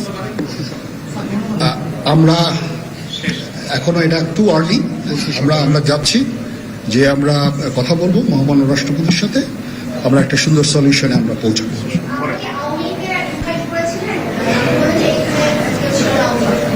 পরিস্থিতি ছিল খুব কম, সময় খুব কম ছিল। আমি যাদেরকে পেয়েছি অনেককেই আমি বলেছি, সবাই হতেন, বাট প্রধান রাজনৈতিক দলের সমস্ত নেতৃস্থানীয় নেতৃবৃন্দ তাদের সাথে আমি কথা বলেছি এবং ওনারা সবাই আমাদের এই প্রস্তাবে, এই যে আমরা যে আলোচনা করছি, সবাই এটাতে রাজি হয়েছেন। এখানে মমিনুল হক সাহেব ছিলেন, এখানে জামাতের আমির ছিলেন, জুনায়েদ সাকি উনি ছিলেন, তারপরে ডক্টর আসিফ নজরুল ছিলেন। আমরা সবাই মিলে এবং সবাই আমরা এটাতে একমত পোষণ করেছি। এখন ছাত্রদের কাজ হচ্ছে যে the work of students now এবং আমাদেরকে সাহায্য করা is to help us. আমি তো বলছি এতক্ষণ আমার এই বক্তব্যের ছাত্রদের প্রতিনিধি বলতে আমি এখন ওনাদের কাউকে পাইনি। আমি doctor Asif Nazrul I haven't yet found a representative of the students for talks to begin. এবং উনিও একটা সুন্দর একটা ভিডিও মেসেজ উনি দিয়েছেন ছাত্রদের জন্য। আমি video message has been left for students. Video মেসেজটাও কাজে ইয়াদ হবে, কাজ দিবে। এইভাবে আমরা কাজ করে দেব। সবাই ভালো থাকেন, সবাইকে ধন্যবাদ। Everybody stay safe, stay well. করতে থাকবেন, আমাকে দেরি করাবেন। Thank you very much. Don't delay me. It's too early. It's too early. আমরা কাজ করছি, আমাদের একটু কাজ করতে দেন। We are working, let us work. আমরা একটা সলিউশনের মধ্যে আমরা যাব ইনশাআল্লাহ। We are going to find a solution as soon as possible. আন্দোলনরত যারা ছাত্ররা আছেন, আন্দোলনরত যত লোকজন আছেন, দয়া করে ঘরে ফিরে যান। Whoever is out, please go back home. আল্লাহ আমাদের মঙ্গল করুক। আল্লাহ হাফেজ। All right, so I've got my colleagues Vishal and Disha who joined me at the stage, also Saurabh Gupta, Vasudha Venugopal. In fact, Vasudha, let me come to you first. There are two versions over here. One is that Sheikh Hasina has landed in Agartala, and there is another one that she is on her way, that she's continuing to fly over India right now, possibly headed to Delhi. because we are tracking a Bangladesh Air Force C-130 Hercules aircraft right now. What are you getting, Vasudha? Well, Vishnu, I'm right outside the Bangladesh High Commission, and let me tell you that there is quite a bit of uneasy quiet here, and a lot of staff members actually have, black sort of flags and badges on their shirts, and we tried to speak to a few of them, and of course, they declined to talk. I also reached out to Mustafizur Rahman, who is the High Commissioner here, and his office has basically said that he is busy in a lot of meetings, so he'll not be available to talk. But clearly, the security has also been beefed up here by the security by Delhi police. And I was also in Parliament a short while ago, and we tried to get in touch with some of the MEA officials. There is a certain sense of uneasy calm because India will also have to rework a lot of its foreign policy calculations, because Sheikh Hasina has been a great friend of India, and also the situation that turned out in Bangladesh, considering from July 1st these protests have been going on, and this is all to do with quota protests, because a court there basically gave this judgment that 30% reservation will be brought in for family members of freedom fighters, and that really set the ball rolling for all these protests. And clearly there has been a sense of unease, and we have seen this situation play out in Sri Lanka, we have seen this situation play out in Afghanistan, Myanmar, and now Sri Lanka. So clearly there is a certain sense of worry amongst foreign officials, foreign ministry officials in India, but of course they're looking at it with a lot of caution. India has already sent out an advisory cautioning Indians against any sort of travel in Bangladesh. But other than that, the situation outside Bangladesh High Commission is of uneasy calm. Their security is getting beefed up. There is certain activity happening. There are many meetings happening here, but also many staff members having these flags and little badges of black, showing their protest to the protests that have happened there. All right, let me go across to Disha as well. Disha, what can you share with us at this stage?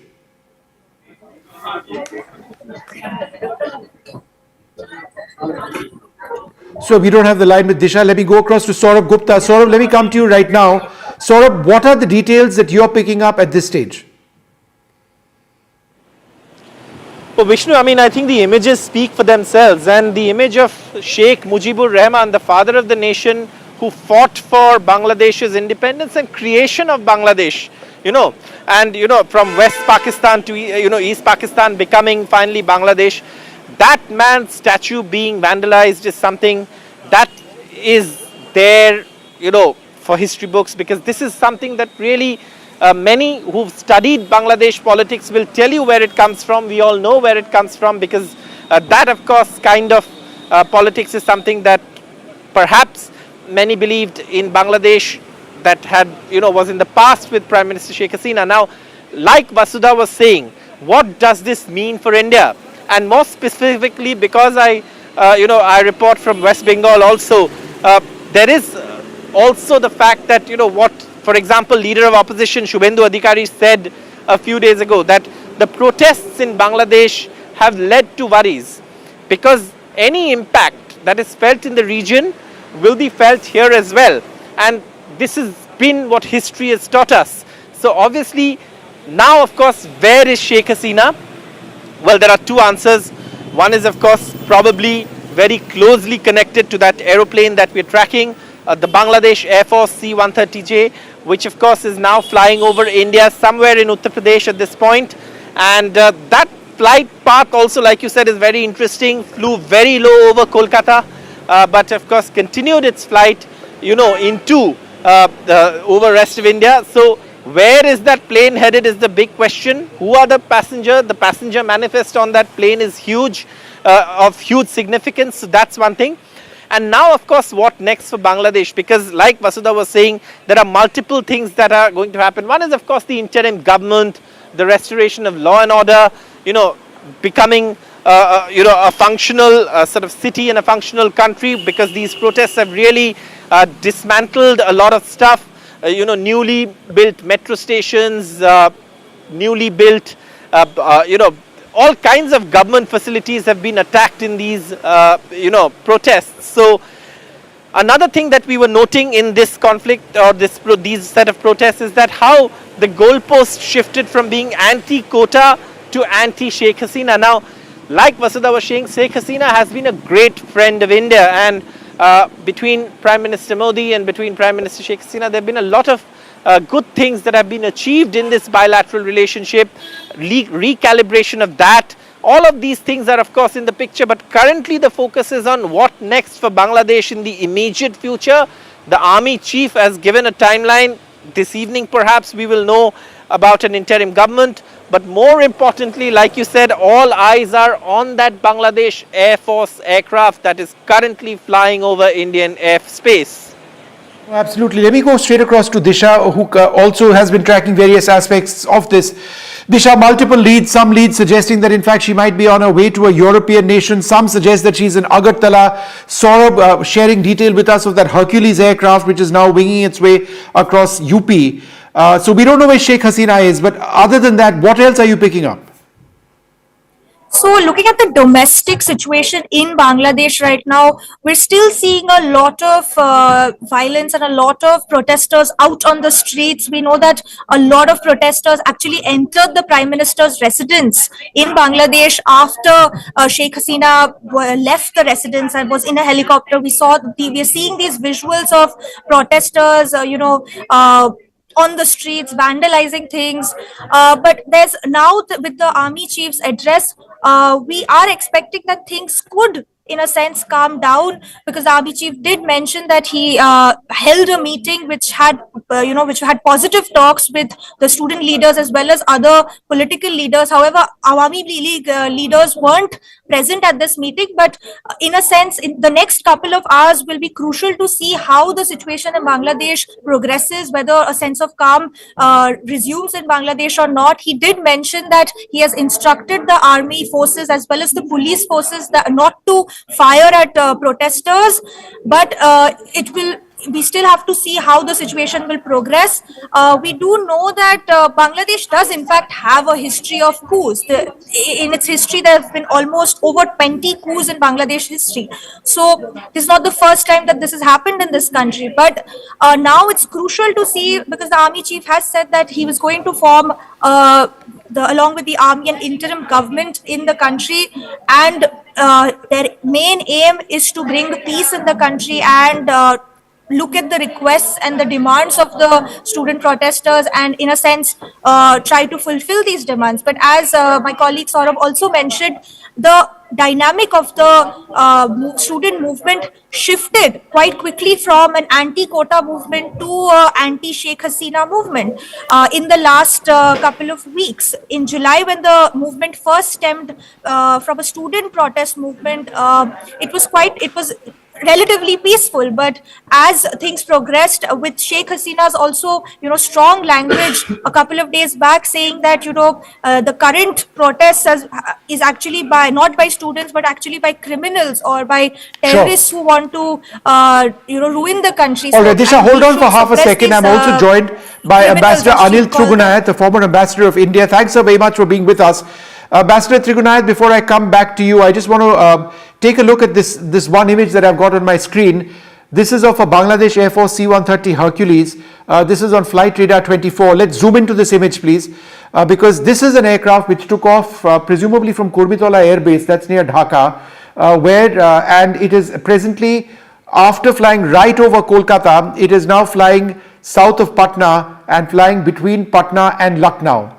This is a transport aircraft, a C-130J. It bears the call sign Ajax 1431. And is it headed to New Delhi or is it headed anywhere else? It is curious that exactly in the middle of all of this taking place, you would have a Bangladesh Air Force Hercules aircraft which is actually flying over India. So a couple of different accounts which are taking place. Is this the aircraft which is evacuating Sheikh Hasina is the question that we actually want to look at. But let me go straight across to Ambassador Trigunayat. We'll talk about Bangladesh in a moment, but let's talk about Sheikh Hasina as well. She's had a great equation with this government. India, Bangladesh's closest neighbor, physically and otherwise as well.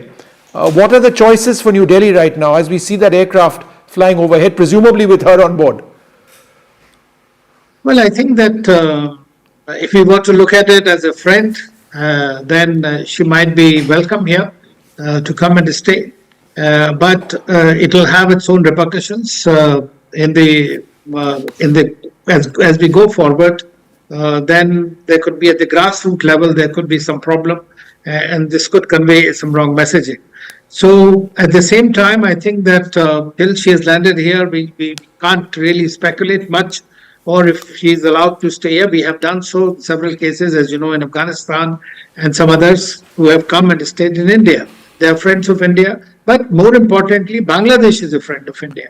So irrespective of the fact that whichever government is in power, whoever is in power, we want the stability and security of Bangladesh to be restored at the earliest. And India has always stood by it. And now if you were to see India's track record in the recent times only, whether it is Sri Lanka, whether it is Nepal, whether it is Maldives, the most of the countries that have started off with little anti-India campaign eventually were salvaged by it, and they have understood the worth of India's assistance and the good intent of within the compass of the neighborhood first policy. So I think that this is what the people of Bangladesh will see. Right now, there is a moment in which there is a lot of turmoil that is taking place, and how do we go through this turbulence, whether there will be interim government and subsequently elections, because even it is not going to be that easy for an army if it wishes to continue longer.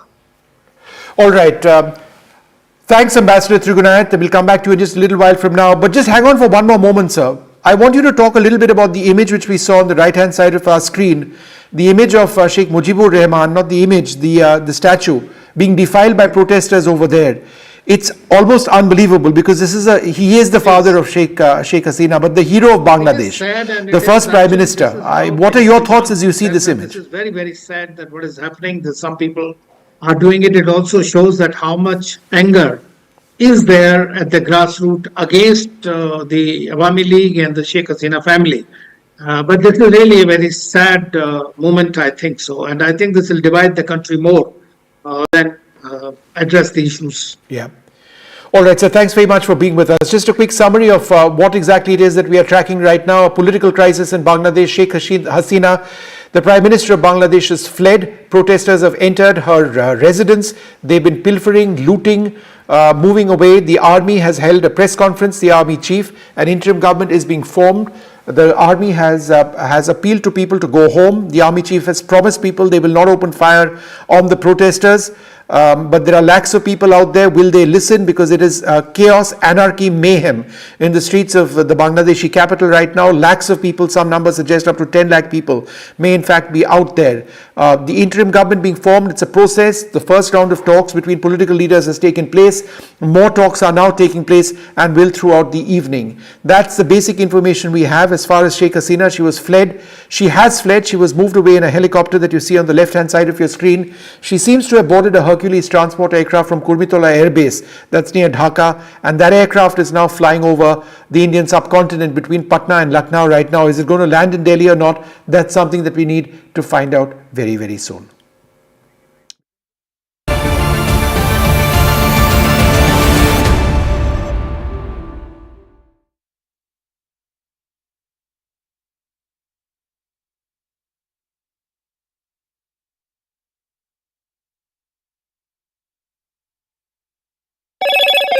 Hello, Moto. Motorola Razr 50 Ultra comes with Google Gemini.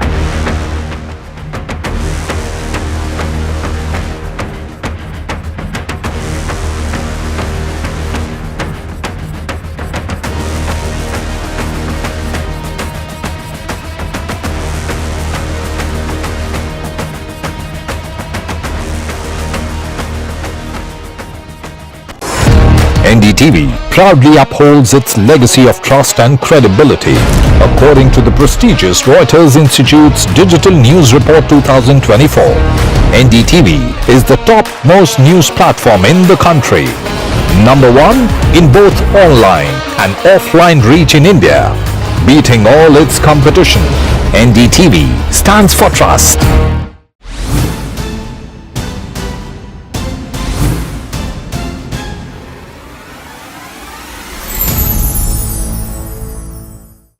Stay informed and entertained with the new and updated NDTV News app. You can watch all our channels live, listen to podcasts, read breaking and exclusive news from around the world and more. Download the NDTV app today and get access to the best journalism and storytelling on your smartphone or tablet. The NDTV app. News that matters to you. After a great victory by Indian team, and today we are reporting from Mohali International Airport where we are showing these visuals. Arshdeep हमारे साथ हैं. बहुत ही performance सही सारे दी थे बढ़िया results मिले. We are in the city of Kanpur today because they have their champion back home, Kuldeep Yadav. Desperation for each and everyone to go there and win the World Cup, and we did it.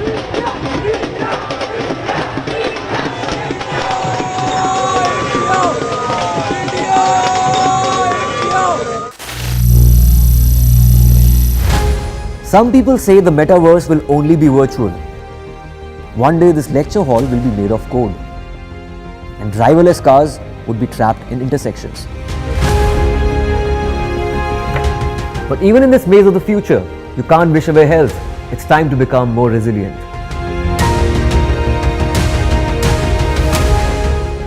10 years of Banega Swasth India, we have grown and achieved so many milestones.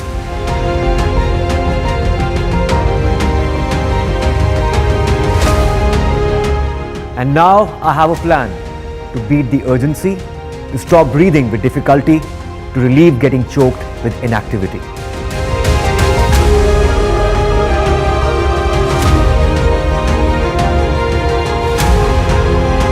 Energize our government, our environment, our society, and ourselves.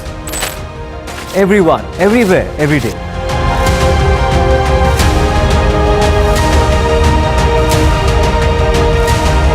Banega Swasth India. One world hygiene.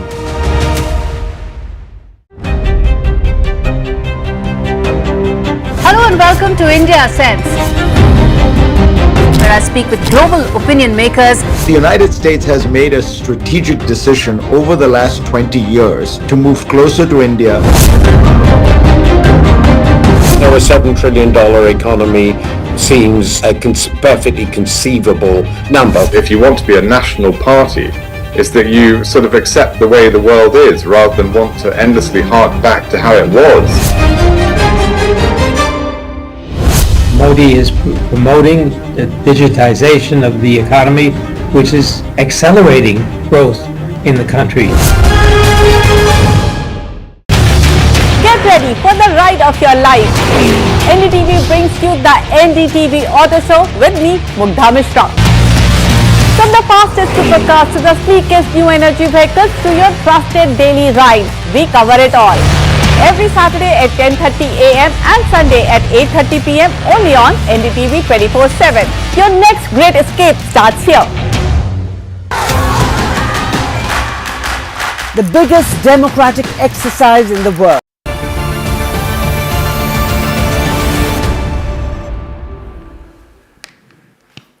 Welcome back. It's all over for Sheikh Hasina as far as being Prime Minister of Bangladesh is concerned. She has now exited Bangladesh. She is fleeing after protesters moved into a house, ransacked that house. There have been lakhs of protesters out in Bangladesh after hundreds of people have lost their lives in the violence that we've seen. Statues of Sheikh Mujibur Rahman, her father, the father of Bangladesh, are being defiled as well. At this stage, Sheikh Hasina is on board this aircraft. You can see that on your screen. Which is a C-130J Hercules transport of the Bangladesh Air Force that is now flying between Patna and Lucknow. It flew right over Kolkata, didn't land over there.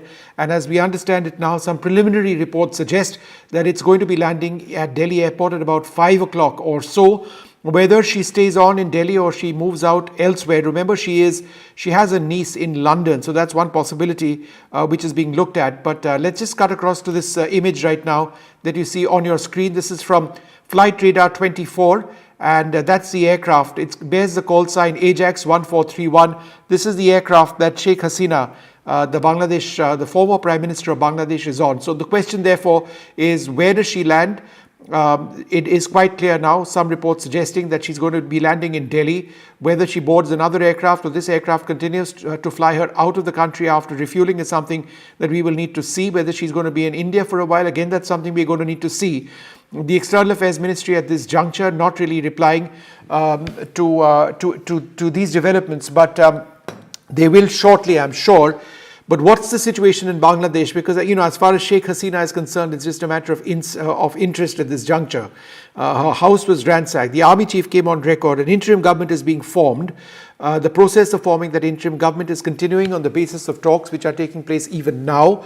Those talks will continue right through to the evening. The army chief appealing to protesters, of whom lakhs are out on the streets of Dhaka, the Bangladeshi capital, to return home. Please cooperate with the army. The army is ordered not to open fire on them. We've got our correspondents out tracking every aspect of the story. My colleague Vasudha Venugopal, Disha with us as well, and Vishal tracking all of this, and also Mohammad Ghazali with us. Ghazali, let me come across to you first. What are you hearing? Has India's External Affairs Ministry responded at all to Sheikh Hasina, whose aircraft appears to be headed to Delhi?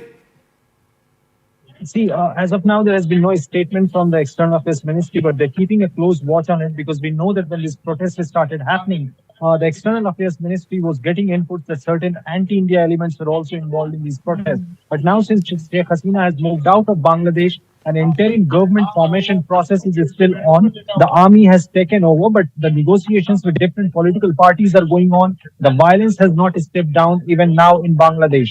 In the Dhaka, in the capital city, the protesters are still out on the street. They stormed through her official residence. They are still out there. The army is not using any force to quell these protesters. Meanwhile, what we are picking up right now, that there is a very likelihood that after arriving in India, in Delhi, Sheikh Hasina may fly out to UK, where one of her cousins is also a parliamentarian. So this is what we are being told right now, but External Affairs Ministry is keeping a close watch on the developments there, but no official statement so far, or whether she will be received officially there or not, and what time she'll be landing there is still uncertain. All right, let's go across to Vasudha Venugopal. Vasudha, what are your government sources telling you at this stage? Well, Vishnu, I'm right outside the Bangladesh High Commission, and let me tell you that there is a sense of uneasy calm here, and we don't know where Sheikh Hasina would be landing. Some people say that she could be landing in Delhi and then, of course, proceeding to London. But let me also tell you that there are staff members inside this complex who are also wearing these black badges of protest. So clearly saying that, whatever is happening in Bangladesh, of course, will have consequences not just in India, but the entire neighborhood. Remember, Sheikh Hasina has been a trusted friend of India, and this whole 10 years has been seen as a Shonali Adhyay, the golden period of diplomacy, because both Narendra Modi and Sheikh Hasina have had a very trusted friendship, and Sheikh Hasina has also sort of, dealt with, addressed India's concerns regarding Islamic terror extremism, and, but other than that, there have also been concerns with regard to how democratic the elections were. Remember, she came to power for the 4th term, and, she's been in power in Bangladesh since 2009, and she was in Delhi just a few days ago for her bilateral meeting, and also for the swearing in of Narendra Modi for the 3rd time. So clearly, many policy changes will have to be made with regard to the foreign policy strategy of India. But as regard to, now the Bangladesh High Commission is sort of, there are many media people here, and of course, the security has been beefed up. You can see Delhi police on that side as well. And of course, I also reached out to Mustafizur Rahman, who is the High Commissioner there, and his office has said that, he is continuously in a spate of meetings, so he'll not be able to meet media people today. So there is a sense of uneasy calm, and of course we are waiting for some more updates as to where Sheikh Hasina could be actually headed, if she's actually coming to Delhi, and where she could be staying, if that actually is the truth. So, she's got a niece in the United Kingdom, Vasudha, so that's one possibility. Again, we don't know very much at this juncture. Disha, what are you picking up? Domestic situation in Bangladesh, as my colleague Ghazali also mentioned, there is still a lot of turmoil and violence on the streets. We're seeing that the protesters, lakhs and lakhs of protesters are still out on the streets. We're also getting visuals on social media and other local media of the protesters inside Sheikh Hasina, the Prime Minister's official residence, and they are, ransacking the residence in a sense, and they're posing for pictures with the different the interiors of the residence, but we're still seeing a lot of sloganeering and a lot of protesters out on the streets calling for their demands to be fulfilled. Now that the army chief has spoken and said that they're forming an interim government and have spoken to the leaders of the different protesting groups, it's now a time to wait and watch and see how the situation in Bangladesh is going to progress. If we're going to see, in a sense, things calming down, the a curfew is still ongoing in Bangladesh, but the army chief has said that if things calm down, the curfew will be removed. They have also the army chief also mentioned that he has instructed the armed forces as well as the police not to fire at protesters, and he said that if the protesters cooperate with him and the army, things can calm down in Dhaka. But as far as the latest is being seen, the internet is still shut down, but certain regions of Bangladesh internet has been restored, but still a lot of turmoil, and this is now a developing situation. Sheikh Hasina, as you mentioned, has left the country, but it's still unclear as to where she is headed. But in terms of her tenure in Bangladesh, she has been in power in Bangladesh since 2009. She actually won a fourth term in Bangladesh in January this year. And again, that election was also deemed as unfair by many groups because the opposition parties actually refused to participate in that election. So this is a historic day in the sense that her over almost 15-year rule in Bangladesh is in a sense coming to an end now that she has resigned and left the country. It is still unclear as to where she's landing. Well, some reports suggest that she might be landing over here, Disha, in Delhi at about 5 o'clock. We're tracking that aircraft. It's the C-130 transport of the Bangladesh Air Force, now winging its way across North India over Uttar Pradesh at this juncture. All right, let's go across to Saurabh Gupta, who's been looking at the situation now. Saurabh, Sheikh Hasina at this juncture, frankly, is a matter of interest. The real story is what's happening in Bangladesh, the violence, about 100 people just yesterday losing their lives, upwards of 300, 400 people since the month of July.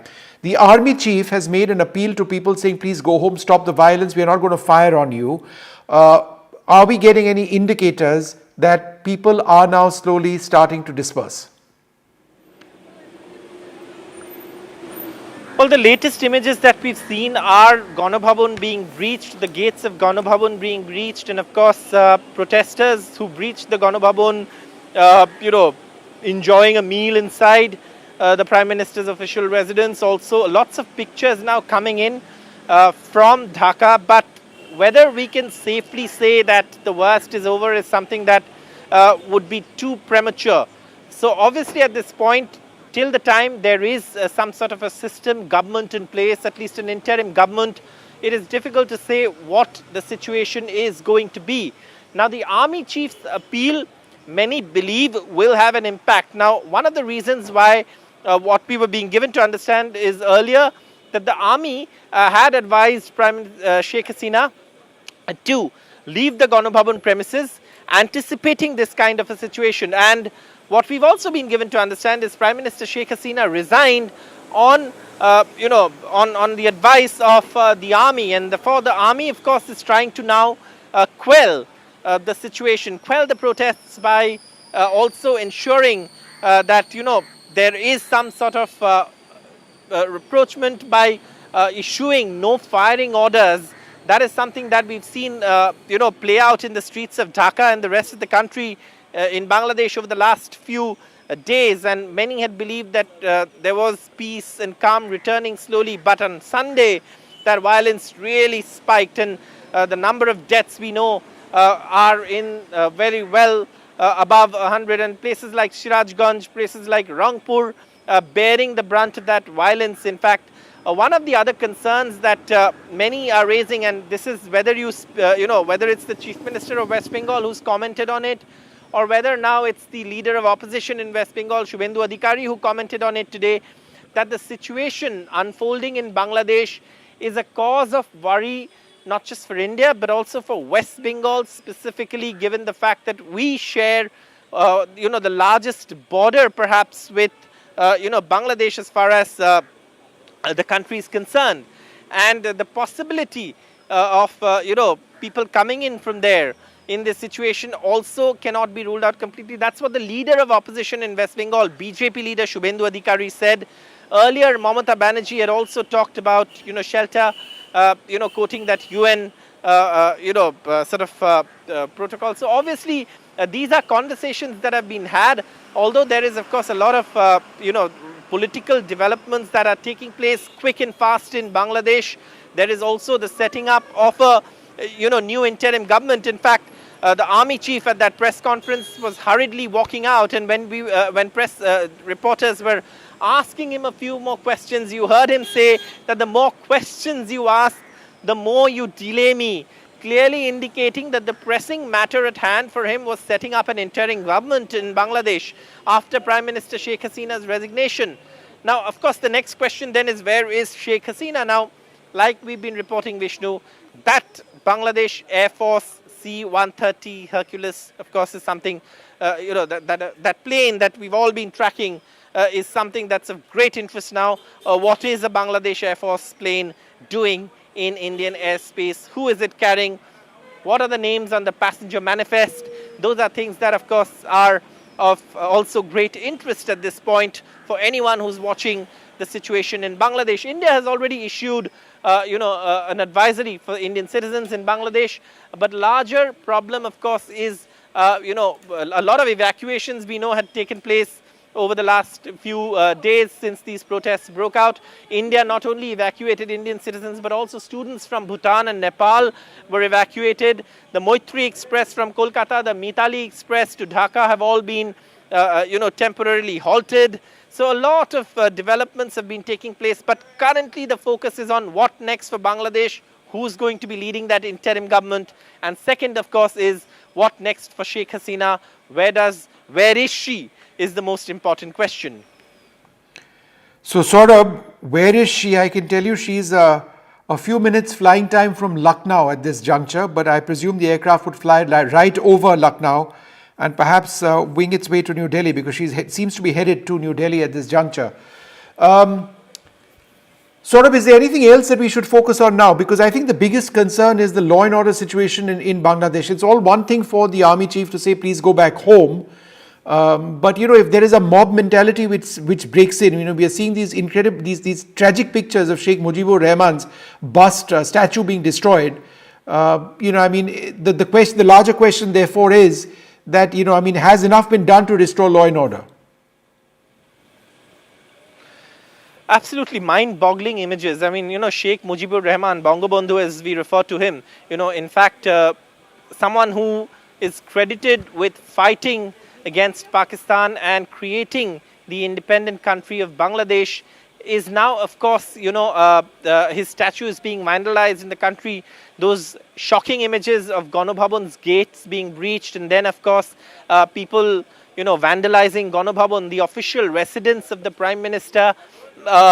These are very, very shocking images from Bangladesh. And yes, the army chief has said no firing orders have been issued. But the images on the streets of Bangladesh are still that of a mob on the streets. Calm and peace and tranquility are not words that you would describe, you would use to describe the situation in Bangladesh currently. But that's the hope that the interim government will have also by the time it's set up this evening, is what we're being told. And also, remember, there is, whatever happens in Bangladesh, the fact is that also West Bengal being very close to Bangladesh geographically, always is, there is a concern. And that is, of course, something that we've seen the leader of opposition in West Bengal, Shubhendu Adhikari, also voice, given what we've seen on the streets of Bangladesh. For example, yesterday in Rangpur, a man was killed. He was, of course, from the Awami League, but his Hindu identity is something that has been widely reported. So all of these questions are on the minds of those who are watching Bangladesh, and of course, at this point, it's a very, very tricky situation, very, very volatile situation. Like I said, peace, calm are not words that one would use to describe the situation or anything close to what is going on in Bangladesh at this point, but closely watching that Bangladesh Air Force aircraft, and of course presuming that, you know, perhaps very important persons could be on that aircraft. And where is Right. Sheikh Hasina is the primary question. What All right, next Saurabh, for we'll keep Bangladesh? coming back to and then you. perhaps the larger question is what next for India. Absolutely, vis-a-vis absolutely, Bangladesh. and we'll track that. You know, some reports suggesting that it would be about 5 o'clock by the time she lands in Delhi. If indeed she's headed here, she appears to be headed here, at least that Bangladesh Air Force aircraft headed right to Delhi. So we'll have to wait and see, maybe a little bit more than that. Well, we're going to take a short break at this stage, come back with the very latest.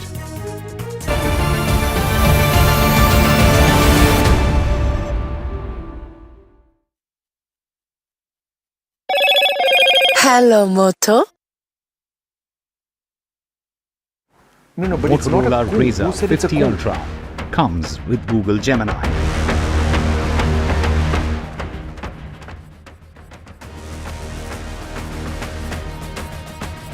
Intense violence in Bangladesh. Prime Minister Sheikh Hasina has fled. She's likely to land in Delhi. The army in charge presently, but an interim government is being formed.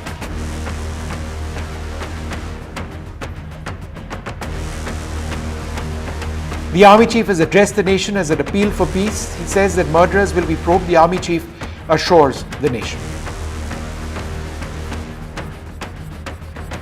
An angry mob storms into the residence of the Bangladesh Prime Minister. Protesters vandalize Mujibur Rahman's statue. Bangabandhu was the first Prime Minister of Bangladesh.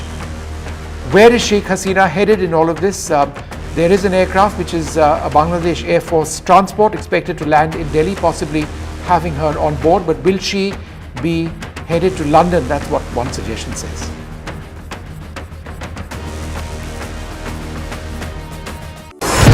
NDTV proudly upholds its legacy of trust and credibility. According to the prestigious Reuters Institute's Digital News Report 2024, NDTV is the top-most news platform in the country. Number one in both online and offline reach in India. Beating all its competition, NDTV stands for trust.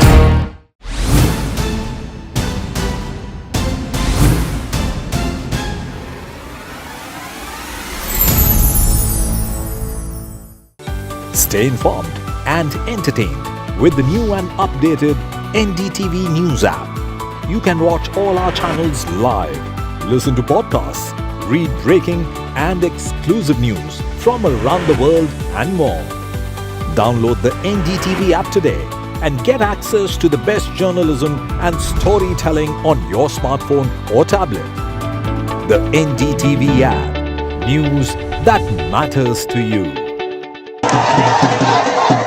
After great victory by Indian team, and today we are reporting from Mohali International Airport where we are showing these visuals. Arshdeep हमारे साथ हैं. बहुत ही performance आई साਰਿਆਂ ਦੀ ਤੇ ਵਧੀਆ results ਮਿਲੇ. We are in the city of Kanpur today because they have their champion back home, Kuldeep Yadav. Desperation for each and everyone to go there and win the World Cup, and we did it.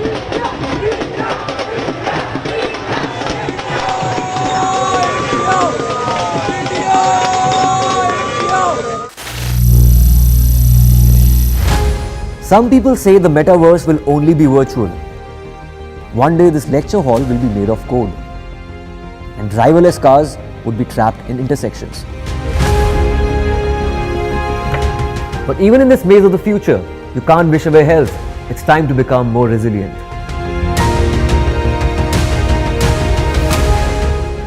"10 years of Banega Swasth India, we have grown and achieved so many milestones.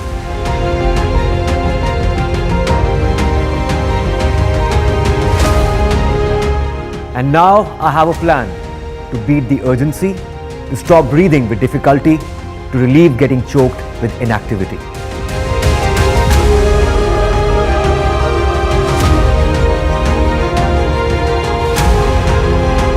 Energize our government, our environment, our society, and ourselves.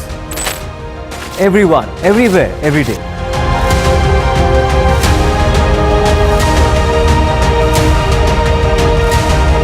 Banega Swasth India. One world hygiene. Welcome back. The big story that we are tracking at this stage, the collapse of the Bangladesh government. Sheikh Hasina has escaped the country, likely to land in Delhi anytime now. Protesters stormed into her residence, broke open the gates, took away furniture. Lakhs of people out on the streets of Dhaka. Student protests completely out of control. The army is in charge. There's an interim government which is being formed. The army chief has asked people to go back home. Will they? That's the big question. What are these protests all about, which prompted Sheikh Hasina to exit her country? They were about a quota for jobs in the government for relatives of those who were freedom fighters at a time when there is a high unemployment, or relatively high unemployment in Bangladesh. Students said absolutely no, that quota completely unexpected. There was a rollback of that quota, but it wasn't enough. The protests continued.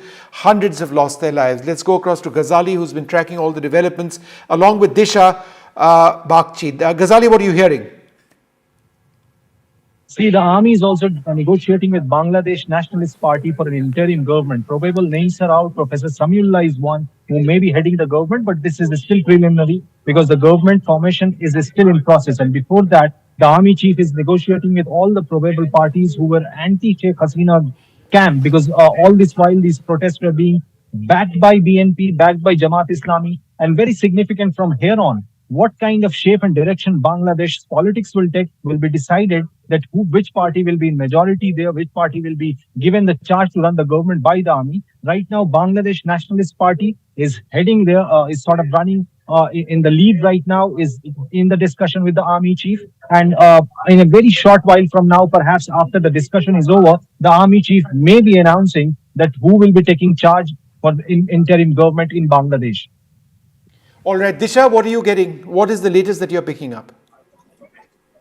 So the latest that we are picking up is that internet services are still shut down in Bangladesh. Lakhs of people are still on the streets. Lot of turmoil, lot of vandalizing still on the streets. We're seeing that protesters are continuing to be in the Prime Minister's residence, and they have not yet exited the residence and still kind of in the residence and causing a lot of turmoil and ransacking of the residence in a sense.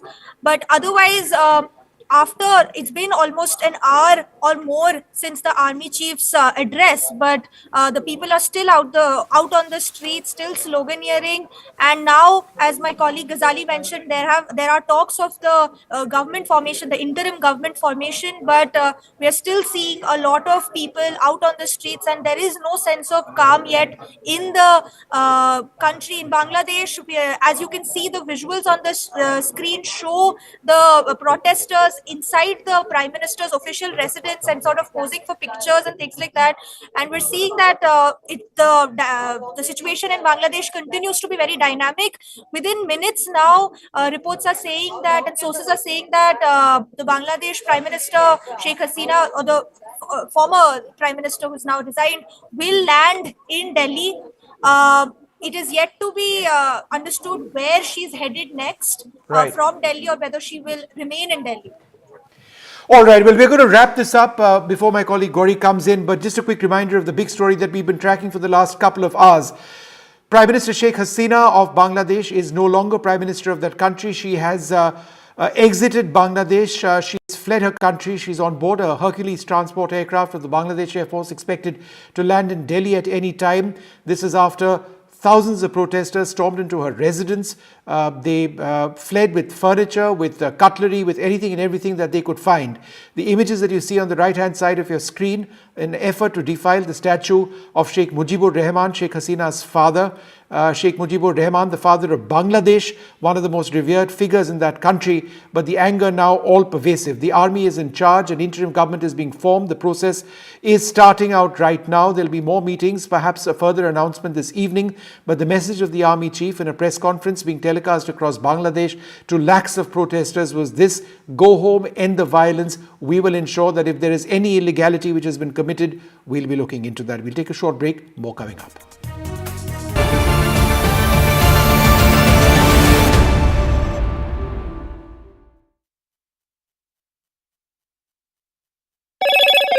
Hello, Moto. Motorola Razr 50 Ultra comes with Google Gemini. Novak Djokovic wins the Olympic gold.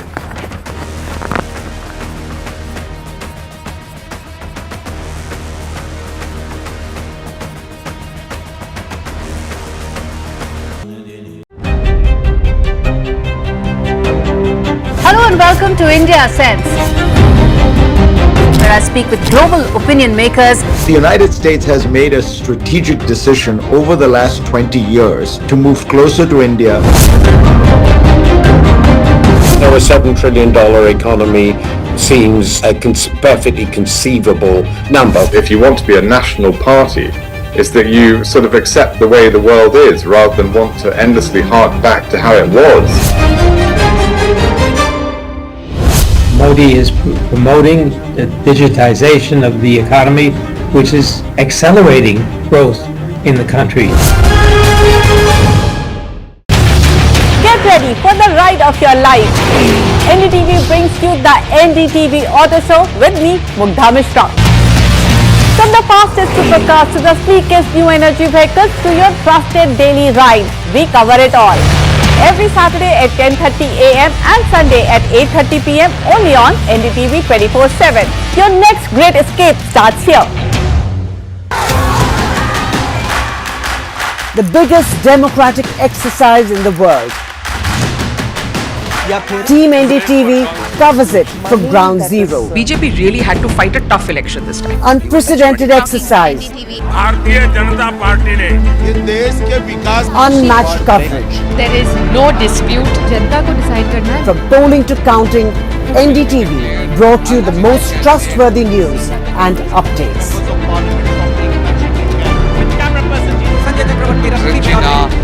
Elections mean NDTV.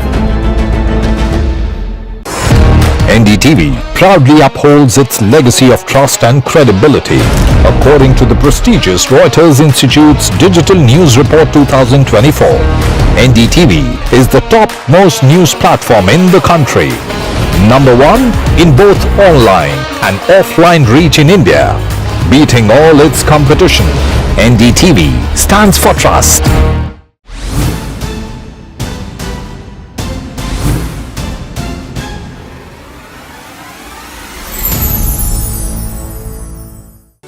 Stay informed and entertained with the new and updated NDTV News app. You can watch all our channels live, listen to podcasts, read breaking and exclusive news from around the world and more. Download the NDTV app today and get access to the best journalism and storytelling on your smartphone or tablet. The NDTV app. News that matters to you. After great victory by Indian team, and today we are reporting from Mohali International Airport where we are showing these visuals. Arshdeep हमारे साथ हैं. बहुत ही performance आई सारे दी थे बढ़िया results मिले. We are in the city of Kanpur today because they have their champion back home, Kuldeep Yadav. Desperation for each and everyone to go there and win the World Cup, and we did it.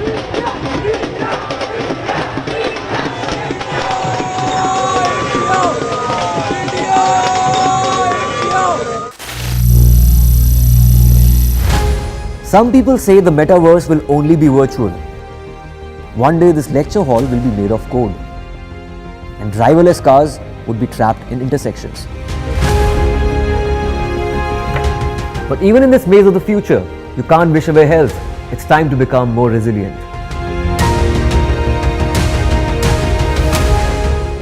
10 years of Banega Swasth India, we have grown and achieved so many milestones.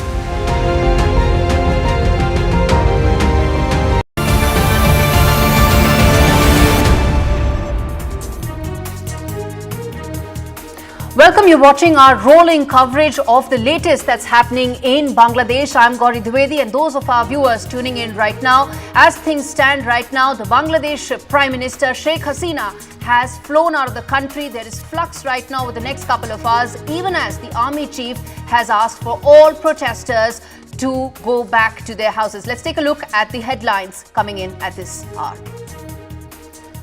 Army coup in Bangladesh. Sheikh Hasina flies out of country. Sheikh Hasina has been ousted. She's flown out of the country amidst unprecedented protests. Army has taken over and announced an interim government to be formed, even as Army Chief addressed the nation and called for peace amongst the protesters. Army mob storms into Bangladesh Prime Minister's residence. Protesters vandalize Mujibur Rahman's statue, Dhaka Palace, ransacked by protesters. Where is Sheikh Hasina headed? The flight radar suggests that the Bangladesh C-130J was spotted over Kolkata as the Sheikh Hasina is expected to land in Delhi anytime soon now. Aircraft carrying Sheikh Hasina has been in Indian airspace for 40 minutes.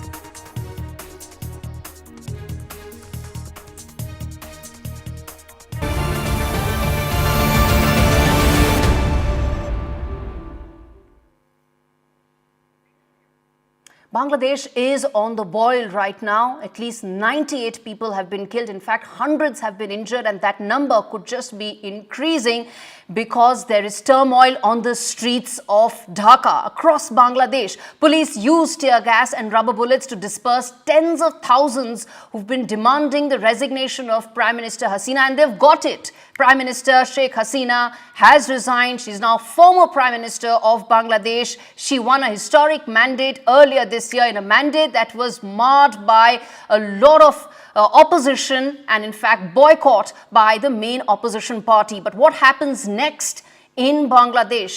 It's had a history of civil unrest. 100 people, as I said, have already been killed. Since 16th of July, Bangladesh has been on the boil over quota, and quota protests took over the entire country. The clashes broke out even as Supreme Court last week came in favor of the quota protesters, slashed the amount from 30% to just 5%, but that did little to address the nationwide protests that were spiraling out of hand. There's been an indefinite countrywide curfew that has been slashed, and mobile internet continues to be under very tight restrictions. But first up, listen in to what the army chief had to say when he asked and appealed for calm and asked all lakhs of protesters to go back to their houses, and said that there will be an interim government, even as the next few weeks could mean flux for Bangladesh. Listen in. ক্রান্তিকাল চলছে। আমি সমস্ত রাজনৈতিক দলের নেতৃবৃন্দকে এখানে আমন্ত্রণ করেছিলাম। ওনারা এখানে এসেছেন। আমরা একটা সুন্দর আলোচনা করেছি।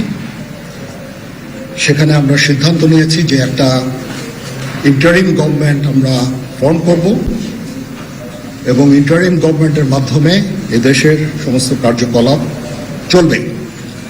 আমরা এখন মহামান্য রাষ্ট্রপতির কাছে যাব, যে এই ইন্টারিম গভর্নমেন্ট ফর্মের ব্যাপারে ওনার সাথে আলাপ আলোচনা করে আমরা একটা ইন্টারিম গভর্নমেন্ট ফর্ম করে দেশ পরিচালনা করব। আমি আপনাদের কথা দিচ্ছি, সমস্ত হত্যা, সমস্ত অন্যায়ের বিচার আমরা করব। আপনারা সেনাবাহিনীর প্রতি আস্থা রাখেন, সশস্ত্র বাহিনীর প্রতি আস্থা রাখেন। আমি সমস্ত দায়িত্ব নিচ্ছি। আপনাদের জানমাল এবং আপনাদেরকে আমি কথা দিচ্ছি যে আপনারা আশাহত হবেন না। ইনশাআল্লাহ আপনাদের যত দাবি আছে সেই দাবিগুলো আমরা পূরণ করব এবং দেশে একটা শান্তি শৃঙ্খলা ফিরিয়ে নিয়ে আসব। আপনারা আমার সাথে সহযোগিতা করেন। দয়া করে আর এই ভাঙচুর, হত্যা, মারামারি, সংঘর্ষ এগুলো থেকে বিরত হন। আমি নিশ্চিত যে আপনারা যদি আমার কথা মতো চলেন, আমাদের সাথে যদি একসাথে যদি কাজ করি আমরা, নিঃসন্দেহে আমরা একটা সুন্দর পরিণতির দিকে আমরা অগ্রসর হতে পারব। আপনারা দয়া করে আমাকে সাহায্য করেন। মারামারি করে এই সংঘাতের মাধ্যমে আমরা আর কিছু অ্যাচিভ করতে পারবো না, আর কিছু আমরা পাবো না।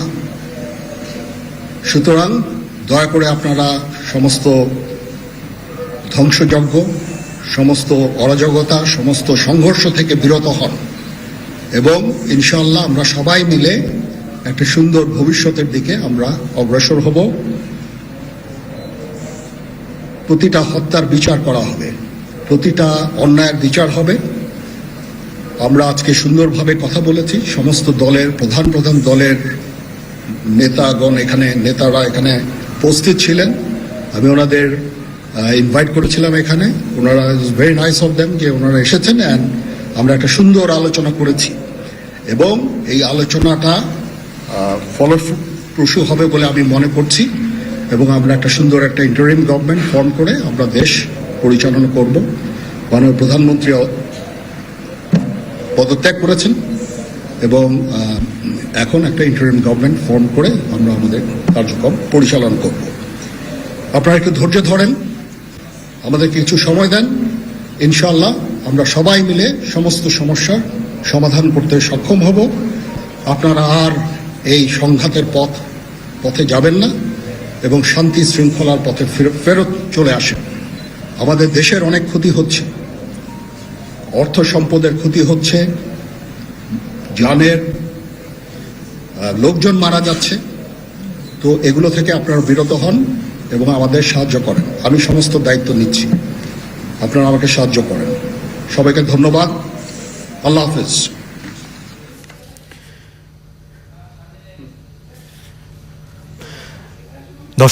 দর্শক আপনারা নিশ্চয়ই সেই কাঙ্ক্ষিত ভাষণ দেখেছেন। সেনাপ্রধান আরো কিছু বলার চেষ্টা করছেন, আমরা আবারও শুনি। এটা খুব আর্লি স্টেজ, আমরা যাব মহামান্য রাষ্ট্রপতির সাথে যে আলাপ আলোচনার মাধ্যমে এটা আমরা করব। আজকে এখানে জামাতের আমির ছিলেন, আমাদের বিএনপির শীর্ষস্থানীয় নেতৃবৃন্দ এখানে ছিলেন, জাতীয় পার্টির নেতৃস্থানীয় নেতৃবৃন্দ এখানে ছিলেন এবং সুশীল সমাজ এবং এখানে ডক্টর আসিফ নজরুল উনি নিজেও ছিলেন এখানে এবং উনি আমার সামনেই উনি সমস্ত ছাত্রদেরকে একটা সুন্দর বার্তাও দিয়েছেন এবং আমি আশা করি যে ছাত্ররা সেই বার্তা শুনে ওনাকে সবাই শ্রদ্ধা করে, ছাত্ররা শ্রদ্ধা করে, ওনার এই বার্তা শুনে তারা এই পরিস্থিতি নিয়ন্ত্রণে নিয়ে চলে আসবে এবং আমরা একটা সুন্দর একটা পরিস্থিতির দিকে আমরা এগিয়ে যাব ইনশাআল্লাহ। এখানে আওয়ামী লীগের কেউ ছিল না, আওয়ামী লীগের কেউ ছিল না। হ্যাঁ, আজকে বিকজ আমাদের এই সময় নাই, এটা একটা বিশেষ একটা পরিস্থিতি, আমরা আজকে যে এই পরিস্থিতি এটা একটা আমরা একটা নিয়ন্ত্রণ নিয়ে আসবো। সেনাবাহিনী শান্তি শৃঙ্খলা বজায় রাখার কাজ চালিয়ে যাবে এবং আপনাদের সবার দায়িত্ব, ছাত্রদের দায়িত্ব, রাজনৈতিক নেতৃবৃন্দ এবং রাজনৈতিক কর্মীদের দায়িত্ব হচ্ছে সেনাবাহিনীকে সাহায্য করা এবং আপনারা মিডিয়ার মাধ্যমে আমাদেরকে এই যে একটু আমাদের সাহায্য করেন, সুতরাং আমরা তাহলে এই পরিস্থিতি নিয়ন্ত্রণ সহজেই নিয়ে আসতে পারব।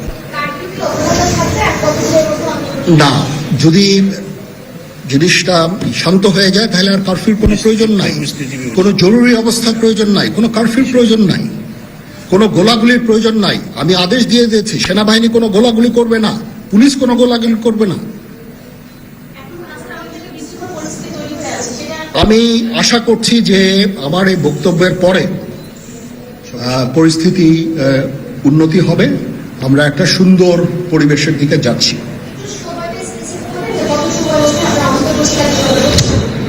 আমরা এটা না, আমি আজকে রাতের মধ্যে একটা আমরা সলিউশনে যাওয়ার চেষ্টা করবো, বাট আমাদের হয়তো 2-1 দিন সময় দিতে হবে। এটা আমরা এখনো এটা টু আর্লি, আমরা যাচ্ছি যে আমরা কথা বলবো মহামান্য রাষ্ট্রপতির সাথে, আমরা একটা সুন্দর সলিউশনে আমরা পৌঁছাবো।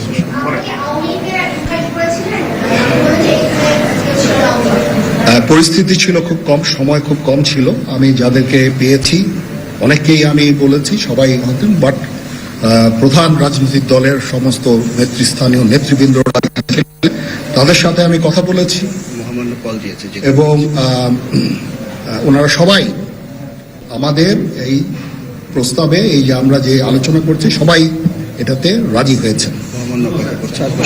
এখানে মমিনুল হক সাহেব ছিলেন, এখানে জামাতের আমির ছিলেন জুনায়েদ সাকি, উনি ছিলেন। তারপরে ডক্টর আসিফ নজরুল ছিলেন। আমরা সবাই মিলে এবং সবাই আমরা এটাতে একমত পোষণ করেছি। এখন ছাত্রদের কাজ হচ্ছে যে শান্ত হওয়া এবং আমাদেরকে সাহায্য করা। আমি তো বলছি এতক্ষণ আমার এই বক্তব্যের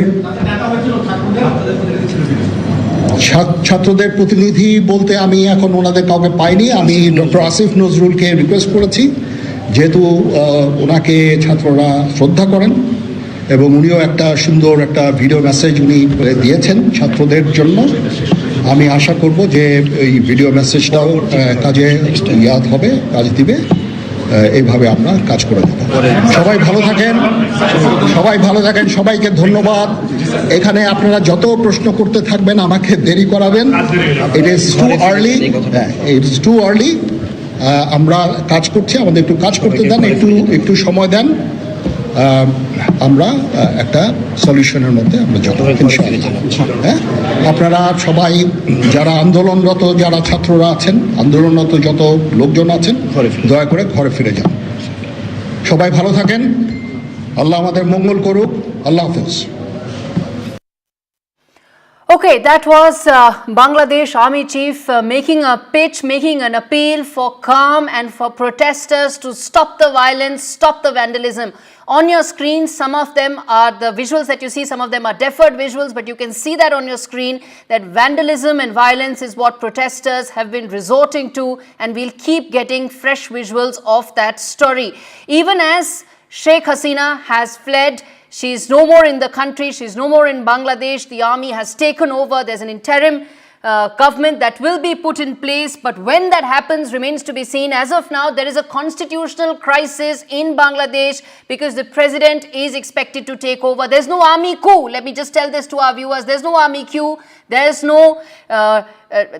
no effort by the army to take power forcibly, but it is now in charge till an interim government comes in. Okay, let's get in my colleagues to get all the angles to this developing story, which has huge implications for India. Even as, let's first get in Mohammad Ghazali, Vishal Vivek, as well as Vasudha Venugopal to tell us the different angles to this big story that we are tracking. But first up, Ghazali, let me ask you this, the immediate, before we come to the big picture in terms of the impact this has for India, the big picture, she's supposed to, Sheikh Hasina's fighter jet is supposed to land in India very shortly. What are the next steps? What are the kind of diplomatic protocol that she will be extended to? Whom could she meet? Most important, refueling stop before she goes further. What's it? Talk to us about the next immediate steps, given that she is going to be in Indian territory very shortly.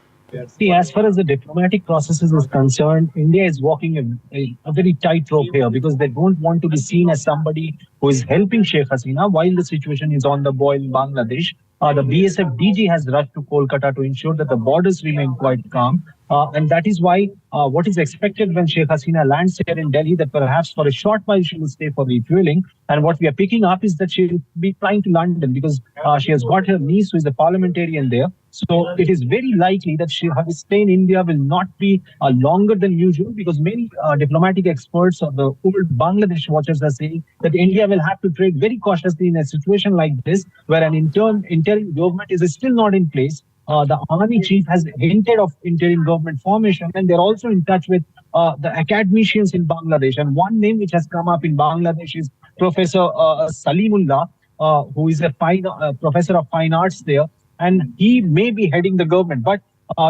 just to tell our viewers, the government is not in place right now. It's still under the army control. The interim government formation has not happened, and the army is still discussing with different political parties. So as far as her stay in India is concerned, even if it is going to be there, it will be very short, for very short duration. And as you mentioned, it may be just for the refueling before she departs for London. Absolutely, it could be a quick refueling stop. But again, what is the kind of diplomatic protocol that India will extend to former Bangladesh Prime Minister Sheikh Hasina? Who could she be meeting at the airport? How long could this stay be? Could really give an indication of how India is viewing this entire crisis in Bangladesh. Stay with me, Ghazali, I'm also getting Vasudha, but before that, Vishal, let me ask you this, that in terms of the turmoil that is happening in Bangladesh right now, Army Chief's appeal for ensuring calm, for protesters to stop the vandalism is having absolutely no impact. The latest visuals that I was seeing, which we'll get for our viewers also in a short bit, is that the museum has also been set on fire by protesters. That is correct. So this has been going on for at least 2 weeks now. Lakhs of protesters have been on the streets for more than 15 days now. So it would take some time to contain these emotions. They had been on a rampage for about 2 weeks. There had been repeated clashes between police and the protesters, which had resulted in deaths of at least 300 people over the last 15 to 20 days. It will take some time. It's been a couple of hours since the army chief addressed the media and asked the protesters to calm down, and extended a hand that they will form a government, an interim government that they will probably make with the BNP, which is the main opposition party in Bangladesh right now. So what this means for India is also one of the main questions, because in the past when BNP had been in the power, it had been a tough ride for India as far as the anti-terror operations are concerned on the border of India and Bangladesh. India had faced a lot of troubles on the border due to BNP being in the power. And ever since BNP's ouster, Sheikh Hasina had stepped in and extended a friend's hand to India, and said that the government will support India in any ways possible to contain the terror operations across the border, and they had been successful in many ways. So that is the main key point for India, and how this new government, how it adopts, how it adapts, that remains to be seen. Yes. Whether the Islamic fundamentalism will come back, that remains to be seen. That's a concern, that's a fear, but I'm going to come to that in just a bit, because I want to first address the immediate. Vasudha, I'm going to come to you, but I want to address the latest visuals. Let's take them full frame. There you can see that's the latest visuals coming in of the museum being set on fire by the protesters. As I said, the appeal for calm having zero impact on the protesters. Some reports suggested that over 4 lakh protesters were on the streets today in Dhaka, despite the fact that their number one demand, Sheikh Hasina has left Bangladesh. The country, though, remains on the boil because protesters refuse to go back, refuse to withdraw, even though their biggest demand has been met. Those are the latest visuals coming in of the museum being vandalized, in fact being burnt by protesters, even as the army continues to ask for the calm to prevail, for protesters to go back. In fact, earlier we had visuals of Sheikh Mujibur Rahman, the father of Bangladesh. His statue was also vandalized. Okay, I'm going to come to Vasudha in just a bit, but I want to now get in the India angle. Ghazali, now this is very important and very significant for India from 2 aspects. One is the fact that who comes next, as to who will now take over, whose government could be formed, and who would be the interim prime minister, because remember, you can only be the prime minister if you're there in parliament. The primary opposition party, that was BNP, boycotted the elections completely. So there cannot be any representative from Khalida Zia's party. So who could take over in the interim before the elections are announced? Because this turmoil cannot go on for any time longer than absolutely necessary. See, first that India has lost its trusted aid in Bangladesh. We know that how Sheikh Hasina was here in the swearing ceremony, and she was one of the first international leaders to visit India, meet Prime Minister Modi after he took over for his 3rd term here. So one, that we have lost a trusted partner. Second, the bigger concern for India is that right now the region, our neighborhood, immediate neighborhood is in turmoil. There is instability, and all depends upon the army chief, because he made those announcements. He facilitated a departure of Sheikh Hasina from Bangladesh while the entire country was on the boil. He ensured that she's safely leaving the country, departing the country with her sister. So all depends upon who he appoints as somebody to take charge for the new government. The third thing is that India will also be concerned that not any party which has even a remotest hint of being having a history of anti-India sentiments or harnessing Ghazali, anti-India I'm going to sentiments come in back the to past. that aspect should- because that requires greater discussion in terms of what happens if Khalida Zia or some of the other elements come to power. But I want to get in Vasudha first. She's standing outside Bangladesh High Commission. Vasudha, how India now deals with the present and immediate is very significant. How long Sheikh Hasina stays in Delhi, what is the kind of diplomatic protocol that is extended to her will be very significant and important. Talk to us, what are your sources telling you about this? Well, Gauri, I'm coming to you from the Bangladesh High Commission, and the action here has really intensified in the last few hours. When I came here in the afternoon, there were hardly like a few policemen, but now if you look at the security here, it's been beefed up. There are barricades everywhere, and there are staff members inside this complex who are also wearing those black badges of protest, signaling that they also support what really happened in Bangladesh. And remember, what happened in Bangladesh was something that was sort of a deja vu, because we've seen something like this happening in Sri Lanka and of course in Afghanistan and Myanmar. So India's neighborhood has been in a state of unrest, and clearly, these protests in Sri Lanka started on July 1st, and we've seen that intensify over the last few days, with the army in some ways also supporting it, and India has been very concerned about it, considering Jamaat-e-Islami's youth wing has also been supporting the protests. So MEA has officially reacted to this in the past few days, saying that it is monitoring the situation. In fact, just yesterday, India released a very important stern advisory to citizens, signaling them, cautioning them, against any travel in Bangladesh, and making it very clear that they also need to be in touch with the Bangladesh High Commission there. So for India, Bangladesh is very critical because, it is also important, a pivotal country for its Look East policy, considering that India also wants to stall China's advance and influence in this particular region. And when it comes to Narendra Modi and Sheikh Hasina's relationship, Gauri, you know this better than anybody else. It has been like a Sonali Adhyay, like it's been a golden era of diplomacy for both countries, because be it bilateral relations, or for that matter trade, infrastructure, port connectivity, or for that matter even cultural relations, we've seen that grow in the last 10 years. But apart from that, there have also been concerns raised with the allegedly anti-democratic nature of the elections that took place in January, which also put Sheikh Hasina back in power for the fourth term. She's been at the helm of Bangladesh since 2009, but she's been a trusted ally of India. Khalida Zia, the opponent, has been extremely critical of Sheikh Hasina and Narendra Modi friendship. So clearly a lot of reworking of foreign ties will have to be done, which is what our MEA officials are sort of involved in. But as of now, we know that she has sort of left from Bangladesh, and she is somewhere, she's expected to go to an undisclosed location. It could be London, she could be actually coming to Delhi and going off to London, but there is no clarity, there is no official statement on what kind of diplomatic treatment that she could get from India, because this is one area where India would be extremely careful, and there would be a lot of thought put into this, and that is one thing that India would be very careful about. And remember that she has been to India for at least 10 times in the last 10 years, and she was here just on the 24th of June, and also for the swearing in of the Prime Minister for the third time. So there are many friendly ties at stake. At the same time, for India to put on that objective, neutral face to ensure that its own interest is at the helm of it will be very critical.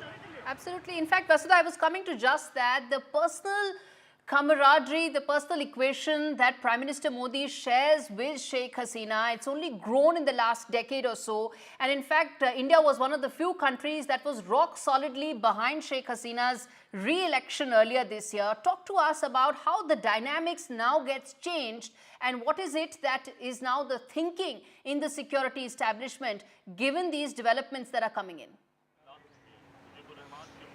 Well, Gauri, as we know that Sheikh Hasina has been a trusted ally of, of India, and also particularly of Narendra Modi, when it came to addressing India's concerns about, Islamic terrorism, Islamic extremism. She has been somebody who has addressed those concerns, and that has also been a point of contention between Sheikh Hasina and Khalida Zia. So clearly Sheikh Hasina and Narendra Modi have also started many projects between Bangladesh and India, strengthening the bilateral ties, and when it comes to port connectivity, infrastructure, this whole railway station in Agartala, and also Indo-Bangla movie making, the kind of shared heritage that we have with respect to Rajendra Nagar, or celebrating the legacy of Mujibur Rahman. All these things did happen in the last 10 years, which is why this friendship was considered, this whole age was considered Adhyay or the golden era of diplomacy between India and Bangladesh, because it did reach the peak of diplomacy. But other than that, there have been concerns with regard to Sheikh Hasina's high-handedness. These whole allegations against her rigging these elections, and also most importantly the alleged high-handedness and also the anti-democratic nature of these polls that also saw her becoming the Prime Minister of Bangladesh for the fourth time, and the way she dealt with opponents. So India has been very careful about this. She was also one of the leaders who was invited for Narendra Modi swearing in, and she was amongst the first foreign dignitaries to visit Prime Minister Narendra Modi when he took over for the third time. So clearly many friendly ties up there, but at the same time India has under Jaishankar and under Dr. Jaishankar and under Narendra Modi has always put its own interests first. It has actually devised a new look east policy where it looks at its own interest and also in some ways stalling the influence of China in this region, which is why I think it will be very mindful about the changing dynamics in the country, and it will look for a strategy which will put the national interest at the helm of it. Absolutely. Stay with us, Vasudha. I want to also now bring in Major General Gigi Dwivedi joining us live on the broadcast for the security implications of what's happening in Bangladesh. General Dwivedi, now this has huge security implications for India. The long border that we have with Bangladesh, it's been porous, it is porous. The fact that in the northeast in the past, especially when it was not Sheikh Hasina's tenure, there have been very heightened security risks. How do you see the present security challenges that emanate from the situation right now? Well, Gauri, first and foremost, at the outset, it's very unfortunate as to what has taken place in Bangladesh from the political perspective. And I fought the Bangladesh war, and therefore I hold the interest of Bangladesh very dear. So coming to the specific point of Indian security, Bangladesh is very important for India from the security perspective, both from the external and internal security dimension. First, let's take the internal security, because when the government in Bangladesh, which was non-Awami League government, especially the Bangladesh and National Party, the territory of Bangladesh was being used by those elements which are inimical to India's interest, and especially Jamaati elements.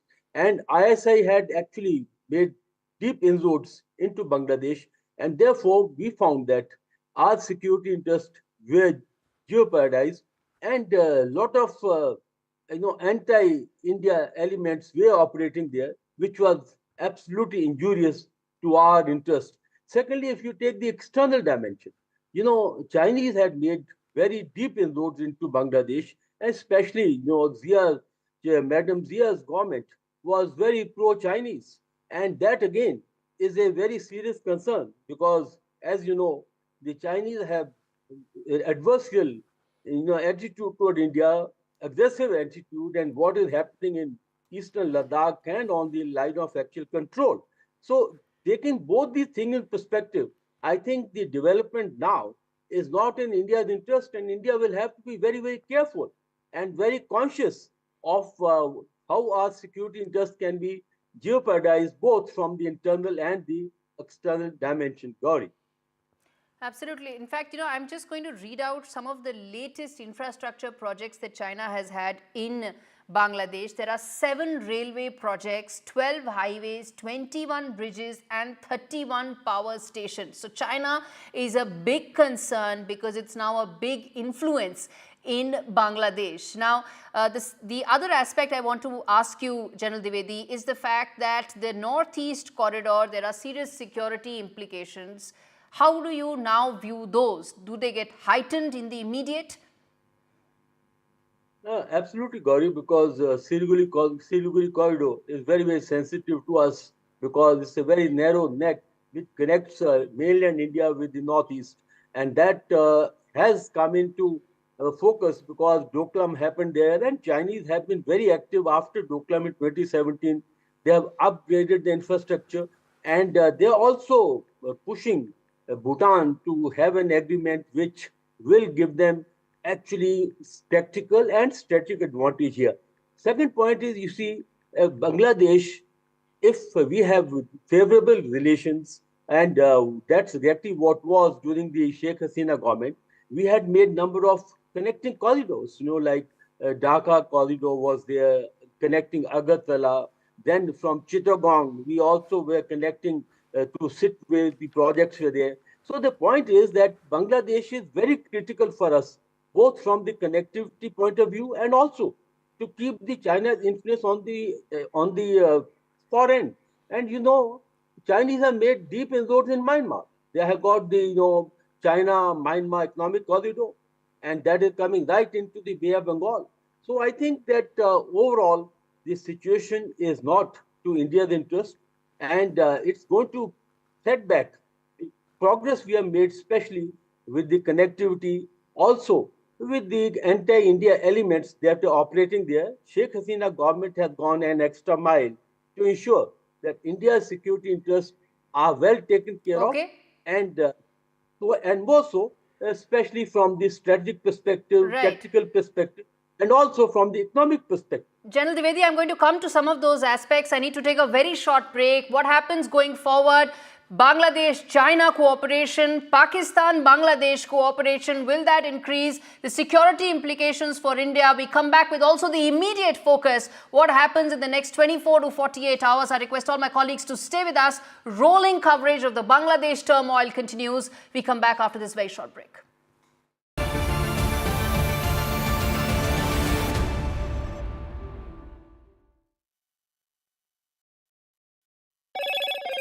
Hello, Moto. Motorola Razr 50 Ultra comes with Google Gemini.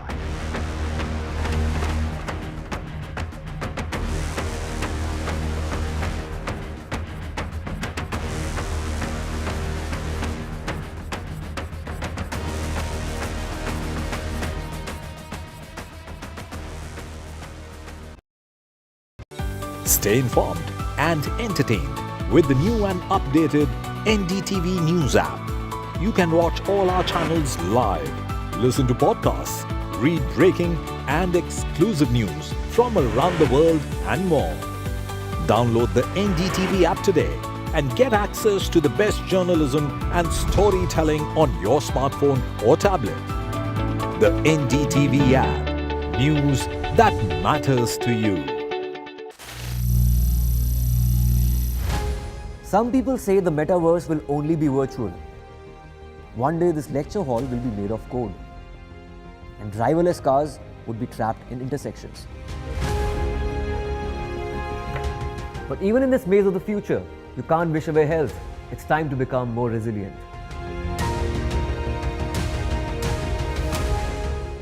"10 years of Banega Swasth India, we have grown and achieved so many milestones.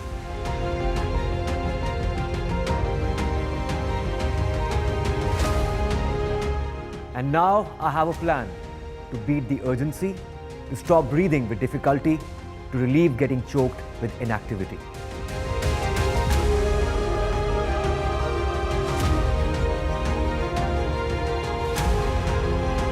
Energize our government, our environment, our society, and ourselves. Everyone, everywhere, every day.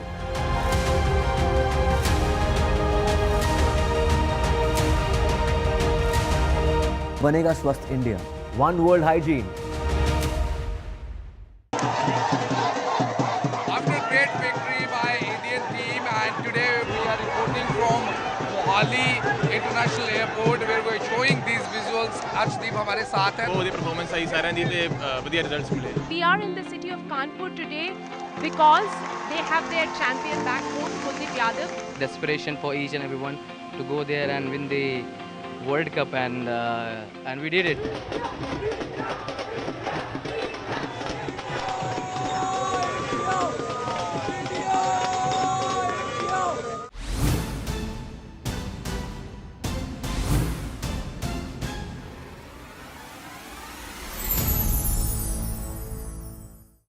Stay informed and entertained with the new and updated NDTV News app.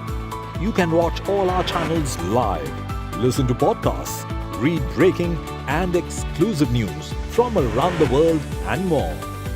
Download the NDTV app today and get access.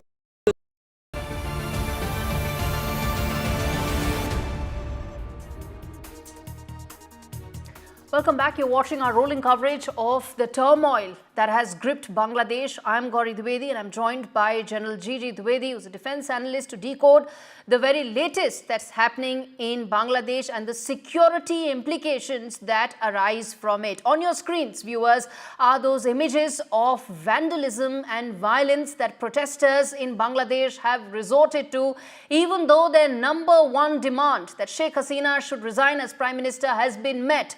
The violence and vandalism continues even as the army chief has appealed for calm. He's appealed for protesters to end their violence and go back. The army chief has also promised that there will be an interim government soon, but the security implications of this and the very latest that is happening in Bangladesh is what the focus will be over the next 30 minutes. Let me also get in my colleague Mohammad Ghazali to give us the very latest on what's happening. Ghazali, Sheikh Hasina's plane is expected to land in Delhi anytime soon. Talk to us what is happening right now behind the scenes. What is it that your sources within the government are telling you? How are they going to approach this situation right now? See, the governments, especially the Ministry of External Affairs sources, are tight-lipped about how she will be received, whether there will be any government representative at the airport to see her or not, or what could be the duration of her stay. Because India is also maintaining a close eye on what is happening in Bangladesh. They don't want to be seen as somebody who has facilitated her escape from Bangladesh. And I'll just give you one update which you're getting from the Students Against Discrimination, that one group which was spearheading this anti-quota stuff in Bangladesh. They have issued a statement after the army said that there will be an interim government. They have said that the power transfer in Bangladesh should be done after prior consultation with the protesters, because they say that they have lost more than 100 people since yesterday. More than 100 people have died or been killed in this protest, so they should be consulted before somebody is appointed as in charge of the interim government in Bangladesh. But as far as Sheikh Hasina's arrival in Delhi is concerned, what we're picking up is that MEA is very tight-lipped about the situation. No one knows that who is going to be at the airport, but certainly there will be back-channel talks which are going on because she's arriving in Delhi. Tell us, what is her final destination? Where is she headed from India? Where is she headed from Delhi? Tell us that. Her niece is a parliamentarian in UK, so what we are being told is that she will be departing with her sister. She will be going to London after refueling her at Delhi airport. So her final destination will be London. She is not going to stay here in Delhi for a very long time. It will be ensured that she leaves for London as soon as the refueling is done at the Delhi airport. Do we know who will be meeting her from the Indian side? Any idea the protocol that could be extended? She's now former Prime Minister of Bangladesh. Yes, now she's the former Prime Minister, but there is no word as of now that who will be at the airport to see her, whether any Indian government official will go and receive her there. But all the assistance will be provided to her once she lands here in Delhi. Okay, so along with Sheikh Hasina, her sister Sheikh Rahana is also traveling with her. And as reports seem to suggest right now, and as what Ghazali, my colleague, is telling, that they are headed to London right now, and there's no word on how Indian government is viewing this unprecedented situation in Bangladesh, given that Sheikh Hasina will be in Delhi for some time. Stay with us. I want to quickly get in a word from Vishal, and then I get in General Dwivedi as well. Vishal, now talk to us about the latest that is happening in terms of the protests that are happening. Visuals are coming in as we speak. We are taking them also for our viewers to see that the vandalism is going unabated. It's as if the army chief's appeal is having absolutely no impact on the protesters. What do they really want? So when the protest began about 2 weeks ago, they demanded that the quota that had been extended to relatives of the freedom fighters who had fought in the 1971 war, so that quota should be scaled back. So that demand, that was the main demand of the protesters, and that actually happened, and that was scaled back after the Supreme Court of Bangladesh stepped in and took away that order.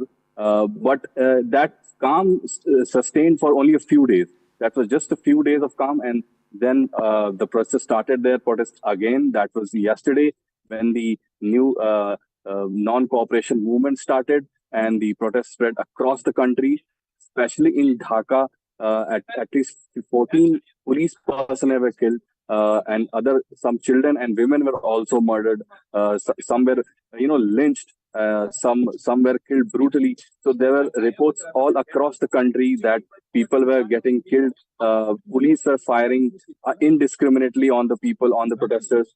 So there were some other videos on social media showing that the Bangladesh army had actually stepped in and supported the people in some areas. So all of that was happening, and then we heard the reports that Sheikh Hasina has finally stepped down.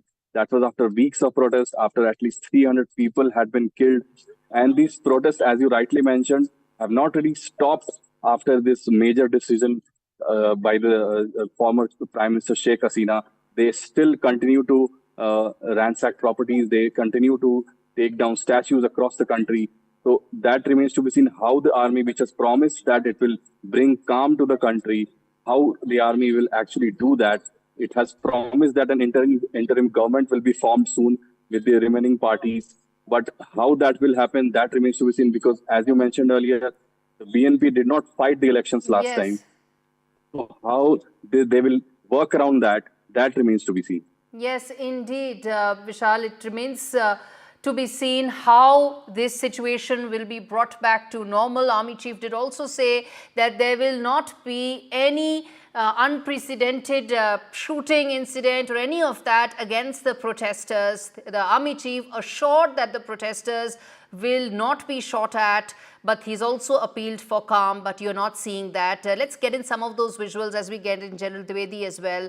And but first our viewers tuning in right now, Sheikh Hasina, the 5-time Prime Minister of Bangladesh, has fled the country in an unprecedented security situation. She first came to power in 1996, was there till 2001, and since 2009, she has been in power. The longest serving Prime Minister of Bangladesh. This was her 4th term. The 4th term started on a note which led to many questions being asked about the elections itself, which was boycotted by the opposition. And since then, there has been a clamor that this election was not conducted in a free and fair manner, and democracy and democratic traditions in Bangladesh were being compromised by Sheikh Hasina. All of that finally led to her ouster, with her now being on way to London with a quick stopover in Delhi. General Dwivedi, I want to first now ask you is that what about the Indo-Bangla border? We'll come to the other aspects related to Pakistan and China, but first the border. That's the immediate security threat, isn't it? It's a porous border. No, absolutely, because India-Bangladesh border is about 4,050 kilometers, and it's a porous border and a very sensitive border, because as it is, a lot of infiltration and trans-border, breaches take place, and this border is very, very sensitive. I see two very important developments that are taking place. Firstly, Hindu minority population in Bangladesh is very vulnerable. In fact, when we fought the war, that time Hindu population was about 23%, today it's only 8%, and they'll be the first targets. And you can expect a lot of refugees coming in, point number one. And secondly, this is the time when the anti-India forces will gain ground. And therefore, in both the perspective, I think the border is very sensitive, and rightly so. Our security forces, especially guarding the border, must be on full alert, because the sensitivity, the porousness of border, and the length of the border, which is about 4,050 odd kilometers. Gauri. Okay, let's stay with us, General Dwivedi, because I want to also get in my colleague Shreya as well as Vasudha Venugopal to give us the very latest that's happening. Shreya, you are at the airport. Tell us what's the latest that's coming in. It seems there are some reports suggesting that it could be senior IAF officials, that is the Indian Air Force officials, who could be receiving Sheikh Hasina, but no word is yet, no final confirmation is yet. Over to you. Give us the very latest. That's right. There is no final confirmation here. We do not see the arrival of Sheikh Hasina, although there are these unconfirmed reports that she will sort of stop over here in New Delhi, and she's on her way to London. And she's, of course, as per sources, she has stopped in northeast city Agartala, the capital of Tripura, which is also the closest to Dhaka. But there are no signs here in the Indira Gandhi National Airport. We do not see any inkling of her arrival anytime soon. But of course, we are aware that India has sort of decided to offer her a safe passage through the Indian airspace following her request from Dhaka. And as for now, in New Delhi, we do not see any inkling of her arrival. So, this is in fact one of the questions that I'm sure we'll have an answer to during the broadcast itself. Shreya is standing at the IGI airport, but it's a military aircraft in which Sheikh Hasina and her sister Sheikh Rahana are traveling. So there's a fair chance that it may not be the IGI airport, but probably the Hindon Air Base. No clarity, no confirmation as yet, but possibility. Okay, Vasudha, you are at the Bangladesh High Commission. Tell us, how is it that the Indian government is monitoring this situation right now? Unprecedented, a lot of flux right now in our neighbor. Every challenge that could be anticipated is very much on the anvil right now.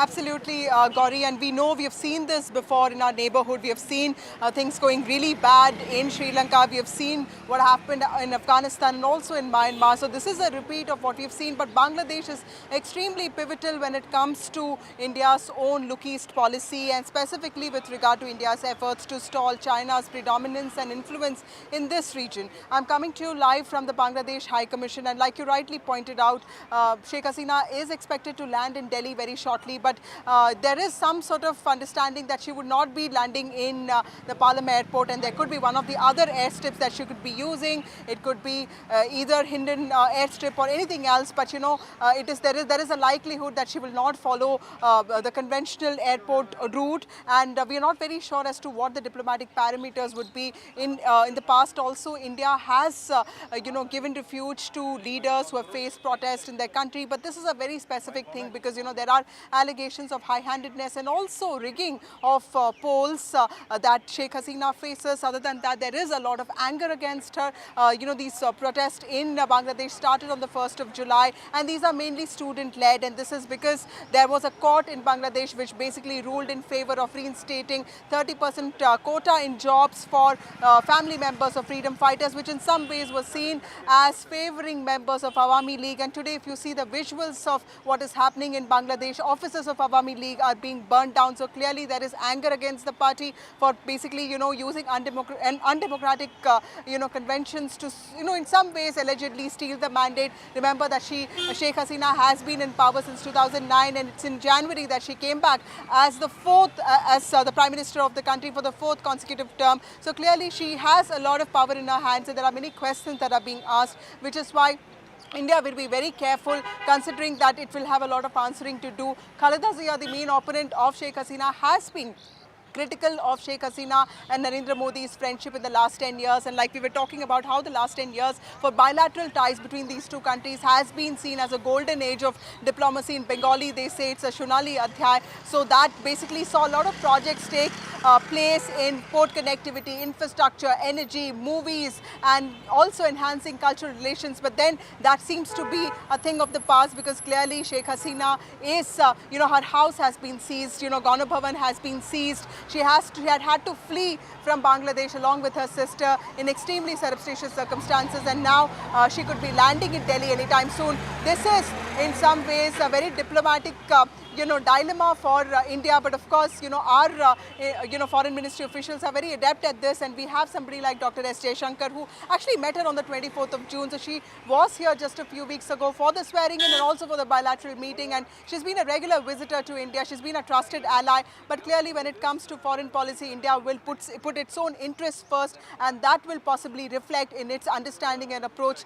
to this issue as well. Absolutely. Stay with us, Vasudha. General Dwivedi, now as we talk about the security implications, there's also a bit of a diplomatic area that India needs to now find sort of the best possible solution to, which is that this was an election, Sheikh Hasina's election in January, was supported by India. India was one of the few allies that Bangladesh had, that Sheikh Hasina had at the time this election was being questioned in several quarters. The election result eventually led to Sheikh Hasina's ouster as well, because there was a fair bit of anger around the election itself because it was boycotted by the opposition party. How do we go from here diplomatically as we wade through these uncertain diplomatic waters from here on?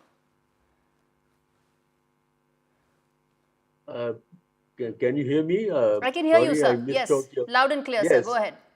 Yeah, absolutely. You are right that as diplomatically, it's a very sensitive issue. India has to do some tightrope walking because let's face the fact that relationship between India and Bangladesh during Sheikh Hasina's time were, I think, very harmonious and very favorable to India. In fact, she was seen as someone who is pro-India, and that was not being liked because on the ground, India doesn't have a very favorable, kind of image or sentiments as far as Bangladesh general public is concerned. Now, there are two issues.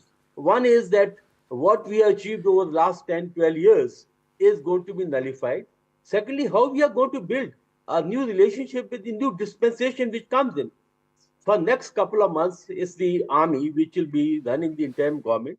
And fortunately, between Indian army and the army of Bangladesh, there's a good harmonious relationship. I want to address some breaking news coming in on the broadcast. Sheikh Hasina has landed. Let's get that. Okay, Sheikh Hasina has landed at the Hindon airport. She's former Prime Minister of Bangladesh, Sheikh Hasina, who's landed at the Hindon airport. She also has her sister, Sheikh Rahana, with her. And they will be here for a short period of time and then are likely to move ahead to their final destination, which is expected to be the UK. Now, how long will she be here? What is the kind of diplomatic protocol that will be extended to her? Will she reach out to anybody in the security establishment in New Delhi? Are all questions. Let's change that. She's former Prime Minister of Bangladesh, Sheikh Hasina, who's landed in Delhi right now at the Hindon airport. Let's get in Mohammad Ghazali to give us the very latest on this. Ghazali, as we've been talking, Sheikh Hasina has landed at the Hindon airport. Tell us what could be the next few steps for as long as she's on Indian soil.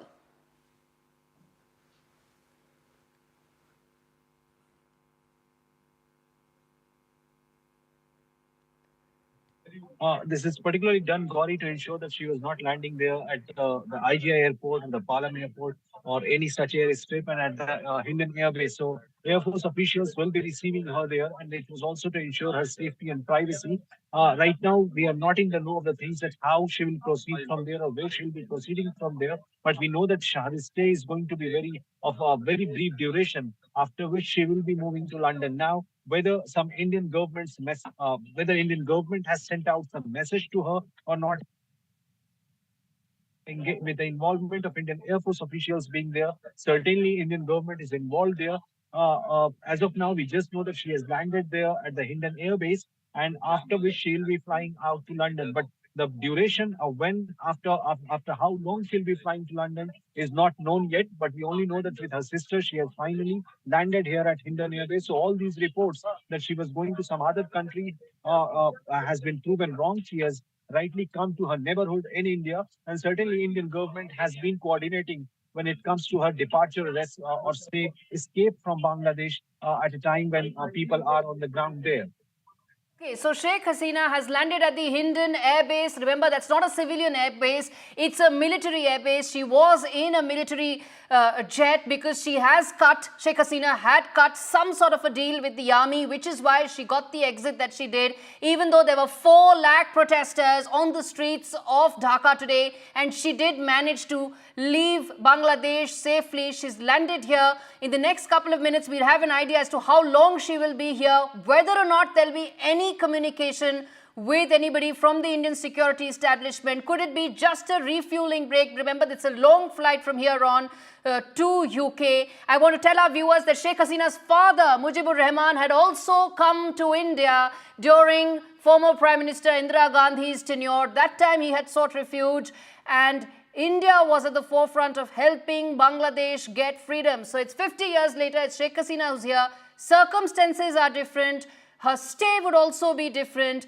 But this is important to tell our viewers tuning in right now that Sheikh Hasina is in India. She's in Delhi, just like her father was before 1971, along with the entire family. I believe my memory serves me right, 5 sons as well. But the big story, Sheikh Hasina, former Prime Minister of Bangladesh, has landed at the Indian Hindon Air Base. She was traveling in a military jet. She'd cut a deal with the Bangladesh army, and which is why she got an exit. Whether it was honorable, whether it was dishonorable is the big question that we'll come back and talk more on. But the in Bangladesh continues, even as the diplomatic huddle that is likely to follow for India is also expected to continue next couple of hours. How India will approach Bangladesh, how India will approach Sheikh Hasina's departure, and how India will approach the security implications of this is all that I'm going to come back and talk more on. But on that note, we slip into a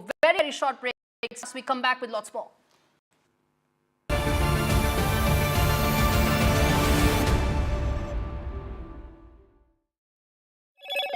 Hello, Moto.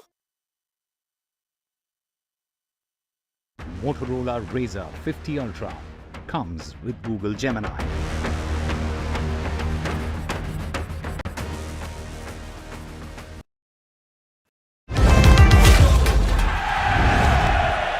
Get the magic of the best working for you now. Link your payment cards once, collect rewards forever.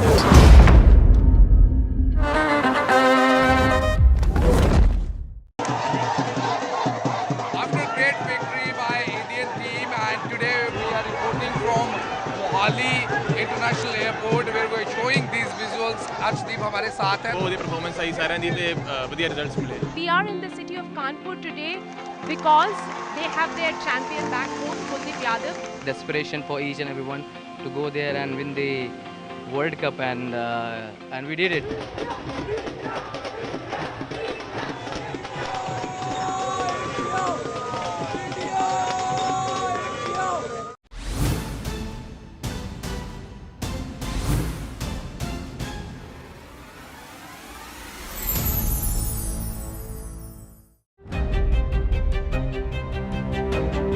Hello and welcome to India Sense, where I speak with global opinion makers. The United States has made a strategic decision over the last 20 years to move closer to India.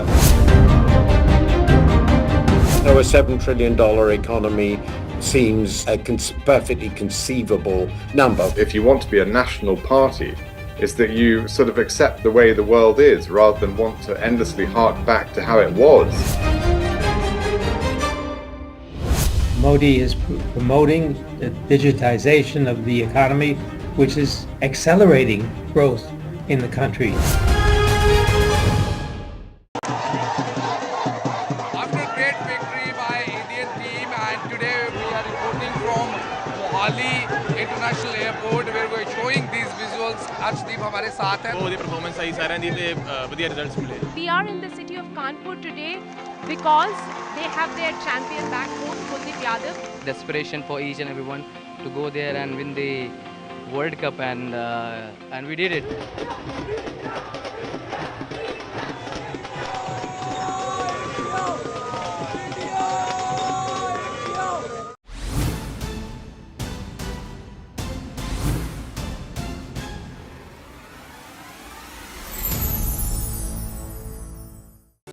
Stay informed and entertained with the new and updated NDTV News app.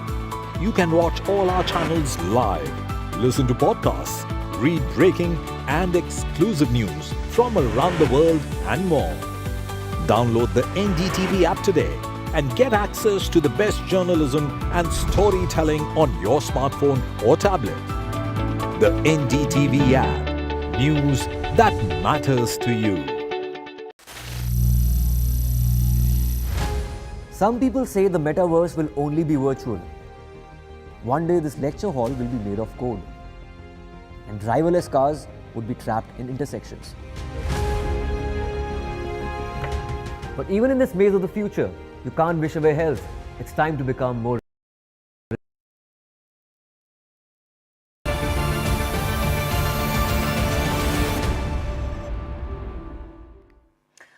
welcome to NDTV's rolling coverage of the turmoil in Bangladesh. On your screens are the latest updates coming in. Breaking news. Former Prime Minister of Bangladesh, Sheikh Hasina, has landed at the Indian Air Force Air Base at Hindon. She was travelling in a military jet along with her sister, Sheikh Rahana. Both of them have landed at the Hindon Air Base in Delhi, near Delhi, and are en route, likely to be en route to London from here on. How long will they stay? The diplomatic protocol that will be extended to her. Who are the likely people, if at all, somebody will meet her? Are the questions that we will ask. But first up, the headlines coming in this evening at 6 p.m.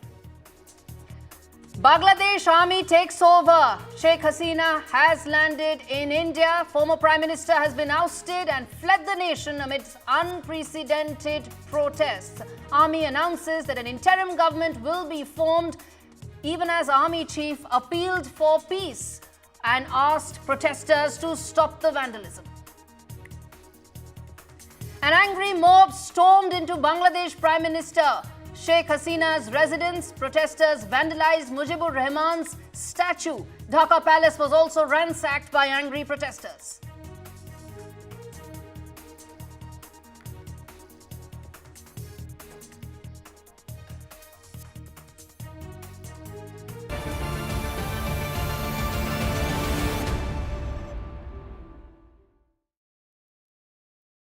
Bangladeshi journalist joining us live on the broadcast to give us the very latest of the flux that's unfolding in the state. Tell us, sir, what's the... Masoom Khan joins us on the broadcast. Sir, can you hear me? Sir, my first question, tell us what's the latest that's happening on ground? What's the situation? Is there any possibility of a calm now coming in, given that the number one demand of protesters has been met? Sheikh Hasina has fled the country.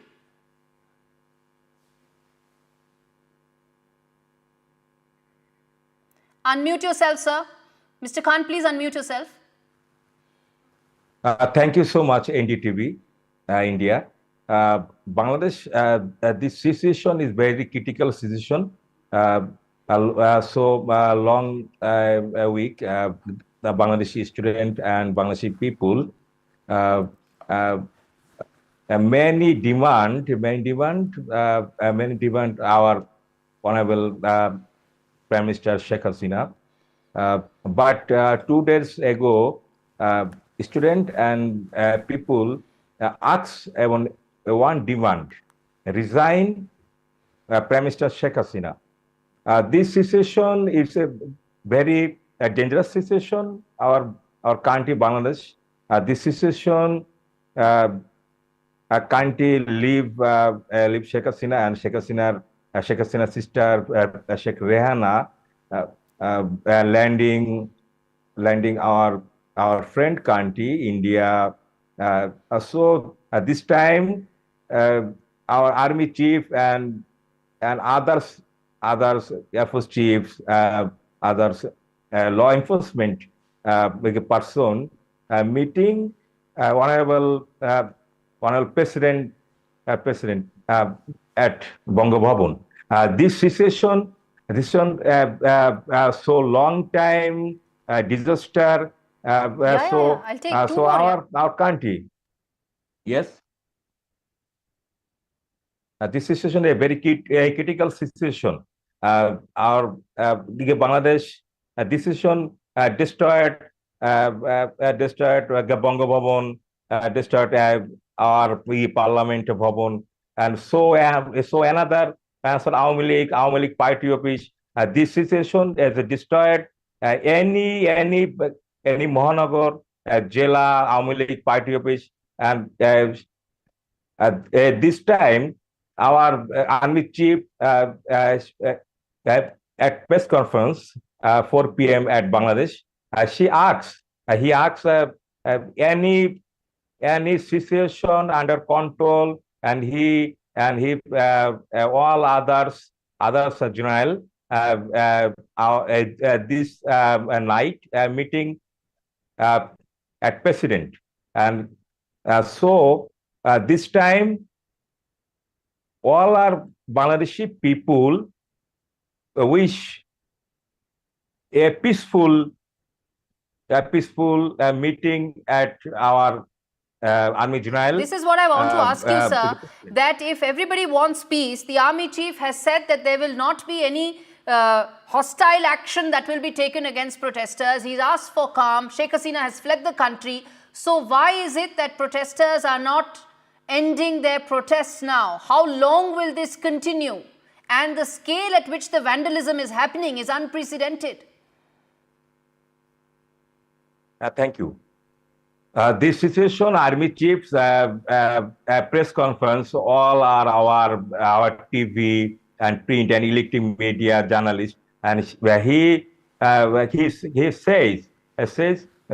peaceful, all students, all people. This time, peace and peacefully, the systemic this long time we recognize at this time Bangladesh is very a dangerous situation run.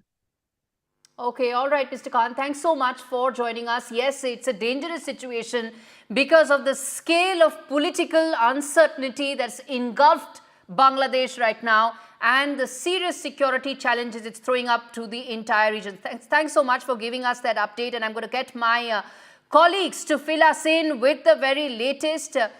Vasudha Venugopal joins us live from Bangladesh High Commission. So does Saurabh, who's joining us from Kolkata to fill us in on the very latest that's happening in Bangladesh. Saurabh, to you first. You've been working the phones to get us the latest on what's happening on ground. Talk to us. How long will this political uncertainty continue? Who could be the interim Prime Minister? How soon could the elections take place? Is the army now keen to have a longish stay in terms of having a hold over the country right now? Tell us, what is it that you're picking up on any or all of this? Well, the first is that return to normalcy. That's still some time away, and I can tell you that because the Dhaka airport has been shut till 10:30 in the evening due to the unrest. An Indigo flight from Chennai, which was heading to Dhaka, is headed back to Kolkata to refuel and go back to Chennai. Meanwhile, the special Bangladesh Air Force aircraft that is presumed to have been carrying Bangladesh Prime Minister Sheikh Hasina is in India now. It has flown over Indian airspace for the last couple of hours or so, having taken off from Kurmitola and then flown in a direction towards Kolkata, and have then, of course, having flown onwards through Indian airspace. And we believe that it would have been in India now. And what we've been given to understand is Hindon Air Base is where that aircraft is. That's one thing that we've been given to understand from authorities, and also, several social media handles that have been tracking the progress of that Bangladesh Air Force flight, which also we had been tracking on NDTV right from the start. Now, apart from that, what next? Well, a semblance of normalcy will return, perhaps once an interim government is formed. Right now, the situation is fluid, it's volatile. We have pictures of people, barging into Ganabhavan, the official residence of Prime Minister Sheikh Hasina, till just about a few hours ago. And now you have absolutely random people, right in the bedroom, moving around the official residence, walking off with whatever they can. Some people, putting pictures on social media of enjoying a feast inside the Prime Minister's, residence. So these are pictures that are still emerging from Bangladesh and Dhaka, which means that law and order and peace is still far from returning.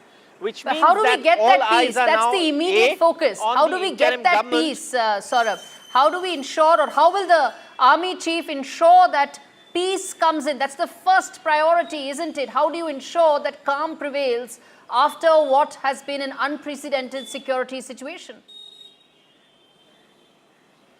Absolutely, and that's why it's so important to have that interim government in place, because then you can take decisions, then you can set things in order. But what has also happened is that, we were asking a question, reporters in Dhaka were asking a question about the interim government when the army chief said, look, the longer you are, the more questions you ask me, the more you delay me.